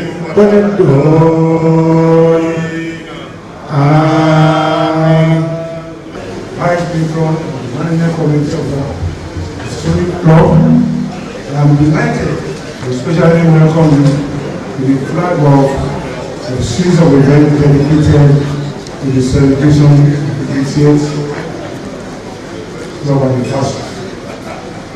It's my distinct personal honor to especially welcome His Excellency and former Minister of Works and House in the Federal Republic of Nigeria, Mr. Raji Fashola, SAN, to his club.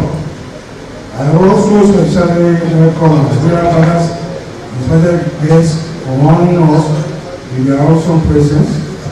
It is a special blessing to have you here to celebrate our anniversary with us and the time immensely. Because it is what I said moment on 29th of October 1943, when our legendary and visionary forebears, Asian Nigerians and non-Nigerians, converged on the private residence of Vice Salmonba and the Pupok to build our great club that is today globally acknowledged as the premier social club in Nigeria.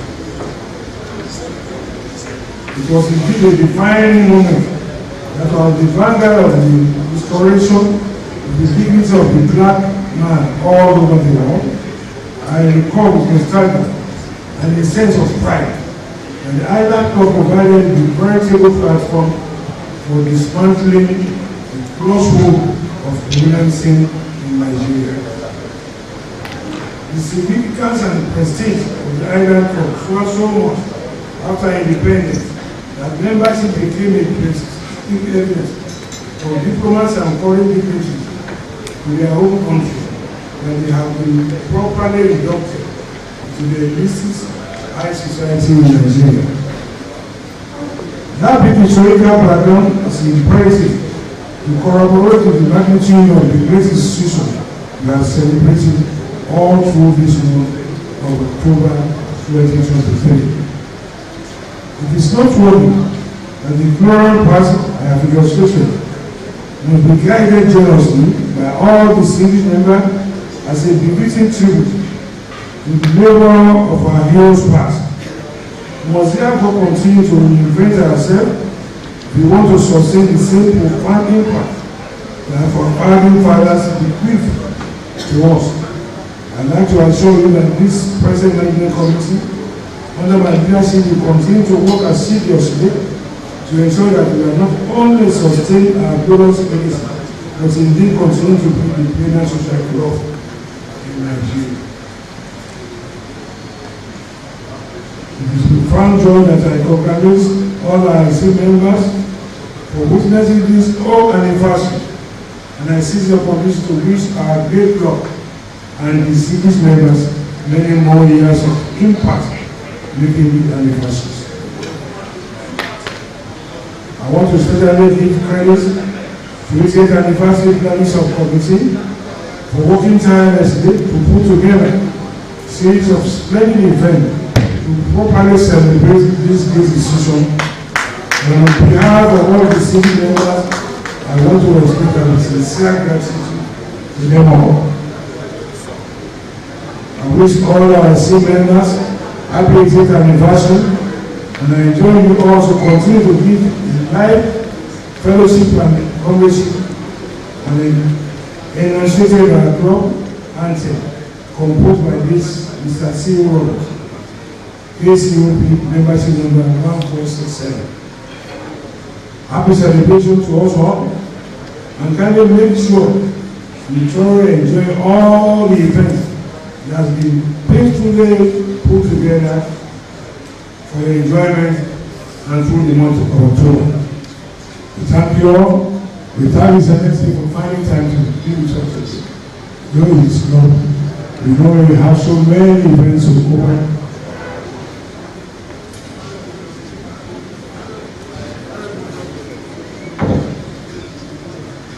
Well, we know our Excellency in his own position as a member. We know before he goes home tonight, we will do it for us. And we have the senator here beside him. He is also a member of the club. So I'm looking forward to you. This is your club, and like you've said, you will be people on the flag. Continue to plan. People who are coming there will continue to be that flag. We thank you for coming. Thank you, Mr. A round of applause for you, please. Thank you very much. Up chair, up chair. Thank you. Up chair.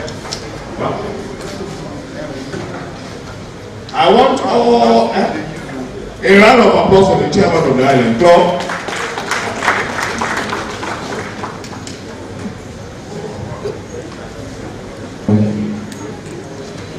Of the Island Club, the chairman of my own club, Prince Rabiu Abdul PCOP, past chairman, distinguished senator of the Federal Republic, and managing director of the Federal Housing Authority, fellow colleagues of the Great Island Club. As you would have seen, the chairman of the Island Club does no wrong. For many reasons, not the least of which is that he's a very powerful man. So when the chairman moved to the program, he had an army of support around and beside him. I do not have such powers.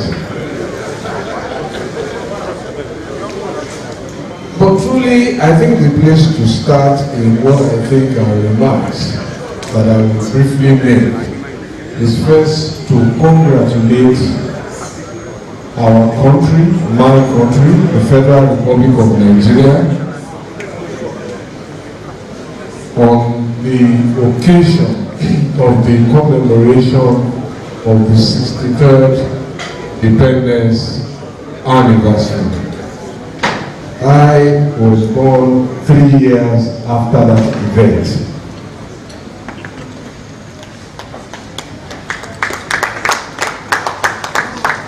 And to thank all those who were in one way or the other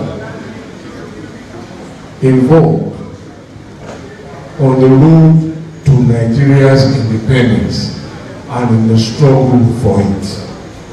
Because it meant that when those who were born from the 1st of October and my time in 1963 we were born into a free country. It is no mean achievement. And to also, in that regard, congratulate the Island Club on this 80th anniversary occasion. And you will see that the Island Club is actually older than independent Nigeria.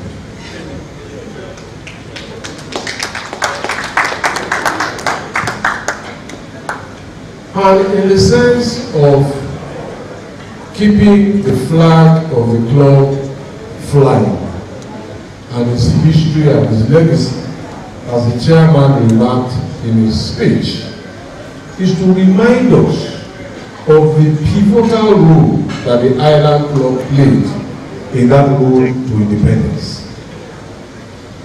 The men who founded this club were outraged by the limited space they had in their own country, amongst other things. They were outraged by racism, and they were outraged by dependence. And they created a club that was interracial and non-discriminatory, and there was also a platform for integration on the local and national and international stage. There is some history of the club that has been produced in the program that has been circulating. So for those who ask us, what are we celebrating? We are celebrating a lot. Those who don't understand why we commemorate, I dare say they do not know our history, whether as a club or as a country. We have weathered many storms, and as country and as club, we are still standing.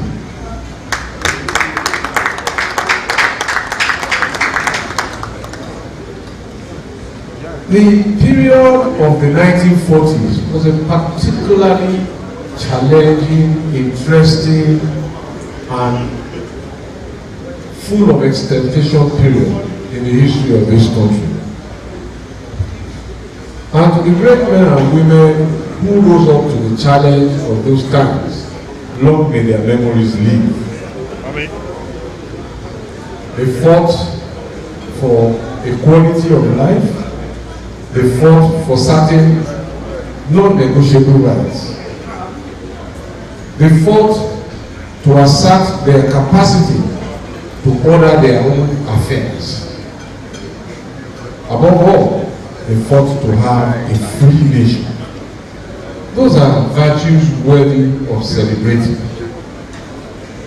And our road to our dreams is not an event, it's a journey. And that journey continues.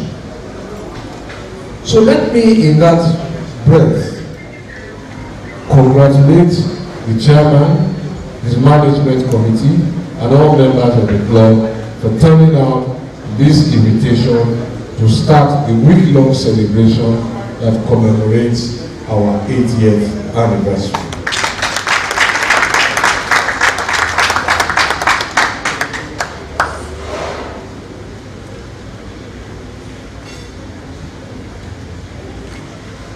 As I said a short while ago, those who ask why we do not celebrate, why we celebrate, perhaps are unmindful of our history.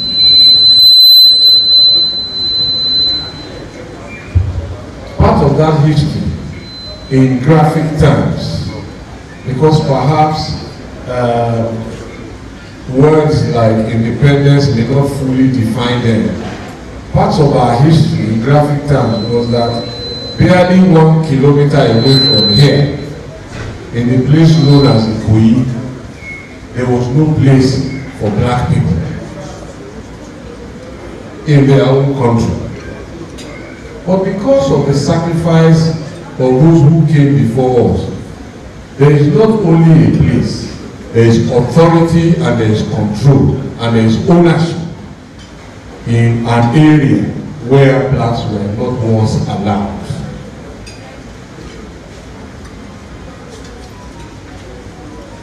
It is the agitation of some people in this club and in a larger space that began to challenge the nomenclature of an European-only quarters, which led first to the change from European-only to government-reserved areas. And that was the first time that black people, civil servants who were qualified and who were employed at that level of government were able to live with their contemporaries on equal footing in a space that had no place for them. Let me use this occasion of commemoration to also urge that our country still faces challenges, without a doubt. We all want a better country. But I think that one of the least things we can do is to continue to support the government and those in authority, starting from our President Bola Ahmed Tinubu, our governor in Lagos, Babajide Sanwo-Olu, and all our appointed and elected representatives to make the job easier for them. After all, the more difficult it gets for them, the more difficult it will be for us in Nigeria. And as they make progress, clearly, we should see the impact in our lives. I do not assume that this will be easy, but I believe that our support is monumental in making it easy. Let me, before I close, highlight the fact that yes, the Island Club is a social club, and it wears the very, very proud nomenclature of being a premier social club, and long may that continue. But the Island Club has not always been only about socials alone. This club has been very instrumental in playing advisory role, supporting role, policy development roles for government from so many decades back. And I think if ever there was a time, this is the time in the aftermath of the 80th anniversary of this club that it can reclaim and regain that preeminent role of a policy think tank and a sounding board for government policy. And I don't think it is too much to work with the patron of the club, who is the governor, to have monthly or quarterly meetings with select members of his cabinet to come and explain and drill down policies that are being enunciated so that members can have a better understanding and become ambassadors to taking these policies back to their homes and back to their communities. And I say this because the concept has had very, very profound success, not only just when the capital of Nigeria was in Lagos, and there were many ministers and permanent secretaries who were members of this club, but many, many years after that, when I had the privilege to serve as your governor, this was the place where I unveiled many of our policies at the Christmas Eve dance. This was one of the clubs I came to come and explain to you the rationale behind the decision of government to restrict the movement of motorcycles from certain parts and certain roads. And you graciously expressed your understanding and took the message across the state, such that when it was time to implement, we were implementing to an environment that already understood what we wanted to do. And I think there is merit now in returning to those values in addition to our social responsibilities. That said, the last point I wish to make is to ask ourselves, what will this club be like in 50 years' time? To whom will we hand this very historic and monumental legacy? Are our children members of this club in the way that I was recruited along with the generation of my age about 30 years ago? Are we planning that future? Ladies and gentlemen, Mr. Chairman, former Chairman, trustees, this is my closing food for thought. Happy anniversary, long live the Island Club, and long live the Federal Republic of Nigeria.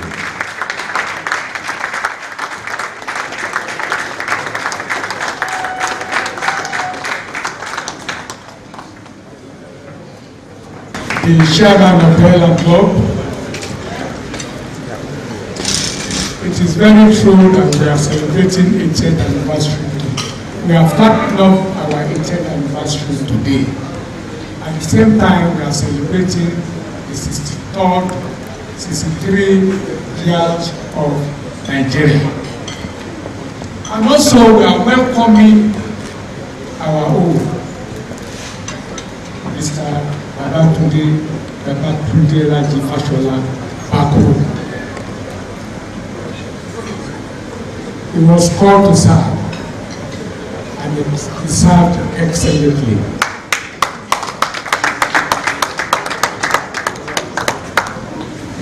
He has been, this is not the first time for him to serve. He served as Chief of Staff to Lagos State Governor years back. And he was specifically called to serve at federal level. Not just one ministry, but 3 ministries put together, and did very well as a member of the Island Club. So we have to thank God for him, and we have to welcome back home for doing very well. He's just relaxing. Very soon we'll be given higher position.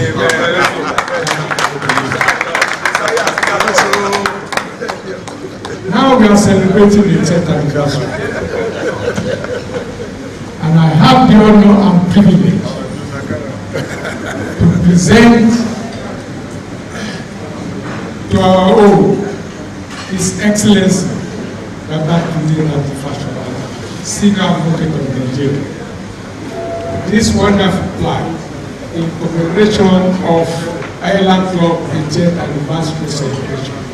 Today, 2nd October 2023, under the chairmanship of Prince Rabiu Adio Oluwa GCOP. Congratulations.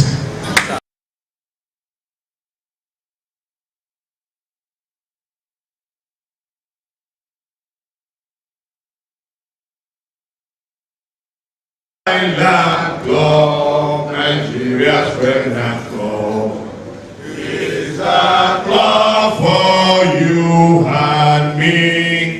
Island Club with a member that people is for truth and dignity. Island Club is for fellowship. It's incarnation is for comradeship. Hey, Island Club, hey, Island Club, hey, Nigeria's premier Lord. 3 artist cheers for the Federal Republic of Nigeria. Let's go. EBB. EBB. EBB. 3 artist cheers for Lagos State Government. EBB. EBB. EBB. 3 artist cheers for the Highland Club. The Social Premium Club. EBB. EBB. EBB. Thank you very much, sir. God bless you. Yeah, musician. Where is he? Okay.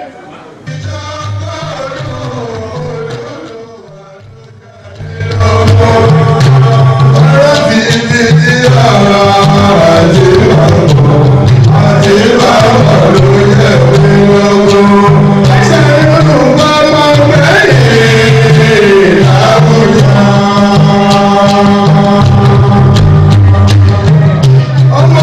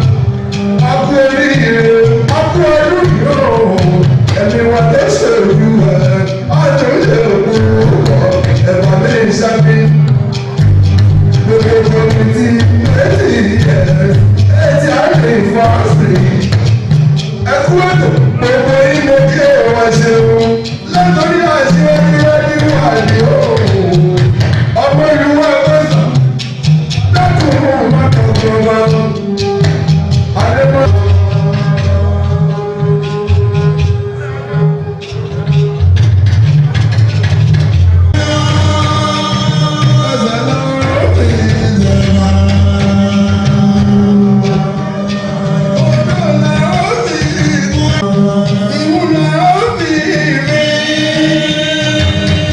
etí lọ.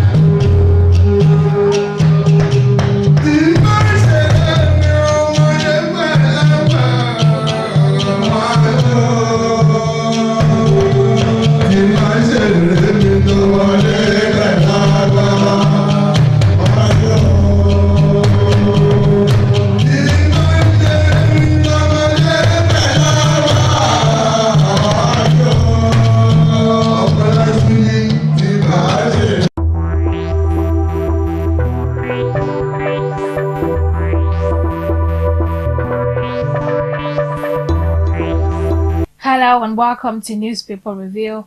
I am Olakbeju Ajideba. Today on Newspaper Review, I'm going to begin with The Punch. The Punch today, Friday, October 6, 2023. And for my first story here for The Punch, the depot deserted as petrol landing cost hit 720 naira per litre. That's on page 17. Manufacturers are experiencing toughest period in history. MAN, that's on page 11.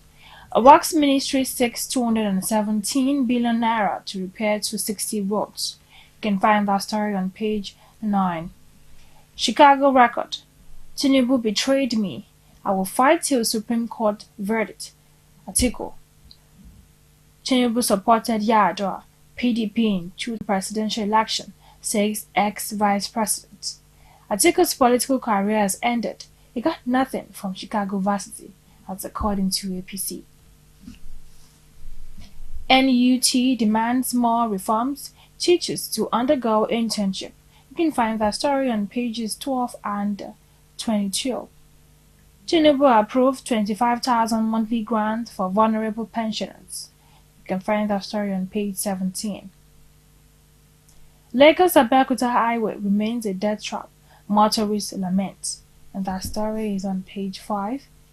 For the last story for The Punch, disregard request for my impeachment. Aida Tiwa writes CJ, that's the Deputy Governor of Ondo State, Lucky Aida Tiwa. And you can find that story on page 8 of The Punch. I'll be moving on to the next newspaper, which is the Daily Sun. Today, Friday, October 6, 2023, and for my first story here for Daily Sun. Terrorism. Supreme Court decides Kanu. Federal government fate, December 15. You can find that story on page 4 of the Daily Sun. CSU certificate saga. No retreat, no surrender on Tinubu, says Atiku. Vows to continue fight until Supreme Court rules. Pays tribute to Gani Fawemi for starting battle against President's certificate. You're a serial election loser, APC. And that certificate saga is on page 6 to read more on that. Economic hardship to worsen as Abuja filling stations shut down over liquidity crisis. Others. Queues return at full station. You can find that on page 2. Trade. Germany contributed 3 billion euros to Nigeria's economy in 2022. Envoy.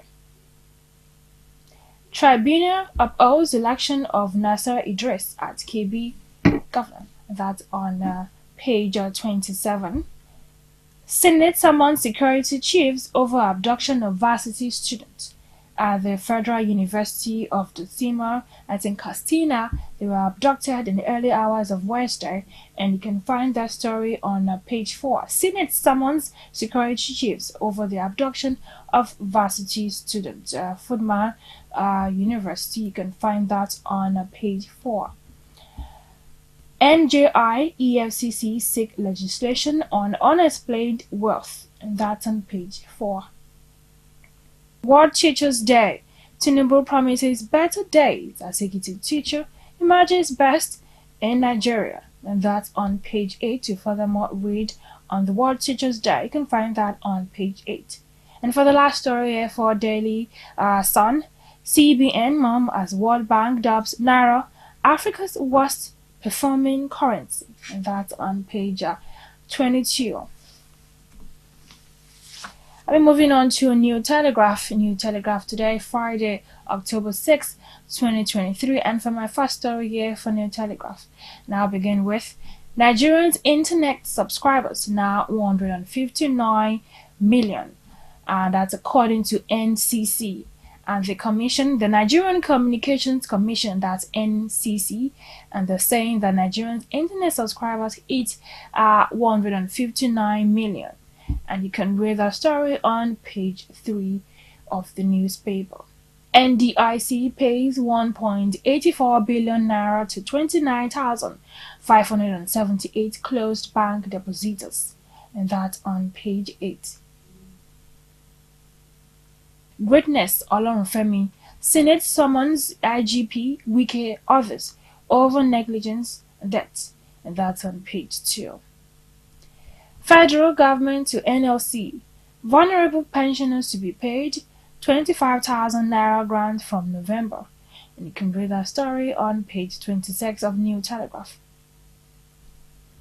Supreme Court fixes December 15 for judgment on Kano's treasonable charges. And you can find the story on page 4. Mohbad.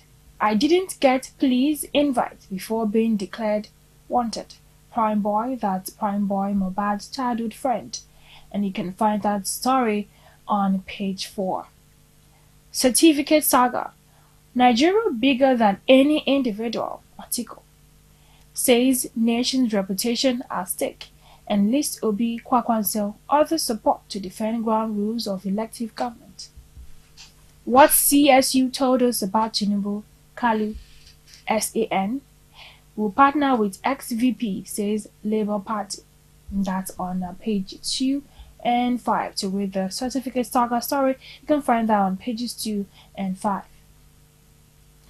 Why Aida Tiwa shunned Ondo Assembly, Adegburua, and that's on page 29. To read about the story, you can find that on page 29. Aida Tiwa is the Deputy Governor of Ondo State, Lucky Aida Tiwa, and you can read that all about that on page 29.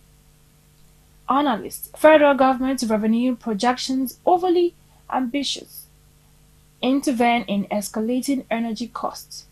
Moman tells government. You can find that story on pages 3 and 25. Navy intercepts boat with 200 million illicit drugs in Lagos. And you can read that story on page 26. Varsity students abduction. Senate summons security chiefs over rising insecurity. Calls for special operations to dislodge bandits in Northwest. Others. No ransom call from the abductors yet. Gusau Varsity VC.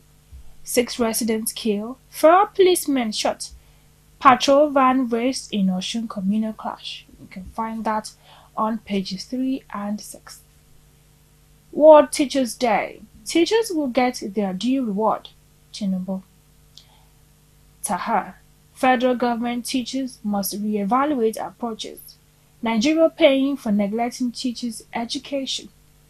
COEASU. Nigerian Emerging Student Union President in UK Varsity. You can read the stories on pages 4, 6, and 28. And with the last story here for New Telegraph, tea helps control blood sugar study. And that's on page 26. And that's all the last story here for New Telegraph. I'll be moving on to this day, today, Friday, October 6, 2023. And for my first story for this day, I'll begin with oil marketers to federal government. Our businesses collapsing due to foreign exchange depreciation. Bad roads. Once product imports pegged at 600 naira per dollar for 3 months. Say deteriorating infrastructure will negatively impact 100 billion naira CNG project. That the oil marketers under the aegis of the National Oil and Gas Suppliers Association of Nigeria, that's NOGASA, and alerting the federal government to the harsh working environment its members currently operate. And that's on page 5. Tinubu to teachers. You will get your due reward under my watch. And that's on page 6. That's the President of Nigeria, President Bola Ahmed Tinubu, and he's telling teachers they will get their due reward under his watch. And that's on page 6. Bagudo. Economic Summit to inspire confidence in country. That's according to the Minister of Budget and Economic Planning, Senator Abubakar Bagudo. And that story is on page 5. Tinubu violated the ground norm of Nigeria's electoral laws, says Atiku. Fayemi Sow can now rest in peace. Says political relationship with president broke down in 2007. Kalu, there is no question. Certificate with INEC is forged. Your desperation is unbecoming. APC replies ex-VP. Labour Party welcomes Atiku's invitation to Obi. And you can read that story on page 5. And that's also the last story for this day newspaper. I'll be moving on to The Nation. The Nation newspaper today, Friday, October 6, 2023. And for my first story on The Nation. Senate summons service chiefs over rising insecurity. And you can read that story on page 28. School curricula now to embrace infotech. President extols teachers. And you can read that story on page 30. 2 billion naira palliative cash for Ogun still unspent, says governor. Tribunal upholds KB Governor Idris victory. You can find both stories on pages 27 and 6. Atiku's frantic hunt for after discovered evidence. You can read that story on page 5. Shetima seeks banking sector partnership on 1 million digital jobs. You can find that story on page 7. APC Atiku bicker over Tinubu CSU certificate. I'm filing fresh evidence at Supreme Court. Ex-Vice President chasing shadows, says President Chicago lawyer. You can read that story on page 4. Forex crisis. Federal government opens talks with World Bank. Economic challenges over soon, says Edun. That is the Minister of Finance, Olawale Edun. And you can read that story on page 28. 8 killed in Osun communal clash. And you can find that story on page 5. Supreme Court to rule on Kanu, December 15. That's on page 6 to read about that. 220 million mobile lines active, says NCC. And that's the last story for The Nation, and you can find that on page 7. Before I continue with newspaper review, we're going to a quick short break, and when we come back, we continue with newspaper review. So stay with us.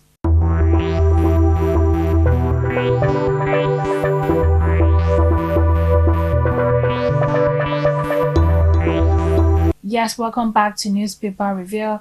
I'll begin with Vanguard today, Friday, October 6, 2023, and for my first story here for Vanguard.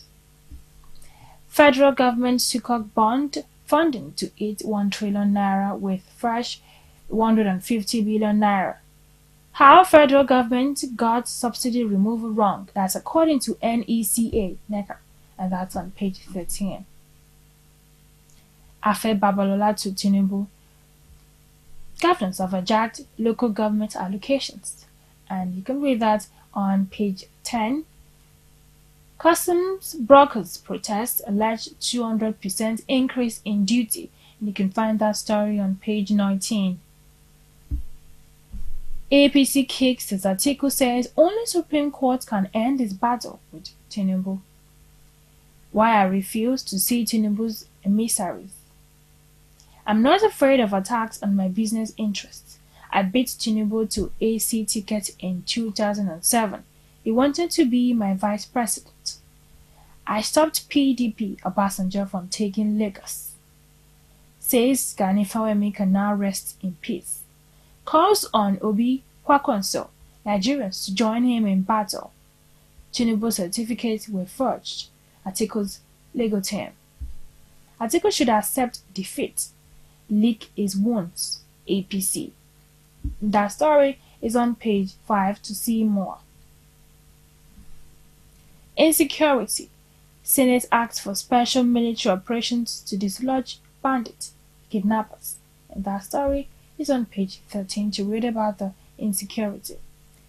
Ifon, Ilobu crisis. 8 feared killed as crisis worsens. You can read about the crisis on page 7. Subsidy. Federal government intervention should be time-bound. Oil marketers. And you can find that story on page 13. Wheeler Kemfa. The message out there is simple. Migrate illegally to UK and go to jail in Rwanda. And you can find that on page 17. And for the final last story for the Vanguard, which is the sports section, 2030 World Cup. CAF congratulates Morocco, Spain, Portugal over FIFA's endorsement. And that's the last story for Vanguard, and you can read that on page 28. for my last and final newspaper for newspaper review today, which is Nigerian Tribune. Today, Friday, October 6, 2023, and I'll begin with my first story for Nigerian Tribune. Ifo Orolu communal conflict. 8 feared killed, 4 policemen shot, houses burnt. Osun government takes over disputed lands, and that's on page 27. Tinubu's CSU certificate saga. Reputation of Nigeria at stake. Atiku says Fawemi inspired us on this journey. He started this 23 years ago. I did not stab Tinubu in the back. Kwankwanso, Obi should join me in the campaign to enshrine probity. Whatever Supreme Court says, I will take. Atiku's lawyer. We were told Tinubu fraud certificate presented to INEC. CSU admission application form claims that Tinubu attended Government College Lagos, graduated in 1970, but school was established in 1974. And you can read that on pages 3 and 19.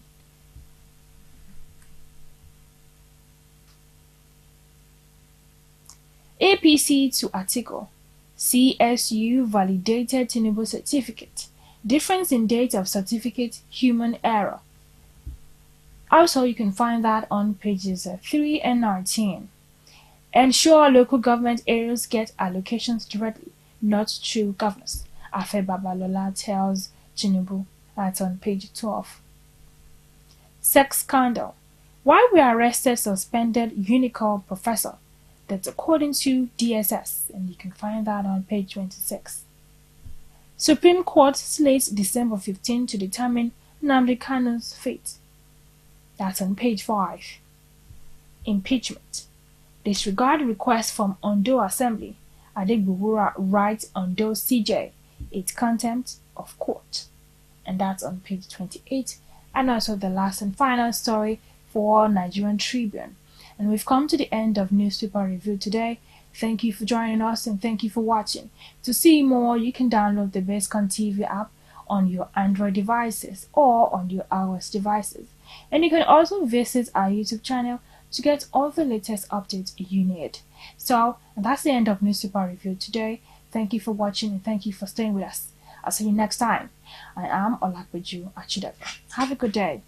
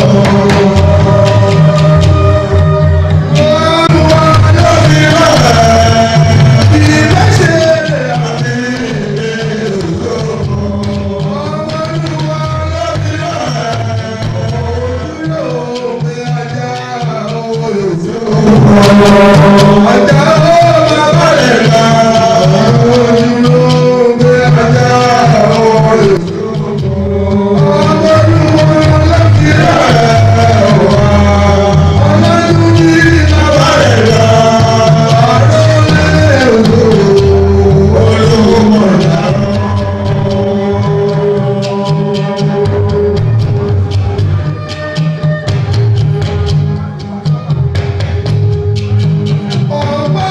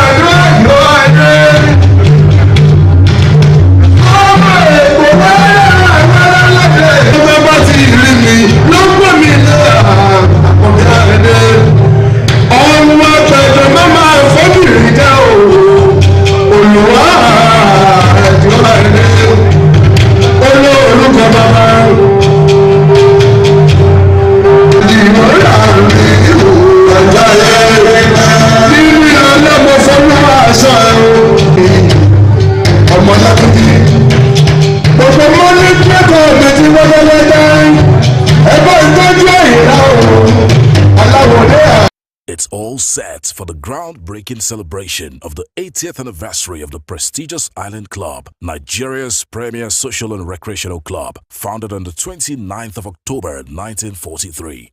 A press conference to officially flag off all the programs slated for the big celebration will hold at the Peacock Hall of the Island Club on Monday, the 2nd of October 2023 at 2 p.m. The event is sponsored by the Sakara Group of the Island Club and entertainment by Abidin Yusuf Olatunji, son of the late Sakara music legend. On Friday, the 6th of October 2023, there will be a Jumat service at the Lagos Central Mosque at 1 p.m. On the same day, there will be a photo exhibition about Lagos in the past 80 years, the launching of special souvenir stickers and brochures for Island Club at 80. The events of Friday, 6th of October 2023 will end with Independence Dance and induction of new members of the club, sponsored by the Congress Group of the Island Club at the Peacock Hall. The special guest of honor is Chief Nyesom Wike, Honorable Minister of the FCT. The royal fathers of the day are His Royal Majesty Oba Mufutau Muhammad Oloyede, Olofa of Ofa, the Obong of Calabar, His Royal Majesty Edidem Ekpo Okonabasi Otu V,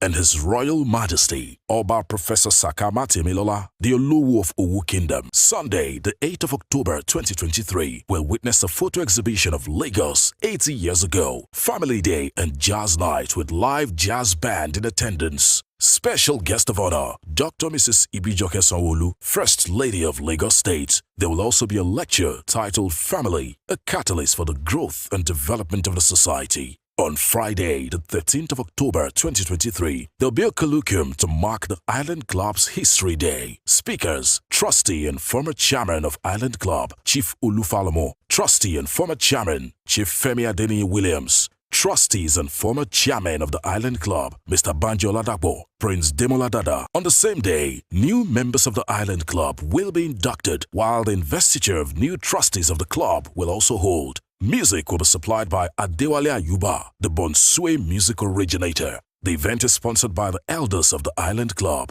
Special guest of honor, Right Honorable Mudashiru Ajayi Obasa, Speaker, Lagos State House of Assembly. There will also be presentation of special awards of excellence to deserving staff members of the Island Club. And the day ends with Old School and Disco Night, sponsored by Chief Rotimi Martins, former Vice Chairman of the Island Club.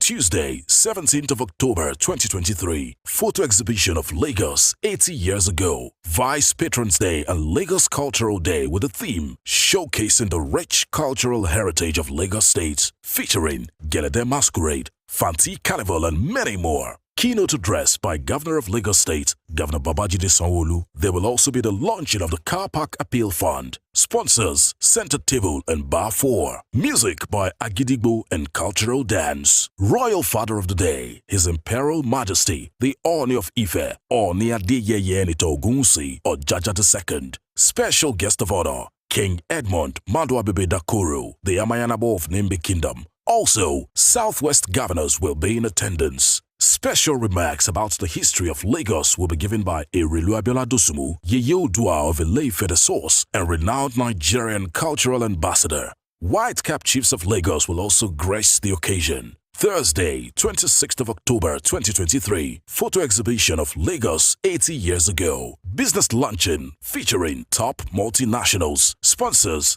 Diamond and Platinum Groups. Music by the Shola Music Elite Band. Special guest of honor, His Royal Majesty Alfred Nnemeka Ajebe, the Obi of Onitsha. Friday, 27th of October 2023, Sir Kensington Adebutu Baba Ijebu Day. Awards and Honors Night, photo exhibition of Lagos 80 years ago. Finals of Lagos State Secondary Schools Debate. Finals of Sporting Competitions and Games Day. Sponsored by Sir Dr. Kensington Adebukwola Adebutu, OON, CON, CFR. Music by King Sunny Ade. Guest of Honor, Senate President, His Excellency, Senator Godswill Akpabio, CON. Royal Fathers of the Day, Oba Adedotunare Mugbadebo, CFR, the Alake of Egbaland. Oba Dr. Adedakpo Adewale Tejuosho, the Oshile of Okeono Egba, CON. Sunday, the 29th of October 2023, church service at the Cathedral Church of Christ, Marina, Lagos at 9 a.m. Photo exhibition of Lagos 80 years ago. Anniversary and lecture by President, Federal Republic of Nigeria, President Bola Ahmed Tinubu, GCFR. topic of the lecture, A Changing World Order, Giving Africa a Voice and the Role of Nigeria. Keynote address by Professor Patrick Lloyd Otain Lumumba. Cutting of anniversary birthday cake. Sponsors, Progressive Group, Garden Bar Group, Grass Lawn Group and Bar 2 Group. Music by Chief Commander Ebenezer Obey. The chairman of the Island Club, Prince Rabiu Adeoluwa, trustees, past chairman and all members of the club, welcome all to this milestone celebration. Island Club, Nigeria's premier club of first choice.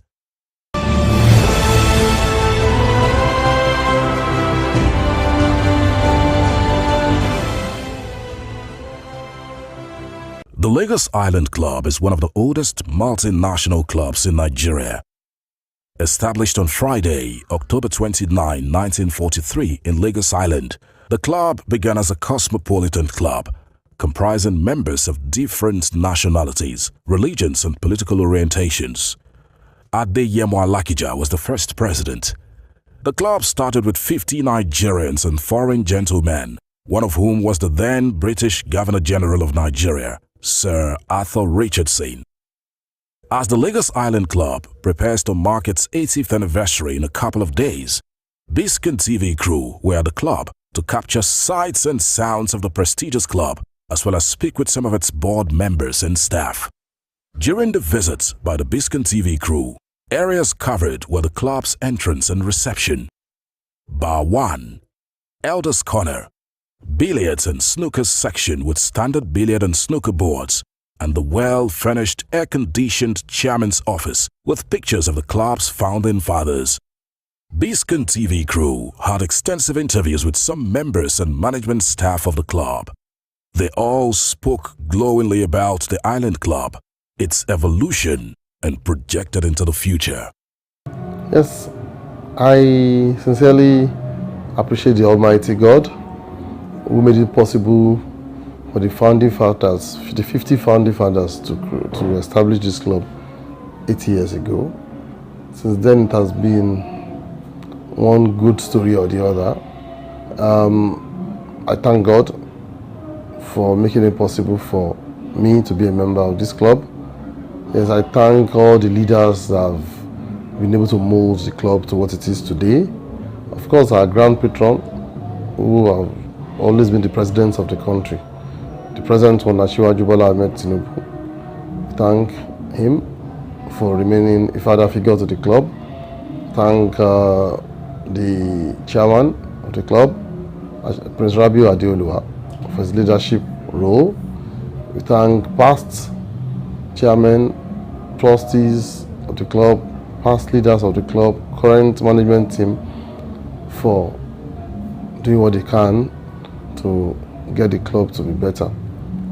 I pray that as we go on, the Almighty God will give us the favors with which we will achieve more as individuals and as a group.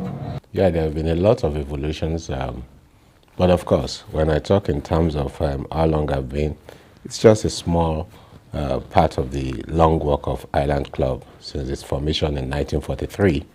I joined in 1998. I would think that's about 25 years ago at this time. I joined in 1998.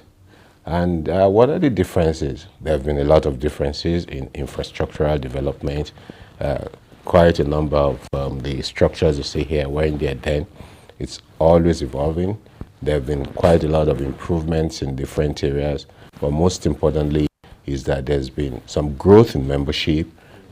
We usually have a keen number of people applying to join. There have been more groups. When I joined, I think practically, even though there were some other groups, I think the most vibrant at that time seemed to be Batu, one of the groups where we would always congregate. It was always fun to come there. But now we have so many of the groups, and each one of them is so much fun to be with. So there's always activity almost every day at Island Club. It's really a bustling environment for the club. And the conviviality, the brotherhood, the friendship is there. That's always growing, of course. So here in this club, there are people that I've known for well over 20 years, and that's something. The expectations are fulfilling.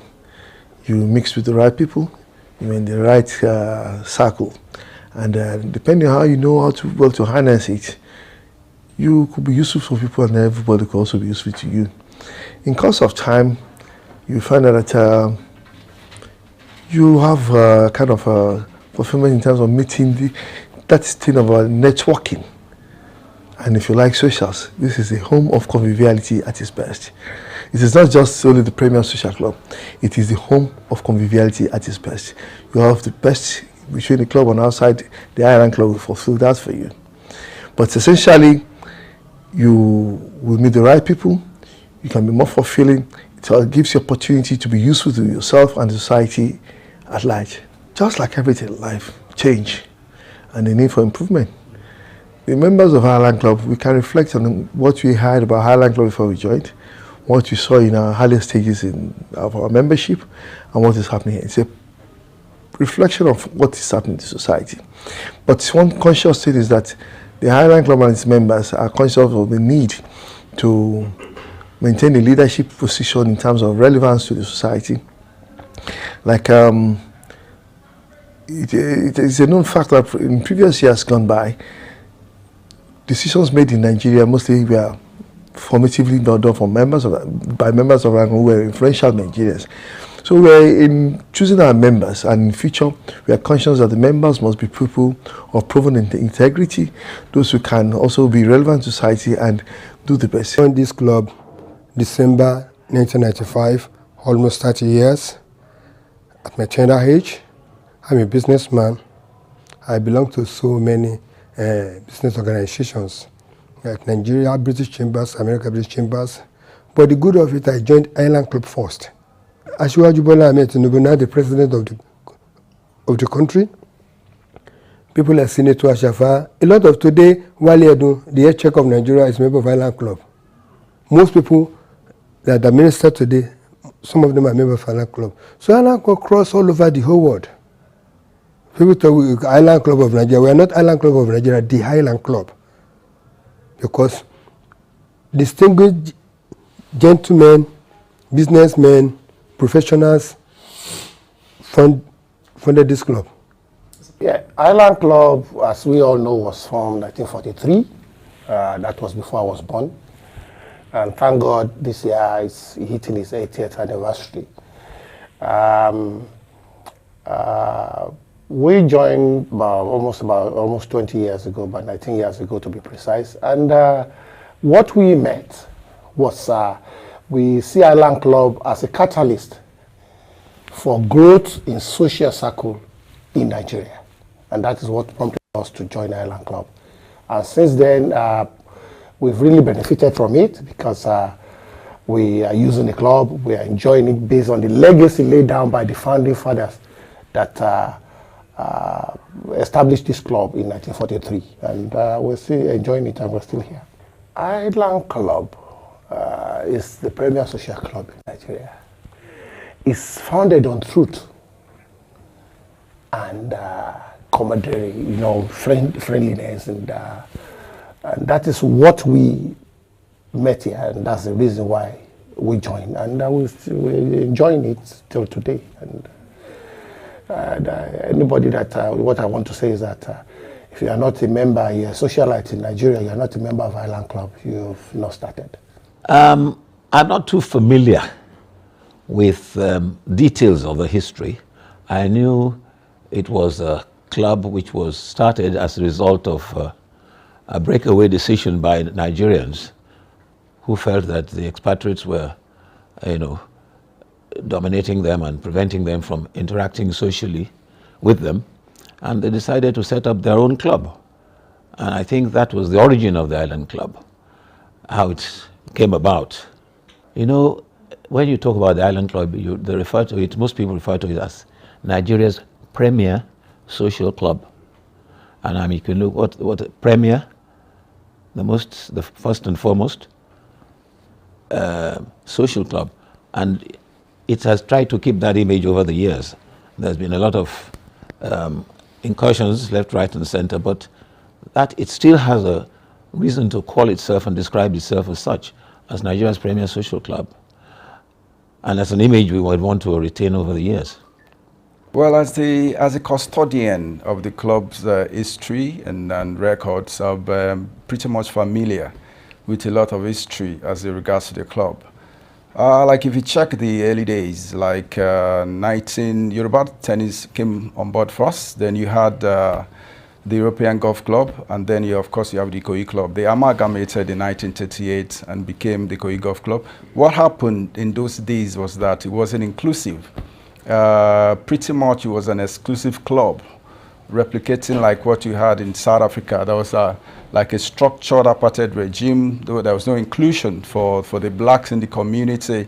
So it became imperative to find the social space for pretty much Africans to like have a convergence point, but much more fundamentally. You can see their pictures behind me, great heroes that made sure that you know, the blacks had a space in their own country. Dr. Nnamdi Azikiwe, former president of Nigeria, was a member here. Sir Lewis Odumego Ojukwu, the father of the Biafran warlord, was actually a member as well. We had whites as members here as well. As a matter of fact, we had a designated space for expatriate. We used to have an expatriate vice chairman for the Island Club. So if you come into Nigeria in those days as a diplomat, as an ambassador, if you don't have a presence in the Island Club, you are nowhere. Even your home country will be asking you pretty much, have you been to the Island Club? Have you met the chairman of the Island Club? Because that's the only way you're going to have a presence here. I shock you. Right outside there where you have this zone 2 now, actually used to be the residence of the Prime Minister of Nigeria, Sir Tafawa Balewa. And the parking space that we use temporarily now used to be the house of the finance minister, you know. So pretty much a whole lot of history behind Island Club. Just to avoid repetition from what my secretary more or less the same thing. Like I said, Island Club was founded in 1943 by eminent Nigerians, about 50 of them. That was Nigerian then, because who is who in Nigeria. And don't forget, Lagos was the capital of Nigeria, that everybody's, you don't get to Lagos, you don't get to anywhere. So the founding fathers came together and found Island Club. Like I've said, if you look the cream of the people at that time, the real people who are governing Nigeria. Like my secretary have said, at the background that we have the Prime Minister of Nigeria. We had this one too. The next one is Kuti Eba, who's the Prime Minister. They used to have their lunch or breakfast here, and they come here. If you see the plug here with Sir Tafawa Balewa, who did the innovation here sometime. So it was founded by the eminent personalities, and then the go-getter. This is where Nigerian decisions were being made in those days. So this, what the influx now, population boss, so that but we see the club still maintain its prestige as the social premier club of Nigeria, because up to this time we have eminent people in this club.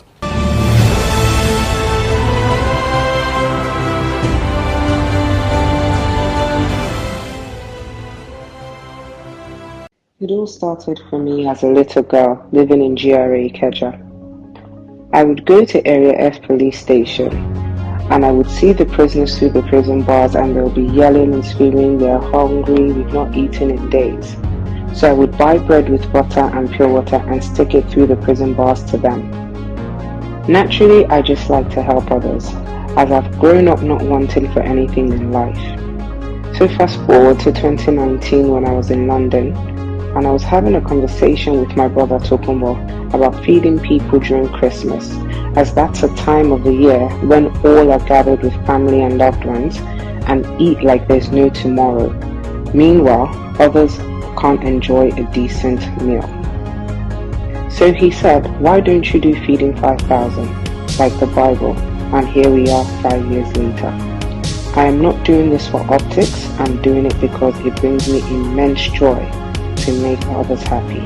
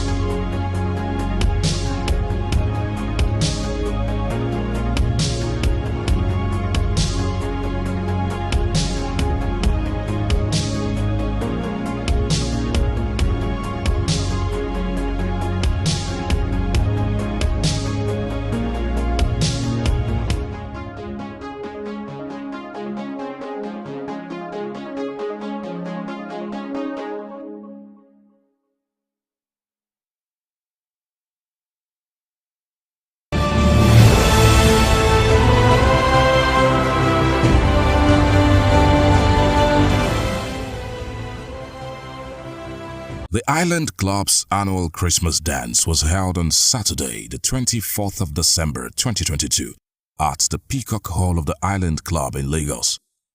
The club was founded on Friday, the 29th of October 1943 by 50 Nigerian and non-Nigerian distinguished gentlemen in the private residence of the late Mr. Ladipupo Odunsi. Among those distinguished gentlemen were Sir Ojukwu, Sir A. Omolulu, Dr. R.O. Balop Cole, J.F. Winter, H.C.B. Denton, F.H. Bowen, Sir Ernest Cooley, Sir Louis Mbaifo, Chief J.K. Randall, Chief W.H. Bani and Percy Savage. The first chairman of the Island Club was Sir Adeyemo Alakija. The objective of the founders was to promote good fellowship and interracial harmony. The membership of the club has grown from 50 in 1943 to the present figure of more than 7,000 today. There are thousands of members spread across the 36 states of Nigeria, Europe, the USA, and the Middle East. Over the years, the Island Club has contributed significantly to the development of Nigeria. The royal fathers of the day at the Island Club's annual Christmas dance were His Royal Majesty Oba Fataya Romire, the Ojora of Ijora Kingdom, and His Royal Majesty Omomubadenle Oyekon, the Onilade of Ilado. The Governor of Lagos State, Governor Babajide Sanwo-Olu, was also present at the event. Other high-profile guests were the chairman of Chisco Group, Dr. Chidi Anyebu, the chairman and CEO Biscon Communications, Prince Bisi Olatilo, among many others. Some of the trustees of the club present at the event were Shuaju Barrister Alex Duduyemi, GCOP, Prince Ademola Dada, GCOP. The Island Club's Christmas dance began with an electrifying performance by Juju music maestro King Sunny Ade.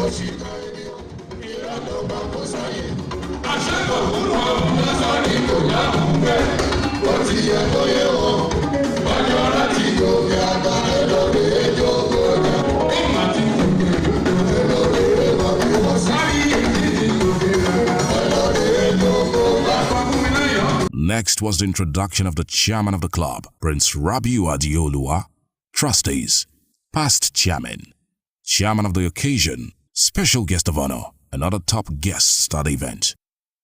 After the introduction, the donation of a car park project supervised by Prince Ademola Dada followed next. The national anthem was recited afterwards. The chairman of the Island Club, Prince Rabiu Adiolua, gave a speech during which he spoke about the proposed car site project. He finally thanked everyone present and wished them a Merry Christmas.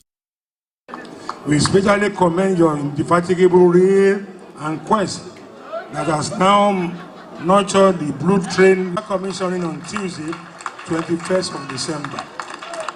This groundbreaking achievement will ease Rantor's patient bottlenecks, enhance productivity, and make life better for Lagos citizens. Sir, posterity shall forever be grateful to you for fulfilling this glorious task. Without a doubt, you have entrenched your indelible footprint on the right side of history, and we pray towards the positive attainment of your laudable policies, plans, and programs in the overall interest of our great state and the teeming masses. We specifically look forward to the imminent renewal of your mandate so that you can continue your excellent work and fulfill the aspiration and yearning of our people. We are immensely grateful to our distinguished members for the market given to the current management committee on May 13, 2022. I must also mention that this is my first Christmas Eve dance as the 33rd chairman of the historic Island Club. While thanking our past chairmen and officers of their fantastic record of devotion and hard work that has brought the dream of your founding father to reality. Indeed, their hard work has made Island Club a shining light and relevant factor in the social, political, economic development of Nigeria. We have contributed significantly by bringing Nigeria together, irrespective of their language, class, or creed.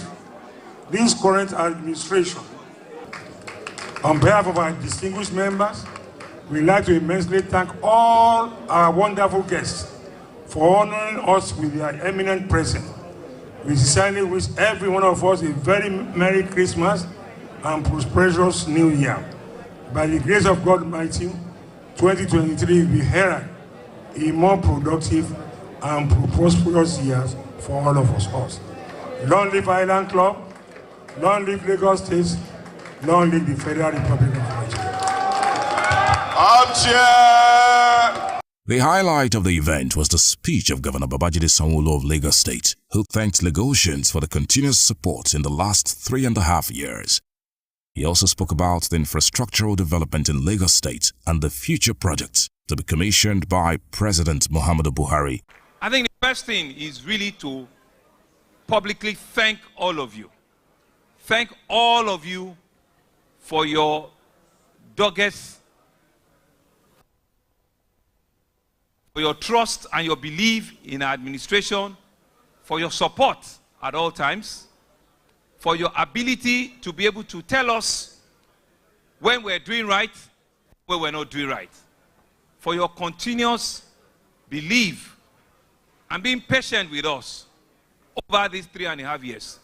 I want to publicly thank you all for holding the tenets of this club, for keeping the flag flying, and for continuing to ensure that Island Club continues to remain the foremost premier club, social premier club in Nigeria, all within 3.5 years. And so people can begin to see that we're building leaders of the future. We're building leaders that you will be truly proud of. We're building a city that will not only be resilient, a city that all of you will be truly proud of. An environment in which you will all look back and see that this government has created a new Lagos, a greater Lagos that you will be truly proud of. In 3.5 years, we've added over 4 new hospitals in Igondo, in Badagry, in Etiosa, in Ekpe. We're building the biggest mental health hospital in Ketu. We're building the biggest pediatric hospital in Mercy Children's Hospital in Lagos Island. We have seen what we have turned Adeniji Adele into. You have seen what we have turned Takpa Street into. You have seen what we are turning Obasekumade Road in Ikorodu.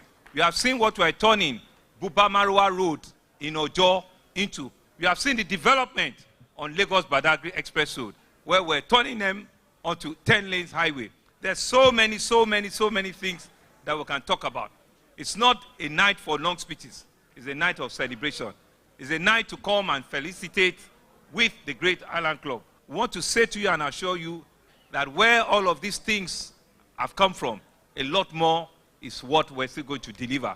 And so come next year, tell your neighbors, tell your friends, tell your children, tell your employers, tell your employees, tell your spouses that the APC in Lagos is a party that you believe will continue on the greater Lagos that we see rising, on a Lagos that will take you to the next level, on a Lagos that will provide